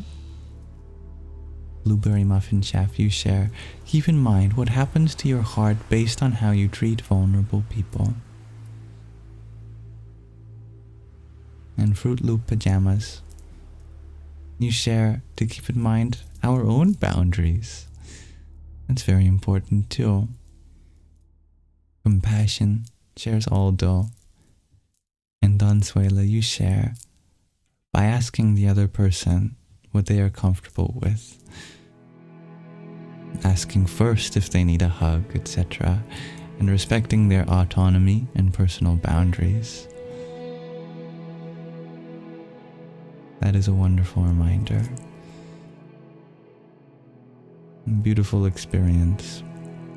Thank you, Gentry, for your rosa that you sent to Radhe Radhe. And Sarah Lynn, thank you for another friendship necklace.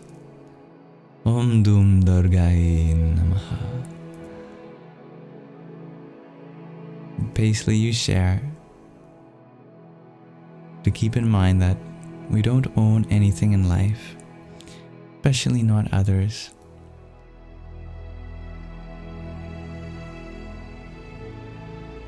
Chloe, you share. That was a reminder to yourself. That's a very good reminder.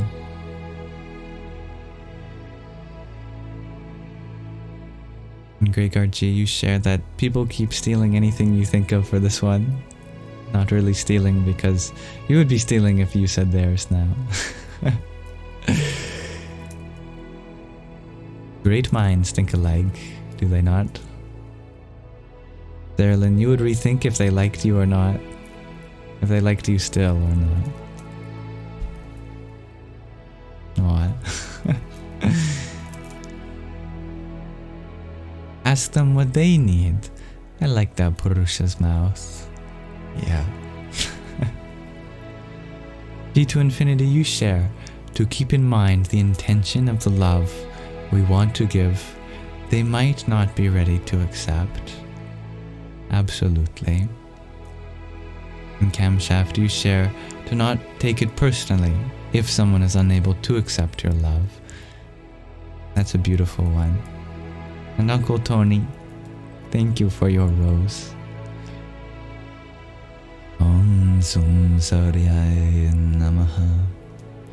Mr. Mate, you're wondering if you all are expressing your appreciation for my lives in the right way? What a great way of answering the question of the day in terms of an applicable question. Of course. There is no way in which I wish for you to have any appreciation. Of course, it absolutely helps because it reminds me, pardon me, of what I can continue doing.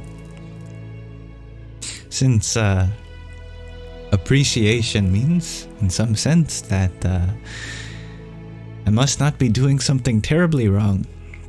And pardon me for losing my voice all of a sudden. I don't think I have water next to me. Maybe it would be a good time for a water break.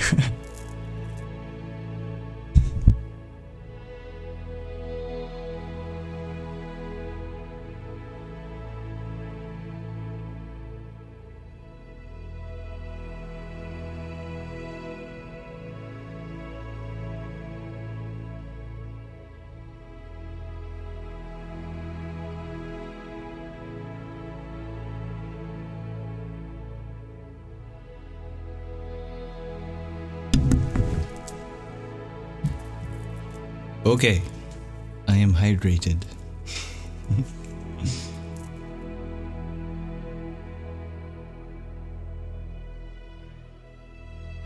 But yes, any appreciation, as long as it's not making any demands or more, I think is a beautiful appreciation. One second.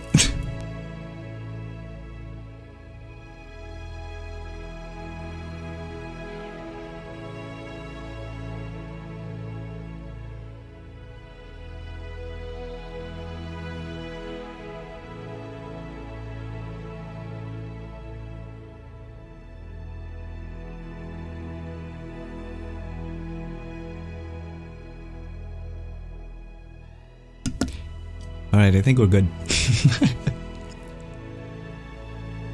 I think I got my point across anyway, that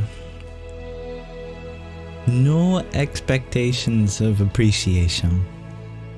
And as long as the appreciations don't come with expectations either, I'm always happy to receive them.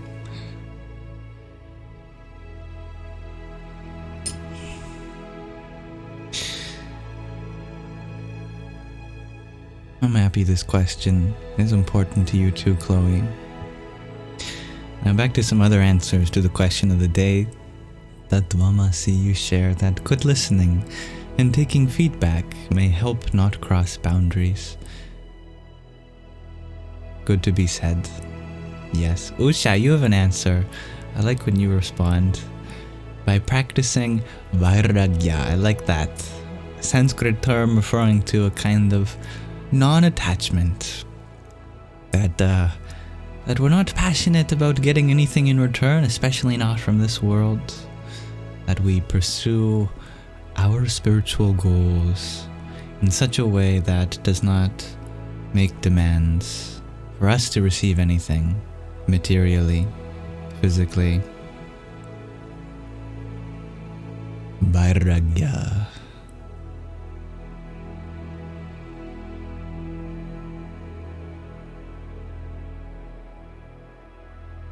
Mom Star Nation. You just read all of the frequently asked questions. My explanations are fascinating. I'm happy that they're useful. It helps me be able to answer new questions, since some of the commonly asked questions can be answered there, but always it's not necessarily a way of directing people's attention away. And if there are any questions that remain after, I'd be happy to follow up with them. Matthew, you shared the question of the day. You can remember that the other person is another you. I love that too. Dear Lala Michelle, you're wondering if I pray, and if so, can I pray for you? I'd be honored to. Yeah. In fact, we can take a moment now to pray. Anyone who would like to, non-denominationally, to any form of divinity or the universe that may speak to your heart.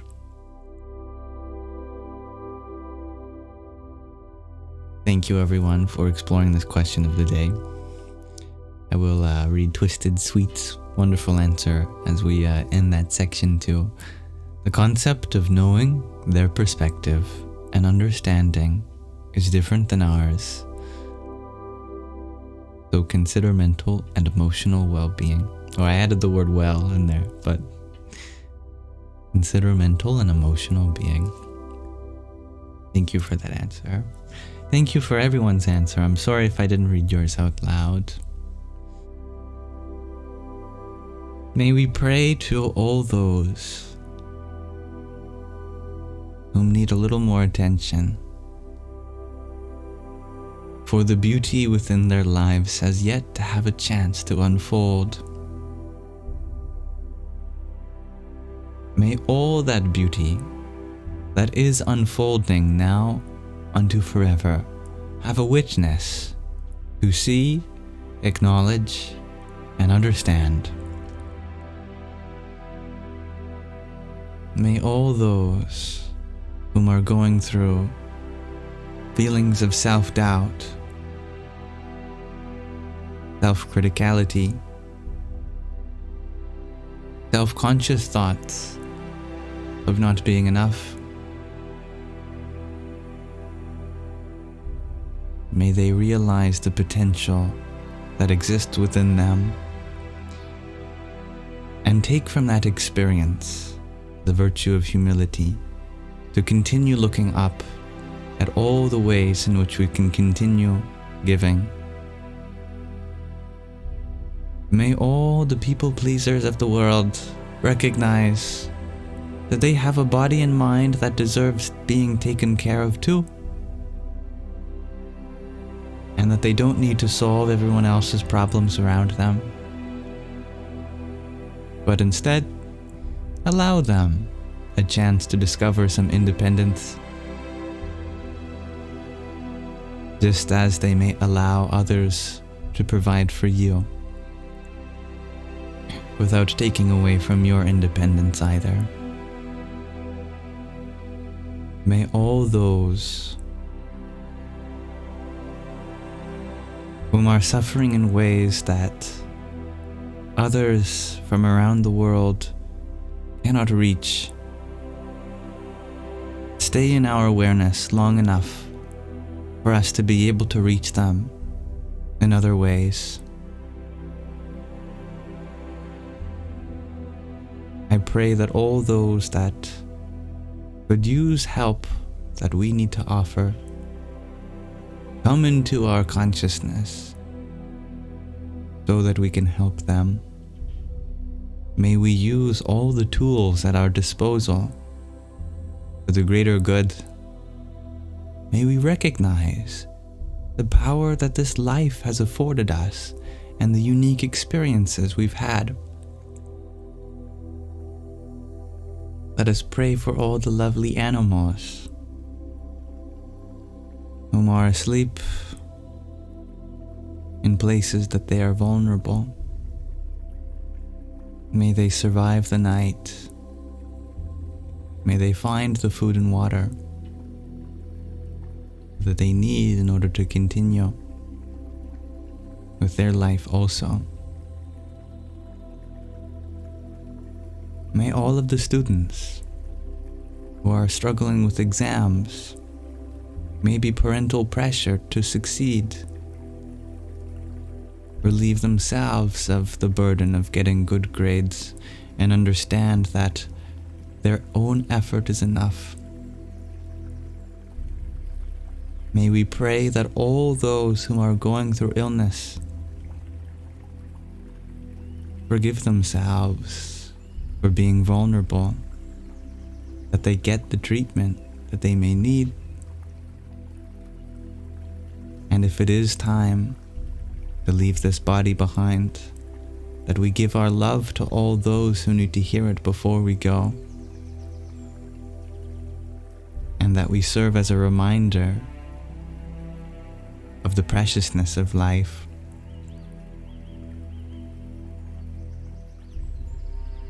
May we pray that it is not just the early worm.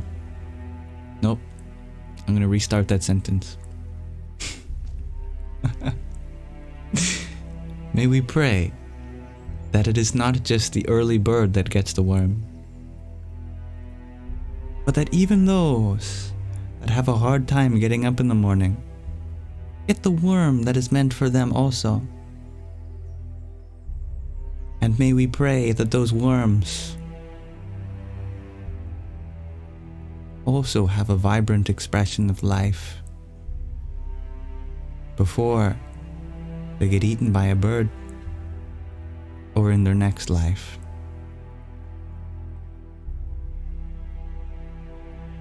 May we pray for those whom are stigmatized by society for their disfigurements. May those around them recognize the beauty within, just as they may discover how beautiful they are in other ways.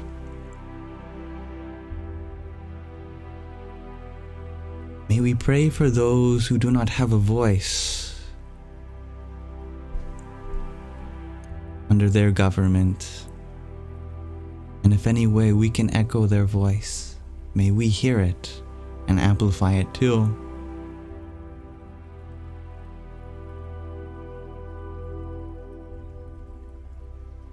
May we pray for those who are neurodivergent, that their unique way of thinking may not be seen as an impediment to those around them.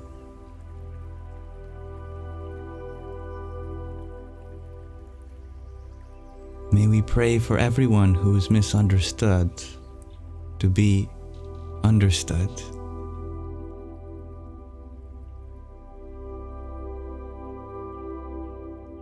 May we pray for all those families that have lost a loved one, for all those parents that struggle with fertility or being able to have a child of their own. May we pray for all those babies that do not make it to old age, that soul may live on in other ways. May we pray for all those to find their voice and set boundaries with those who judge them or take advantage of them in some way. May we pray for all those lifelong students of life, that they may continue to learn every day. May we pray for those whose minds can be opened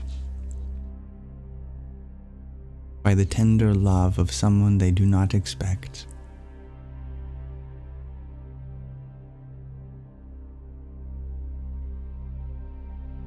And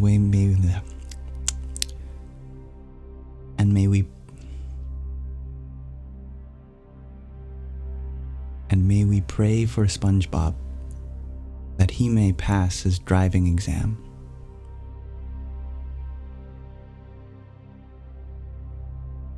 And if there is any base not covered by our prayers thus far, may our prayers similarly reach those who need them most. Amen.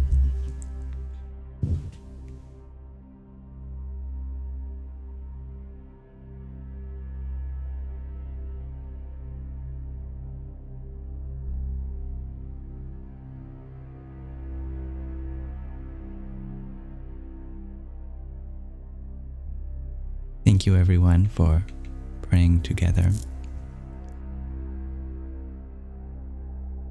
Though prayers are a beautiful thing to do, let them not just be mere thoughts.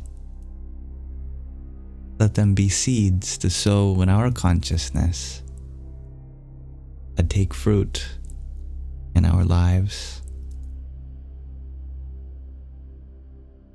Most importantly, in any capacity that we have to answer our own prayer, may we take that initiative.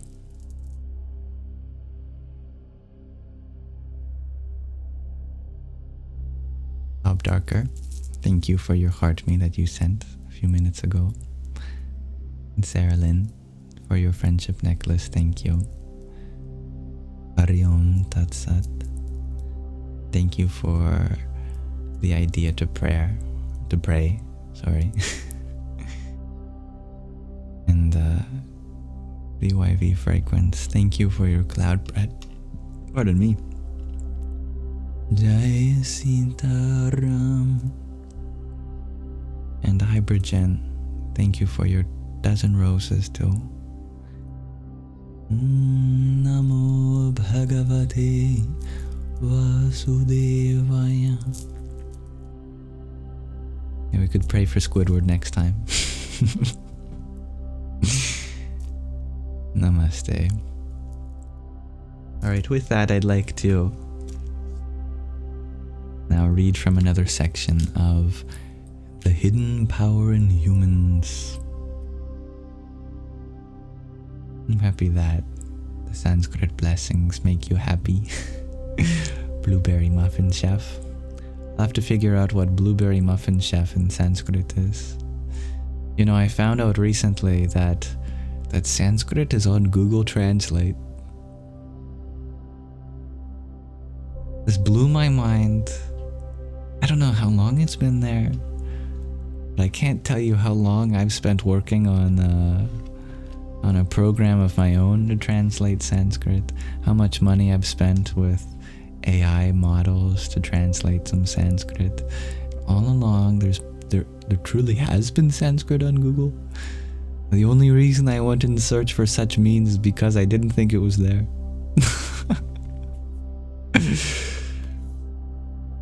Anyway, that was a thing that made me really happy the other day. You know, on your phone, if you hover over some text, sometimes it gives you the translation. I did that for Sanskrit because I was going to copy and paste it, and then it gave me the translation. I was like, oh cool. Wait, what? It's never done that before, or I've never noticed that. It just translated the Sanskrit. Since when? Okay. Anyway, I will be typing Blueberry Muffin Chef into the Google Translate Sanskrit Google Translator later.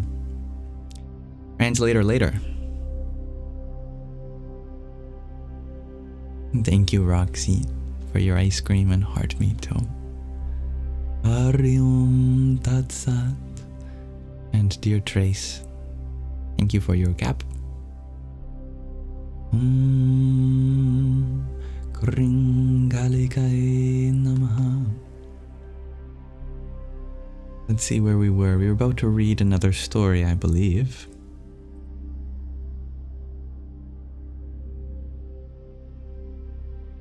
We were talking about Sankalpa Shakti, which is a kind of siddhi, a spiritual power of wish fulfillment, and it naturally arises when we become connected with the divine, especially through Ajapa, a kind of repetition of mantra which becomes ceaseless through waking or sleep. What Sankalpa Shakti is capable of is illustrated in the following story. Among numerous splendid fruit trees in a royal garden, there stood a young mango tree bearing its very first fruit. One day, when the royal couple were walking in the garden, the queen caught sight of the lovely little tree and expressed her desire to enjoy that first mango.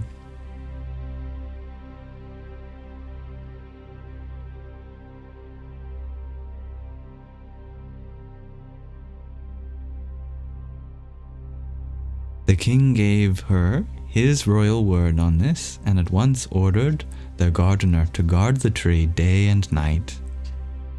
The gardener also placed a fine net over the branches to protect the valuable fruit from damage, as well as preventing outside access. About a month later, when the mango was ripe, a young couple from the kingdom were walking by the palace walls. The wife spotted the golden, lustrous fruit beneath its protective net and turned pleadingly to her husband. It is said that a husband should fulfill his wife's every wish. Do you see that beautiful mango? I am dying from the desire to enjoy it. The husband possessed Sankalpa Shakti, and so he merely stretched out his hand, and immediately the wished-for fruit lay upon it. Extremely pleased, his wife took the sweet fruit and ate it straight away. The next day, the king called the gardener and ordered him to bring the promised mango, the first mango. Embarrassed, the gardener had to confess that it had mysteriously vanished. Out of anger, the king ordered that the mango thief must be found. He assigned this search to his son and ordered that the perpetrator of this heinous deed be executed immediately. Because that man had taken the mango for his wife without any bad intent, he presented himself voluntarily to the prince when he heard of the king's command. He recounted to the prince the details of the story, of how he had come to be in possession of the fruit without difficulty through his Sankalpa Shakti. The prince felt a deep respect for this honest man and considered how he could save him. He took himself off to his father, the king, and reported that the perpetrator had been found. In the process, he described the supernatural ability possessed by the man, and how it could only be advantageous to allow the man to teach him this extremely useful art before the sentence was carried out. Thereupon, the king ordered that the man be brought to him and requested that he teach him this skill. But no matter how much the king tried, he could not attain this remarkable power. At this point, the prince said, "My father, perhaps it is not possible for the teaching to be successful when you sit on your throne and your teacher kneels before you on the floor. Water can never flow up a mountain. That is against the law of nature. If you would like to learn something, you must step down from your high seat."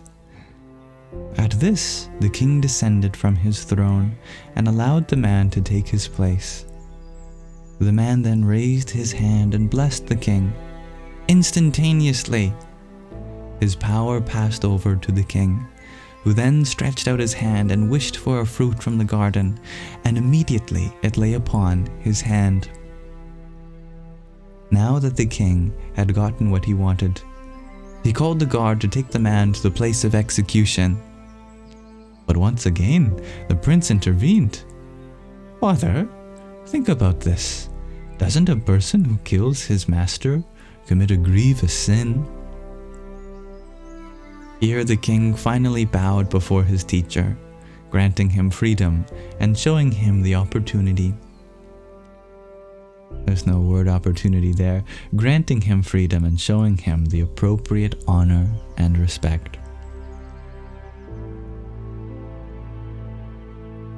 Sometime, somewhere in the cosmos, each of our thoughts are realized, and through certain yoga techniques we are able to awaken the Sankalpa Shakti within and speed up the fulfillment of our wishes.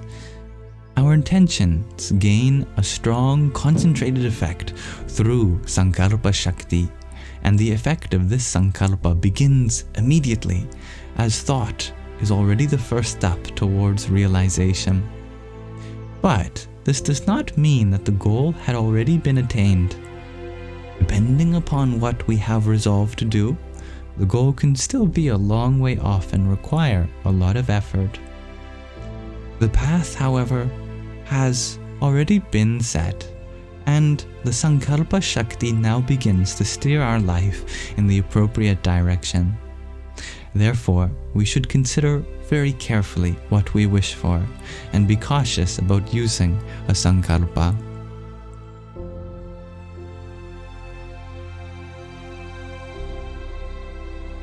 Mantra Anushtana, which is an advanced yoga technique that is only transmitted orally by the master, in particular strengthens Sankalpa Shakti, Mantra Shakti, and Ajapa Japa. Another effective practice is Yoga Nidra, the sleep of a yogi. With this deep relaxation technique, we reach a state of consciousness between waking and dreaming, in which our thoughts are immediately realized, and therefore our Sankalpa attains fulfillment more rapidly. But there is one thing we should pay attention to. Sankalpa Shakti is completely unbiased, meaning that it functions in all cases by fulfilling all desires, the bad as well as the good. Therefore, when we begin to notice our thoughts and wishes coming to fruition, we should be very careful, as the following story illustrates, that we'll read next time. But for now, I thank you for listening, as we've been exploring aspects pertaining or relating to the heart center, the cardiac plexus, the Anahata chakra.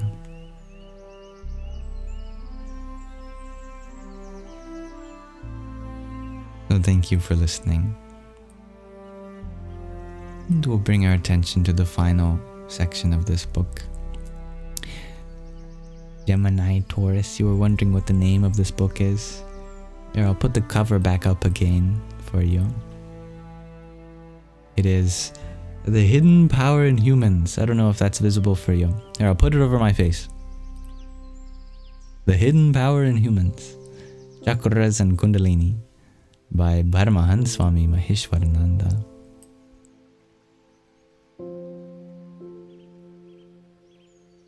Is it an Indian book? Asks Xenogenesis.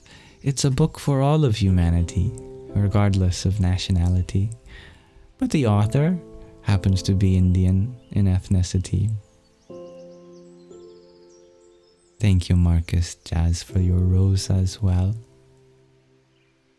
Hari Om Tat Sat.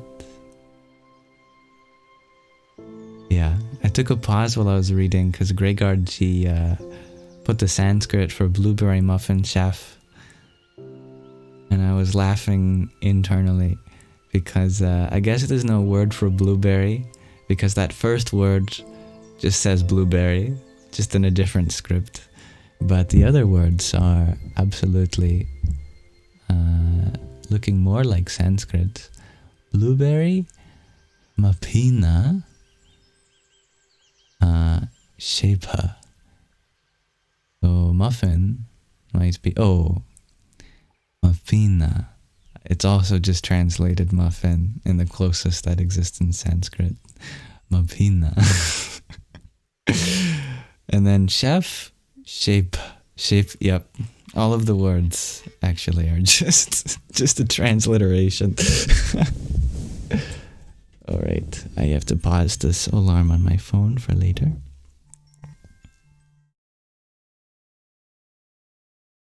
There. Yeah. So I guess Google Translate must not be that accurate then. Well, it's correctly turned it into the closest you can represent in Devanagari, but just English words in another script. It is unfortunate, but I thank you dearly for your attempt. One day, we will find out how to say blueberry muffin chef in Sanskrit.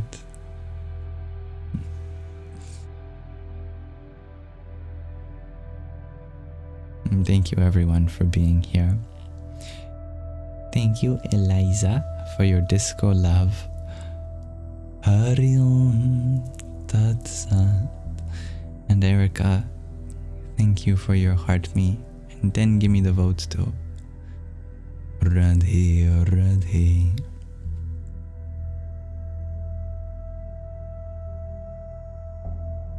You're very welcome, Chloe, of course. Isn't anywhere I wouldn't, there isn't anywhere I'd rather be. In other words, here is where I want to be.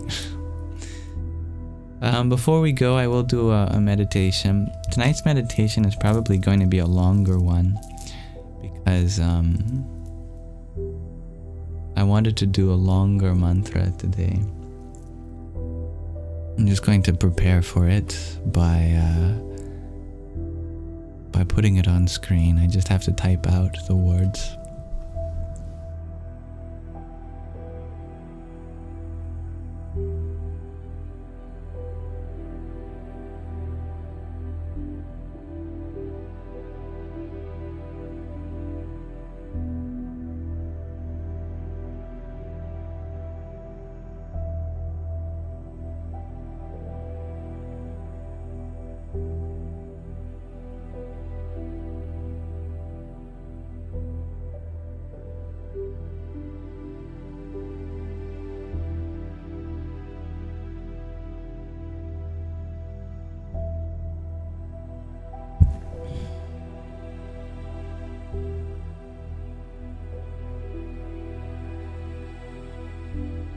Just double checking. Yes.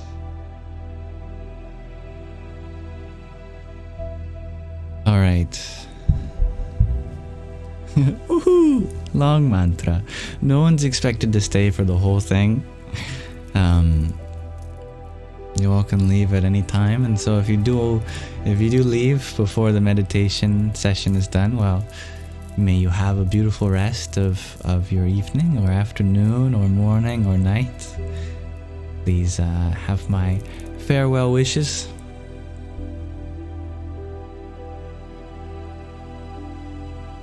Okay.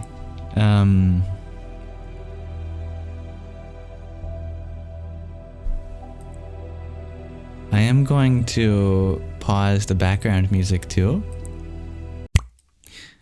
because this mantra has Vedic intonation, which might be in dissonance with the music. It probably will be, because it's by no means part of a major or minor scale. I think I am ready. I just have to tell you what it is. Let me display the mantra, first and foremost. Oh, that was the mantra that we did a long time ago. Actually, no, that's just a name. Paramahansa Yogananda. Using that space to spell something out for someone. I used the question of the day space for the mantra. Okay, there we are. So, today we are going to do, or at least I am, you're welcome to do it with me, 108 repetitions of this mantra that I have made for Saraswati Devi, who is a very ancient divinity, as she represents the goddess of knowledge, of language, of music, of art, basically of divine expression. And as an offering to her, I did some research and came up with this mantra. It's made from a verse from the Rig Veda, which is the oldest of the Vedas, humanity's earliest revelations. The first line from one of the verses in the Rig Veda, I think it's like the second mandala, 41st chapter, 16th verse, it goes, Ambita me, Nadita me, Devita me, Saraswati. And that means the best of mothers, the best of rivers, the best of goddesses, Saraswati. And added to that, I've put 6 bija mantras. 5 of them are specifically for the divine feminine. Om, of course, being Om, it works for everything. Om Kring Shrim Hrim Aing Swaha. And Aing is especially dedicated to Saraswati. Aing is said to be the complement of Om, since it goes from the guttural A through to the labial passing by 2 different vowels. In Om it's U, and in Aim it's E, but they both represent a kind of unfolding of the universe. And of course I added Nama, which means salutations. And by changing the ending of Saraswati to Saraswatyai, it directs it to her. Altogether, this is a very difficult mantra to pronounce. And I have compiled it such so because Saraswati is the goddess of language. She deserves mastery over the language from her devotees. So I'm challenging you all and myself today.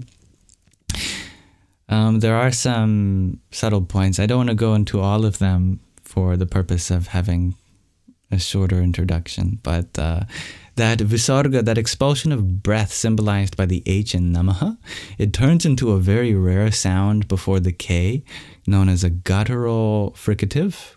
In Sanskrit, it's known as the Jiva Muliya, and it sounds like a raspy kind of deep that's said before the Kleem and after the Nama. So it's Om Namah Karim. And the L is trilled in Kleem, and the R is trilled in Shrim and Hrim. The H is voiced, and the second syllables in Ambitame, Naditame, Devitame, they have a higher Vedic pitch, and the Me at the end is a lower one. You'll hear all this, don't worry. And the second syllable in Saraswati also has a higher pitch. Anyway, you remember that? Now say it back to me. Just kidding. The beautiful thing about Sanskrit is that it's an oral tradition. So instead of focusing on these letters, which are just kind of guides, listen mostly to the sound, and I am sure that it will become more and more realizable. Yeah, this is a very precise mantra today, but fret not. Its challenge is meant to expand our communication abilities, our language capacity, and the potential for us to express our ways of being through more subtle forms.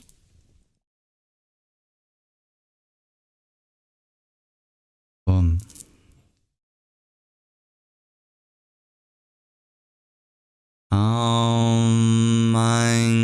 Ambitame. I already messed up. I forgot the bija mantras that I've added in between, and the namaha. Glad I messed up on the first one. As I said, it's a difficult mantra. Om Namah Hrim Ambita Me Shorin Nadita Me Hrim Devita Me Aing Saraswatyai Swaha Om Namah Hrim Ambita Me Shorin Nadita Me Hrim Devita Me Aing Saraswatyai Swaha Om Namah Hrim Ambita Me Shorin Adita Me Hrim Devita Me Aing Saraswatyai Swaha Om Namah Hrim Ambita Me Shorin Adita Me Hrim Devita Me Aing Saraswatyai Swaha Om Namah Hrim Ambita Me Shorin Adita Me Hrim Devita Me Aing Saraswatyai Swaha Om Namah Hrim Ambita Me Shorin Adita Me Hrim Devita Me Aing Saraswatyai Swaha Om Namah Hrim Ambita Me Shorin Adita Me Hrim Devita Me Aing Saraswatyai Swaha Om Namah Hrim Ambita Me Shorin Adita Me Hrim Devita Me Aing Saraswatyai Swaha Om Namah Hrim Ambita Me Shorin Adita Me Hrim Devita Me Aing Saraswatyai Swaha Om Namah Hrim Ambita Me Shorin Adita Me Hrim Devita Me Aing Saraswatyai Swaha Om Namah Hrim Ambita Me Shorin Adita Me Hrim Devita Me Aing Saraswatyai Swaha Om Namah Hrim Ambita Me Shorin Adita Me Hrim Devita Me Aing Saraswatyai Swaha Om Namah Hrim Ambita Me Shorin Adita Me Hrim Devita Me Aing Saraswatyai Swaha Om Namah Hrim Ambita Me Shorin Adita Me Hrim Devita Me Aing Saraswatyai Swaha Om Namah Hrim Ambita Me Shorin Adita Me Hrim Devita Me Aing Saraswatyai Swaha Om Namah Hrim Ambita Me Shorin Adita Me Hrim Devita Me Aing Saraswatyai Swaha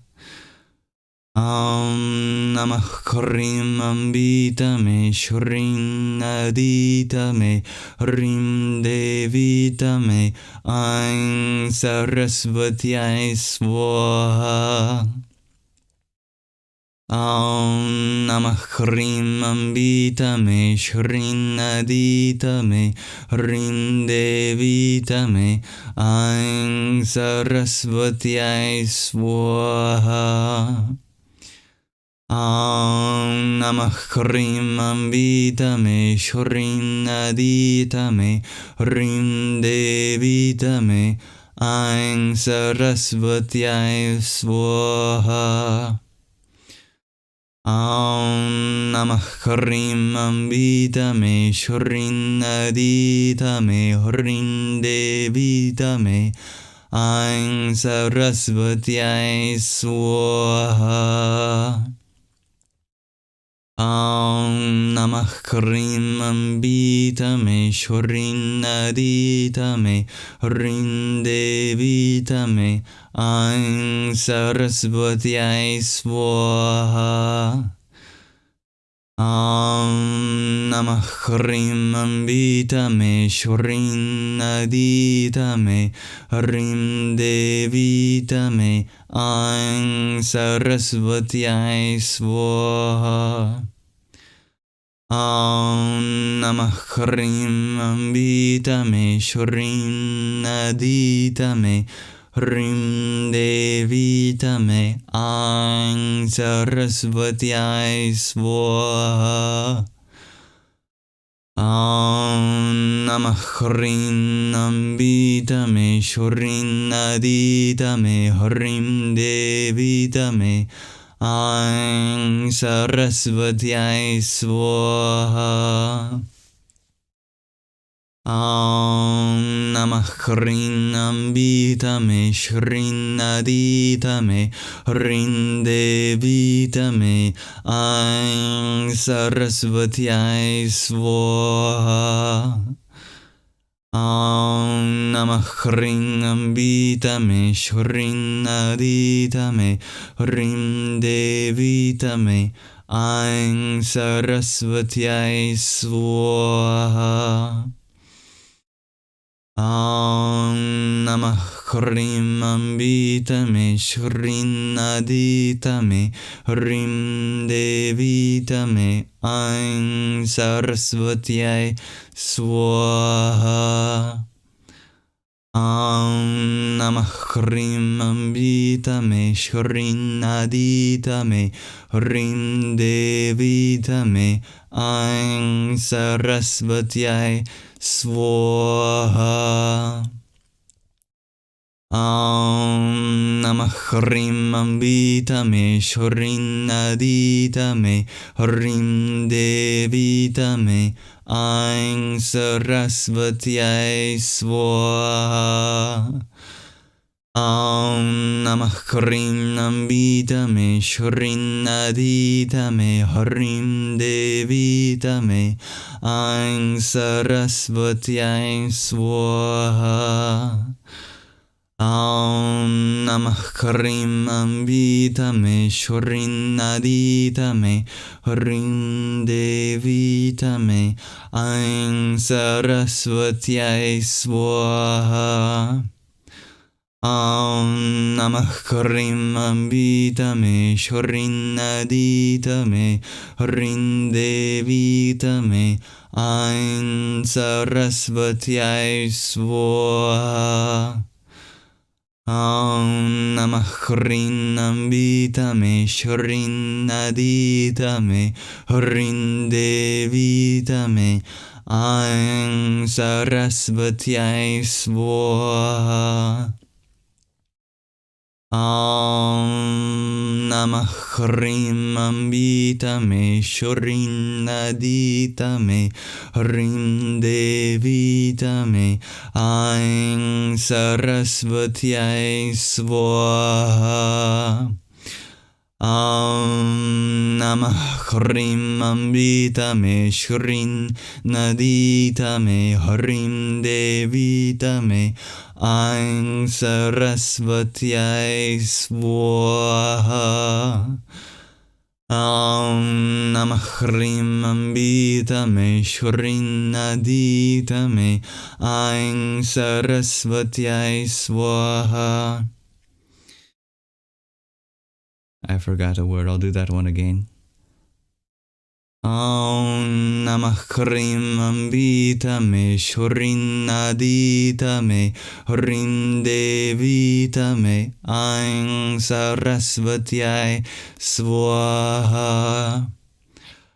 Om Namah Krim Ambitame Shrin Aditame Rim Devitame Aing Saraswatyai Swaha. Om Namah Hrim Ambitame Shrin Aditame Hrim Devitame Aim Saraswatyai Swaha. Om Namah Hrim Ambitame Shrin Aditame Hrim Devitame Aim Saraswatyai Swaha. Om Namah Hrim Ambitame Shrin Aditame Hrim Devitame Aim Saraswatyai Swaha. Om Namah Hrim Ambitame Shrin Aditame Hrim Devitame Aim Saraswatyai Swaha. Om Namah Hrim Ambitame Shrin Aditame Hrim Devitame Aim Saraswatyai Swaha. Pardon me. Om Namah Hrim Ambitame Shrin Aditame Hrim Devitame Aim Saraswatyai Swaha. Om Namah Hrim Ambitame Shrin Aditame Hrim Devitame Aim Saraswatyai Swaha. Om Namah Hrim Ambitame Shrin Aditame Hrim Devitame Aim Saraswatyai Swaha. Om Namah Hrim Ambitame Shrin Aditame Hrim Devitame Aim Saraswatyai Swaha. Om Namah Hrim Ambitame Shrin Aditame Hrim Devitame Aim Saraswatyai Swaha. Om Namah Hrim Ambitame Shrin Aditame Hrim Devitame Aim Saraswatyai Swaha. Om Namah Hrim Ambitame Shrin Aditame Hrim Devitame Aim Saraswatyai Swaha. Om Namah Hrim Ambitame Shrin Aditame Hrim Devitame Aim Saraswatyai Swaha. Om Namah Hrim Ambitame Shrin Aditame Hrim Devitame Aim Saraswatyai Swaha. Om Namah Hrim Ambitame Shrin Aditame Hrim Devitame Aim Saraswatyai Swaha. Om Namah Hrim Ambitame Shrin Aditame Hrim Devitame Aim Saraswatyai Swaha. Om Namah Hrim Ambitame Shrin Aditame Hrim Devitame Aim Saraswatyai Swaha. Om Namah Hrim Ambitame Shrin Aditame Hrim Devitame Aim Saraswatyai Swaha. Om Namah Karim Ambitame Shrin Aditame Hrim Devidame Aing Saraswatyai Swaha. Om Namah Hrim Ambitame Shrin Aditame Hrim Devitame Aing Saraswatyai Swaha. Om Namah Karim Ambitame Shrin Aditame Hrim Devitame Aing Saraswatyai Swaha. Om Namah Karim Ambitame Shrin Aditame Hrim Devitame Aing Saraswatyai Swaha. Om Namah Karim Ambitame Shrin Aditame Hrim Devitame Aing Saraswatyai Swaha. Om Namah Karim Ambitame Shrin Aditame Hrim Devitame Aing Saraswatyai Swaha. Om Namah Karim Ambitame Shrin Aditame Hrim Devitame Aing Saraswatyai Swaha. Om Namah Karim Ambitame Shrin Aditame Hrim Devitame Aing Saraswatyai Swaha. Om Namah Karim Ambitame Shrin Aditame Hrim Devitame Aing Saraswatyai Swaha.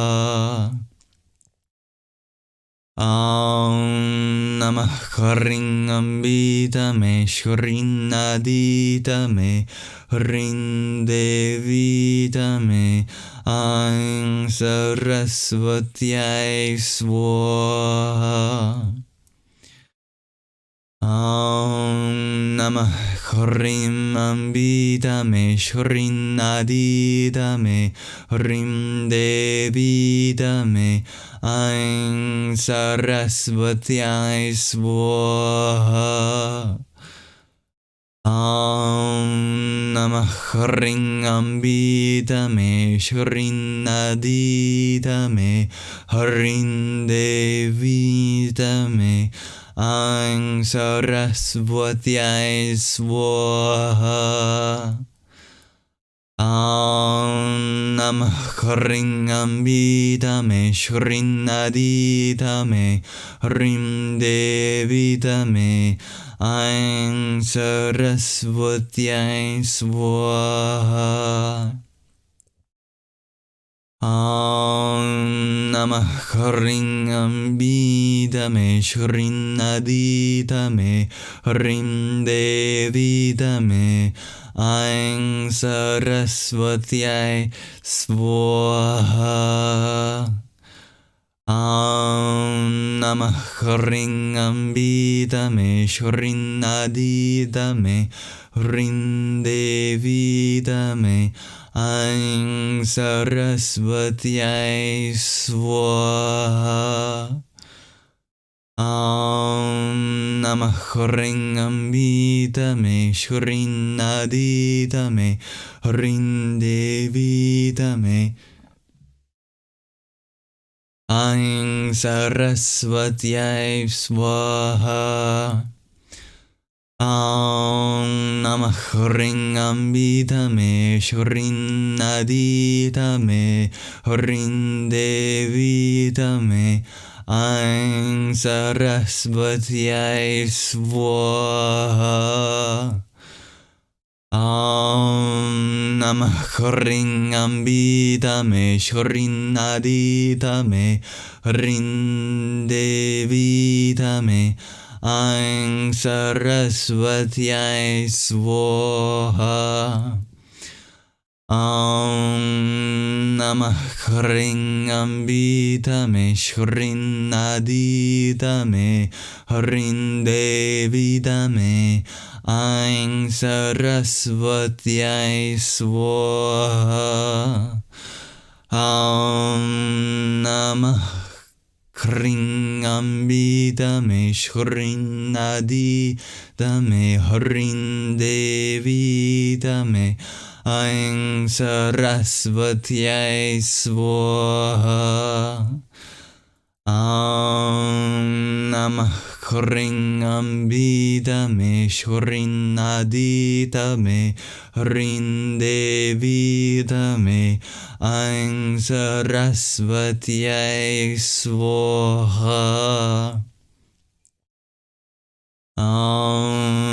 Namah Hring Ambitame Shrin Aditame Hrim Devitame Aing Saraswatyai Swaha. Namah Hring Ambitame Shrin Aditame Hrin Devitame Aing Saraswatyai Swaha. Namah Hring Ambitame Shrin Aditame Hrin Devitame Aing Saraswatyai Swaha. Namah Hring Ambitame Shrin Aditame Hrin Devitame Aing Saraswatyai Swaha. Namah Hring Ambitame Shrin Aditame Hrin Devitame Aing Saraswatyai Swaha. Namah Hring Ambitame Shrin Aditame Hrim Devitame Aing Saraswatyai Swaha. Namah Hring Ambitame Shrin Aditame Hrin Devitame Aing Saraswatyai Swaha. Namah Hring Ambitame Shrin Aditame Hrim Devitame Aing Saraswatyai Swaha. Namah Hring Ambitame Shrin Aditame Hrin Devitame Aing Saraswatyai Swaha.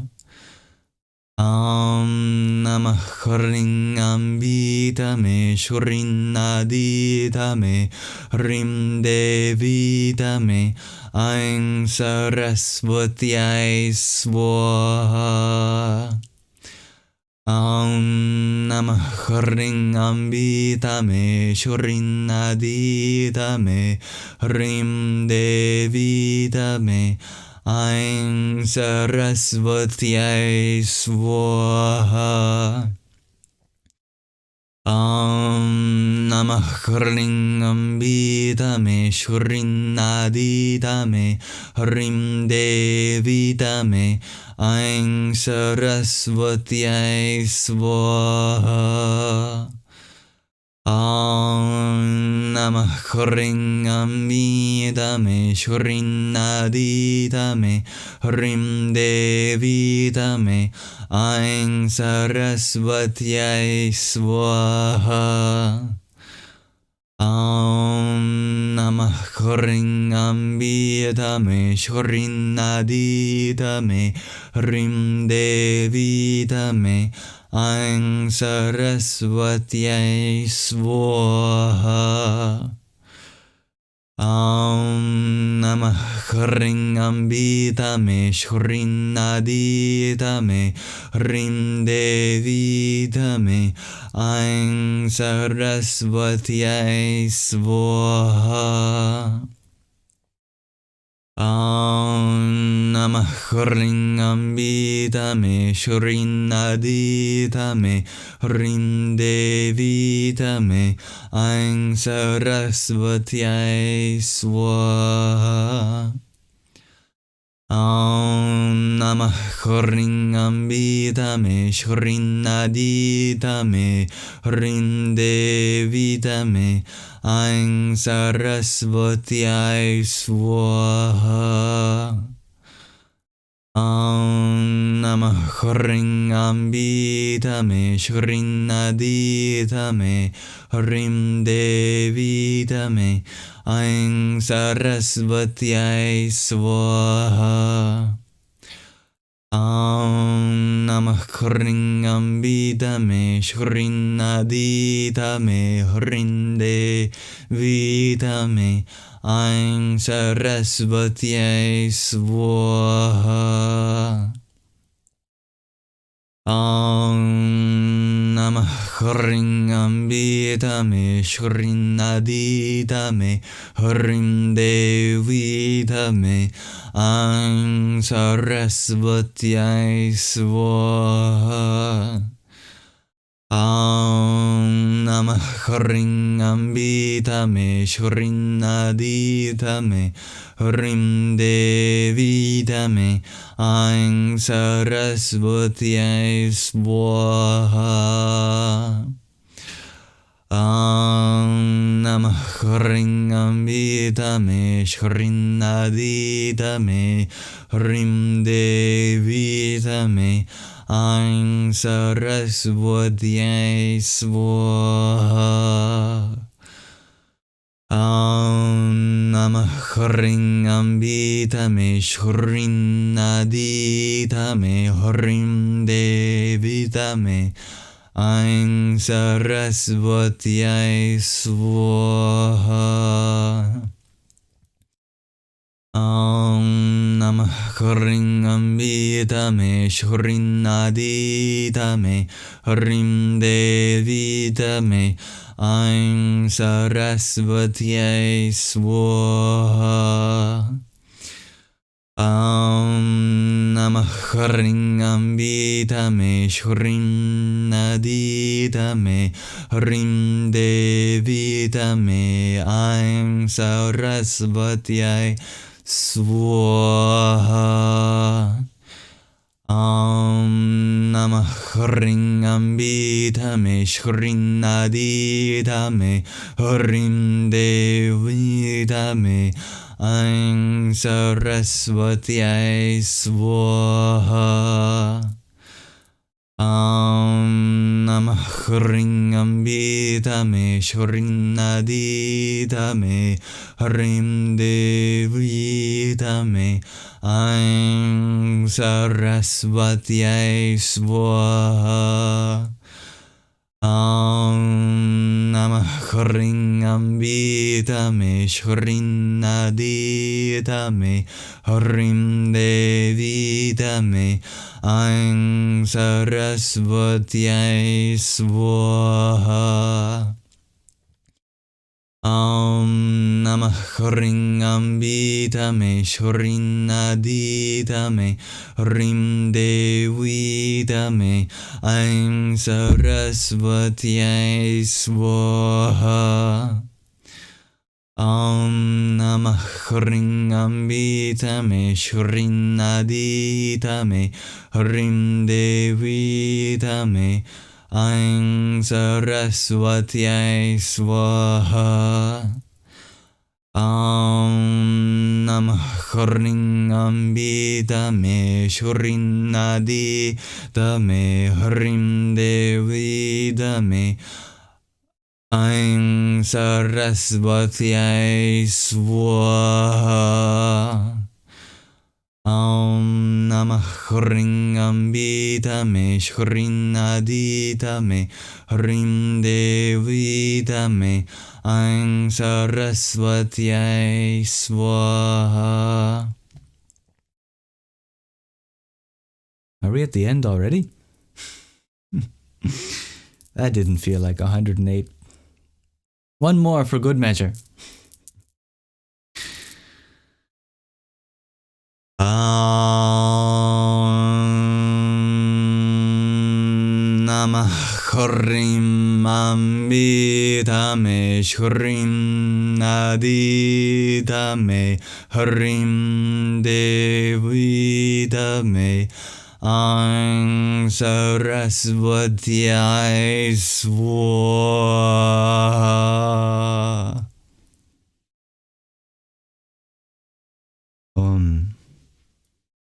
May this be an offering to Saraswati Devi.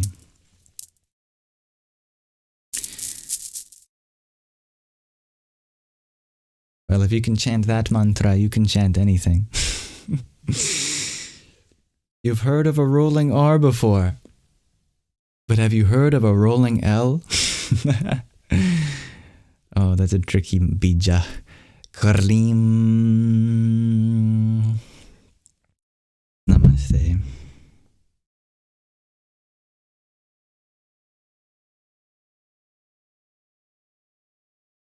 And with that, we will be bringing our live stream to a close for tonight. But I thank you all for joining us. It's 11:11 for me, so I offer this time for you to make a wish. Just don't tell me what it is.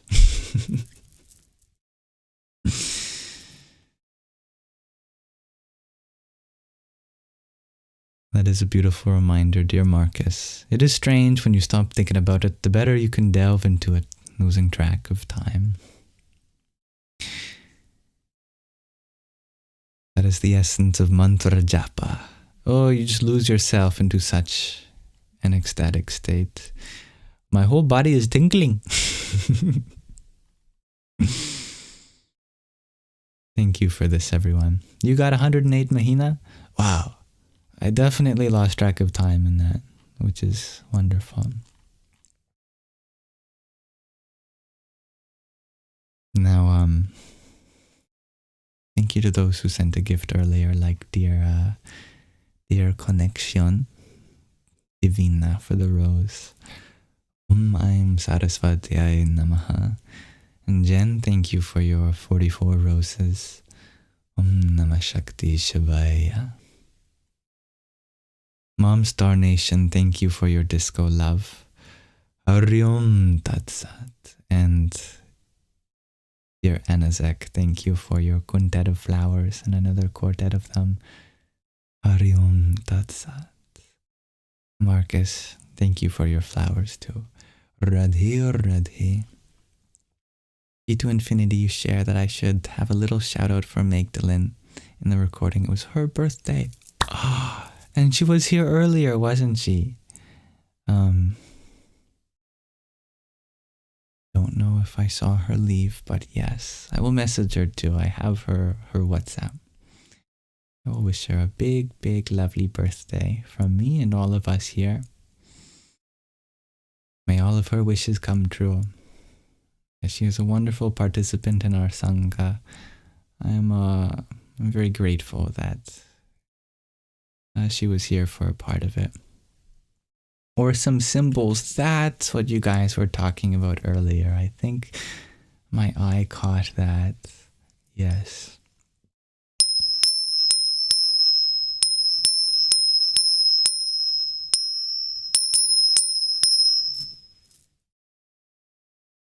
She went to sleep at 11:11 for her. Well, what a perfect reminder of her birthday being 11 for 11 for me too.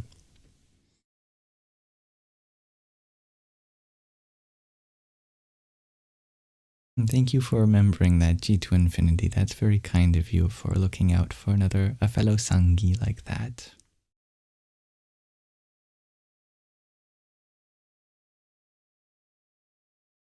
Those things woke up your cat meowing. Oh, I hope they can go back to sleep. Everything's okay, dear kitten. Mahina, you asked before you go to bed what's in my hair. I don't know what is in my hair. Oh, that's interesting. My hair is catching the light up here. When I go forward, it changes. Yeah. I've got a golden thread of hair, I guess, catching the light.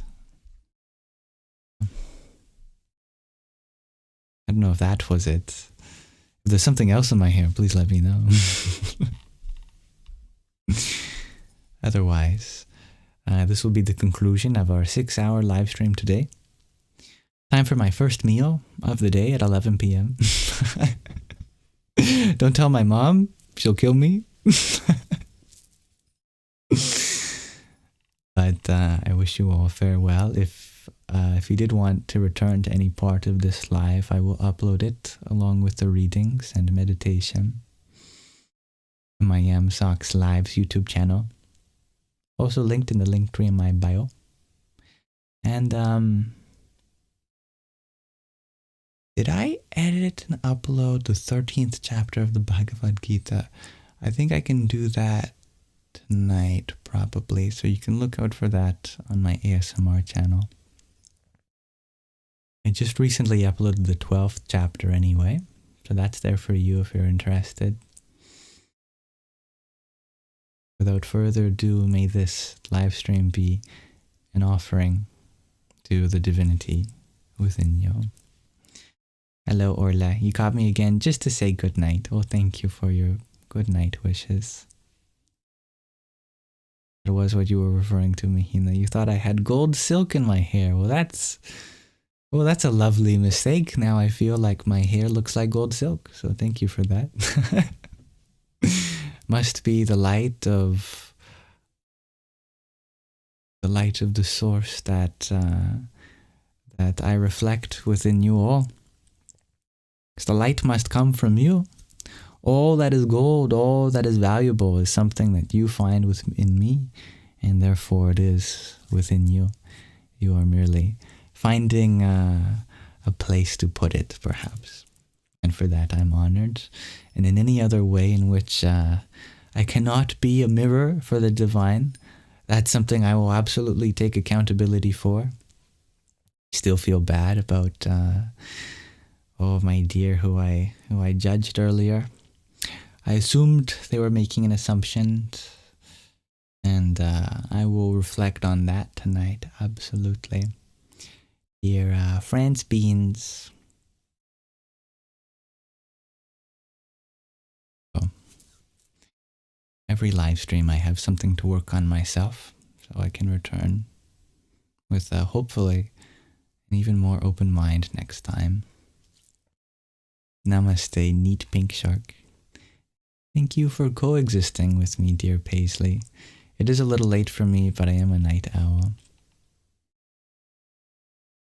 And you sent me something special, Mahina?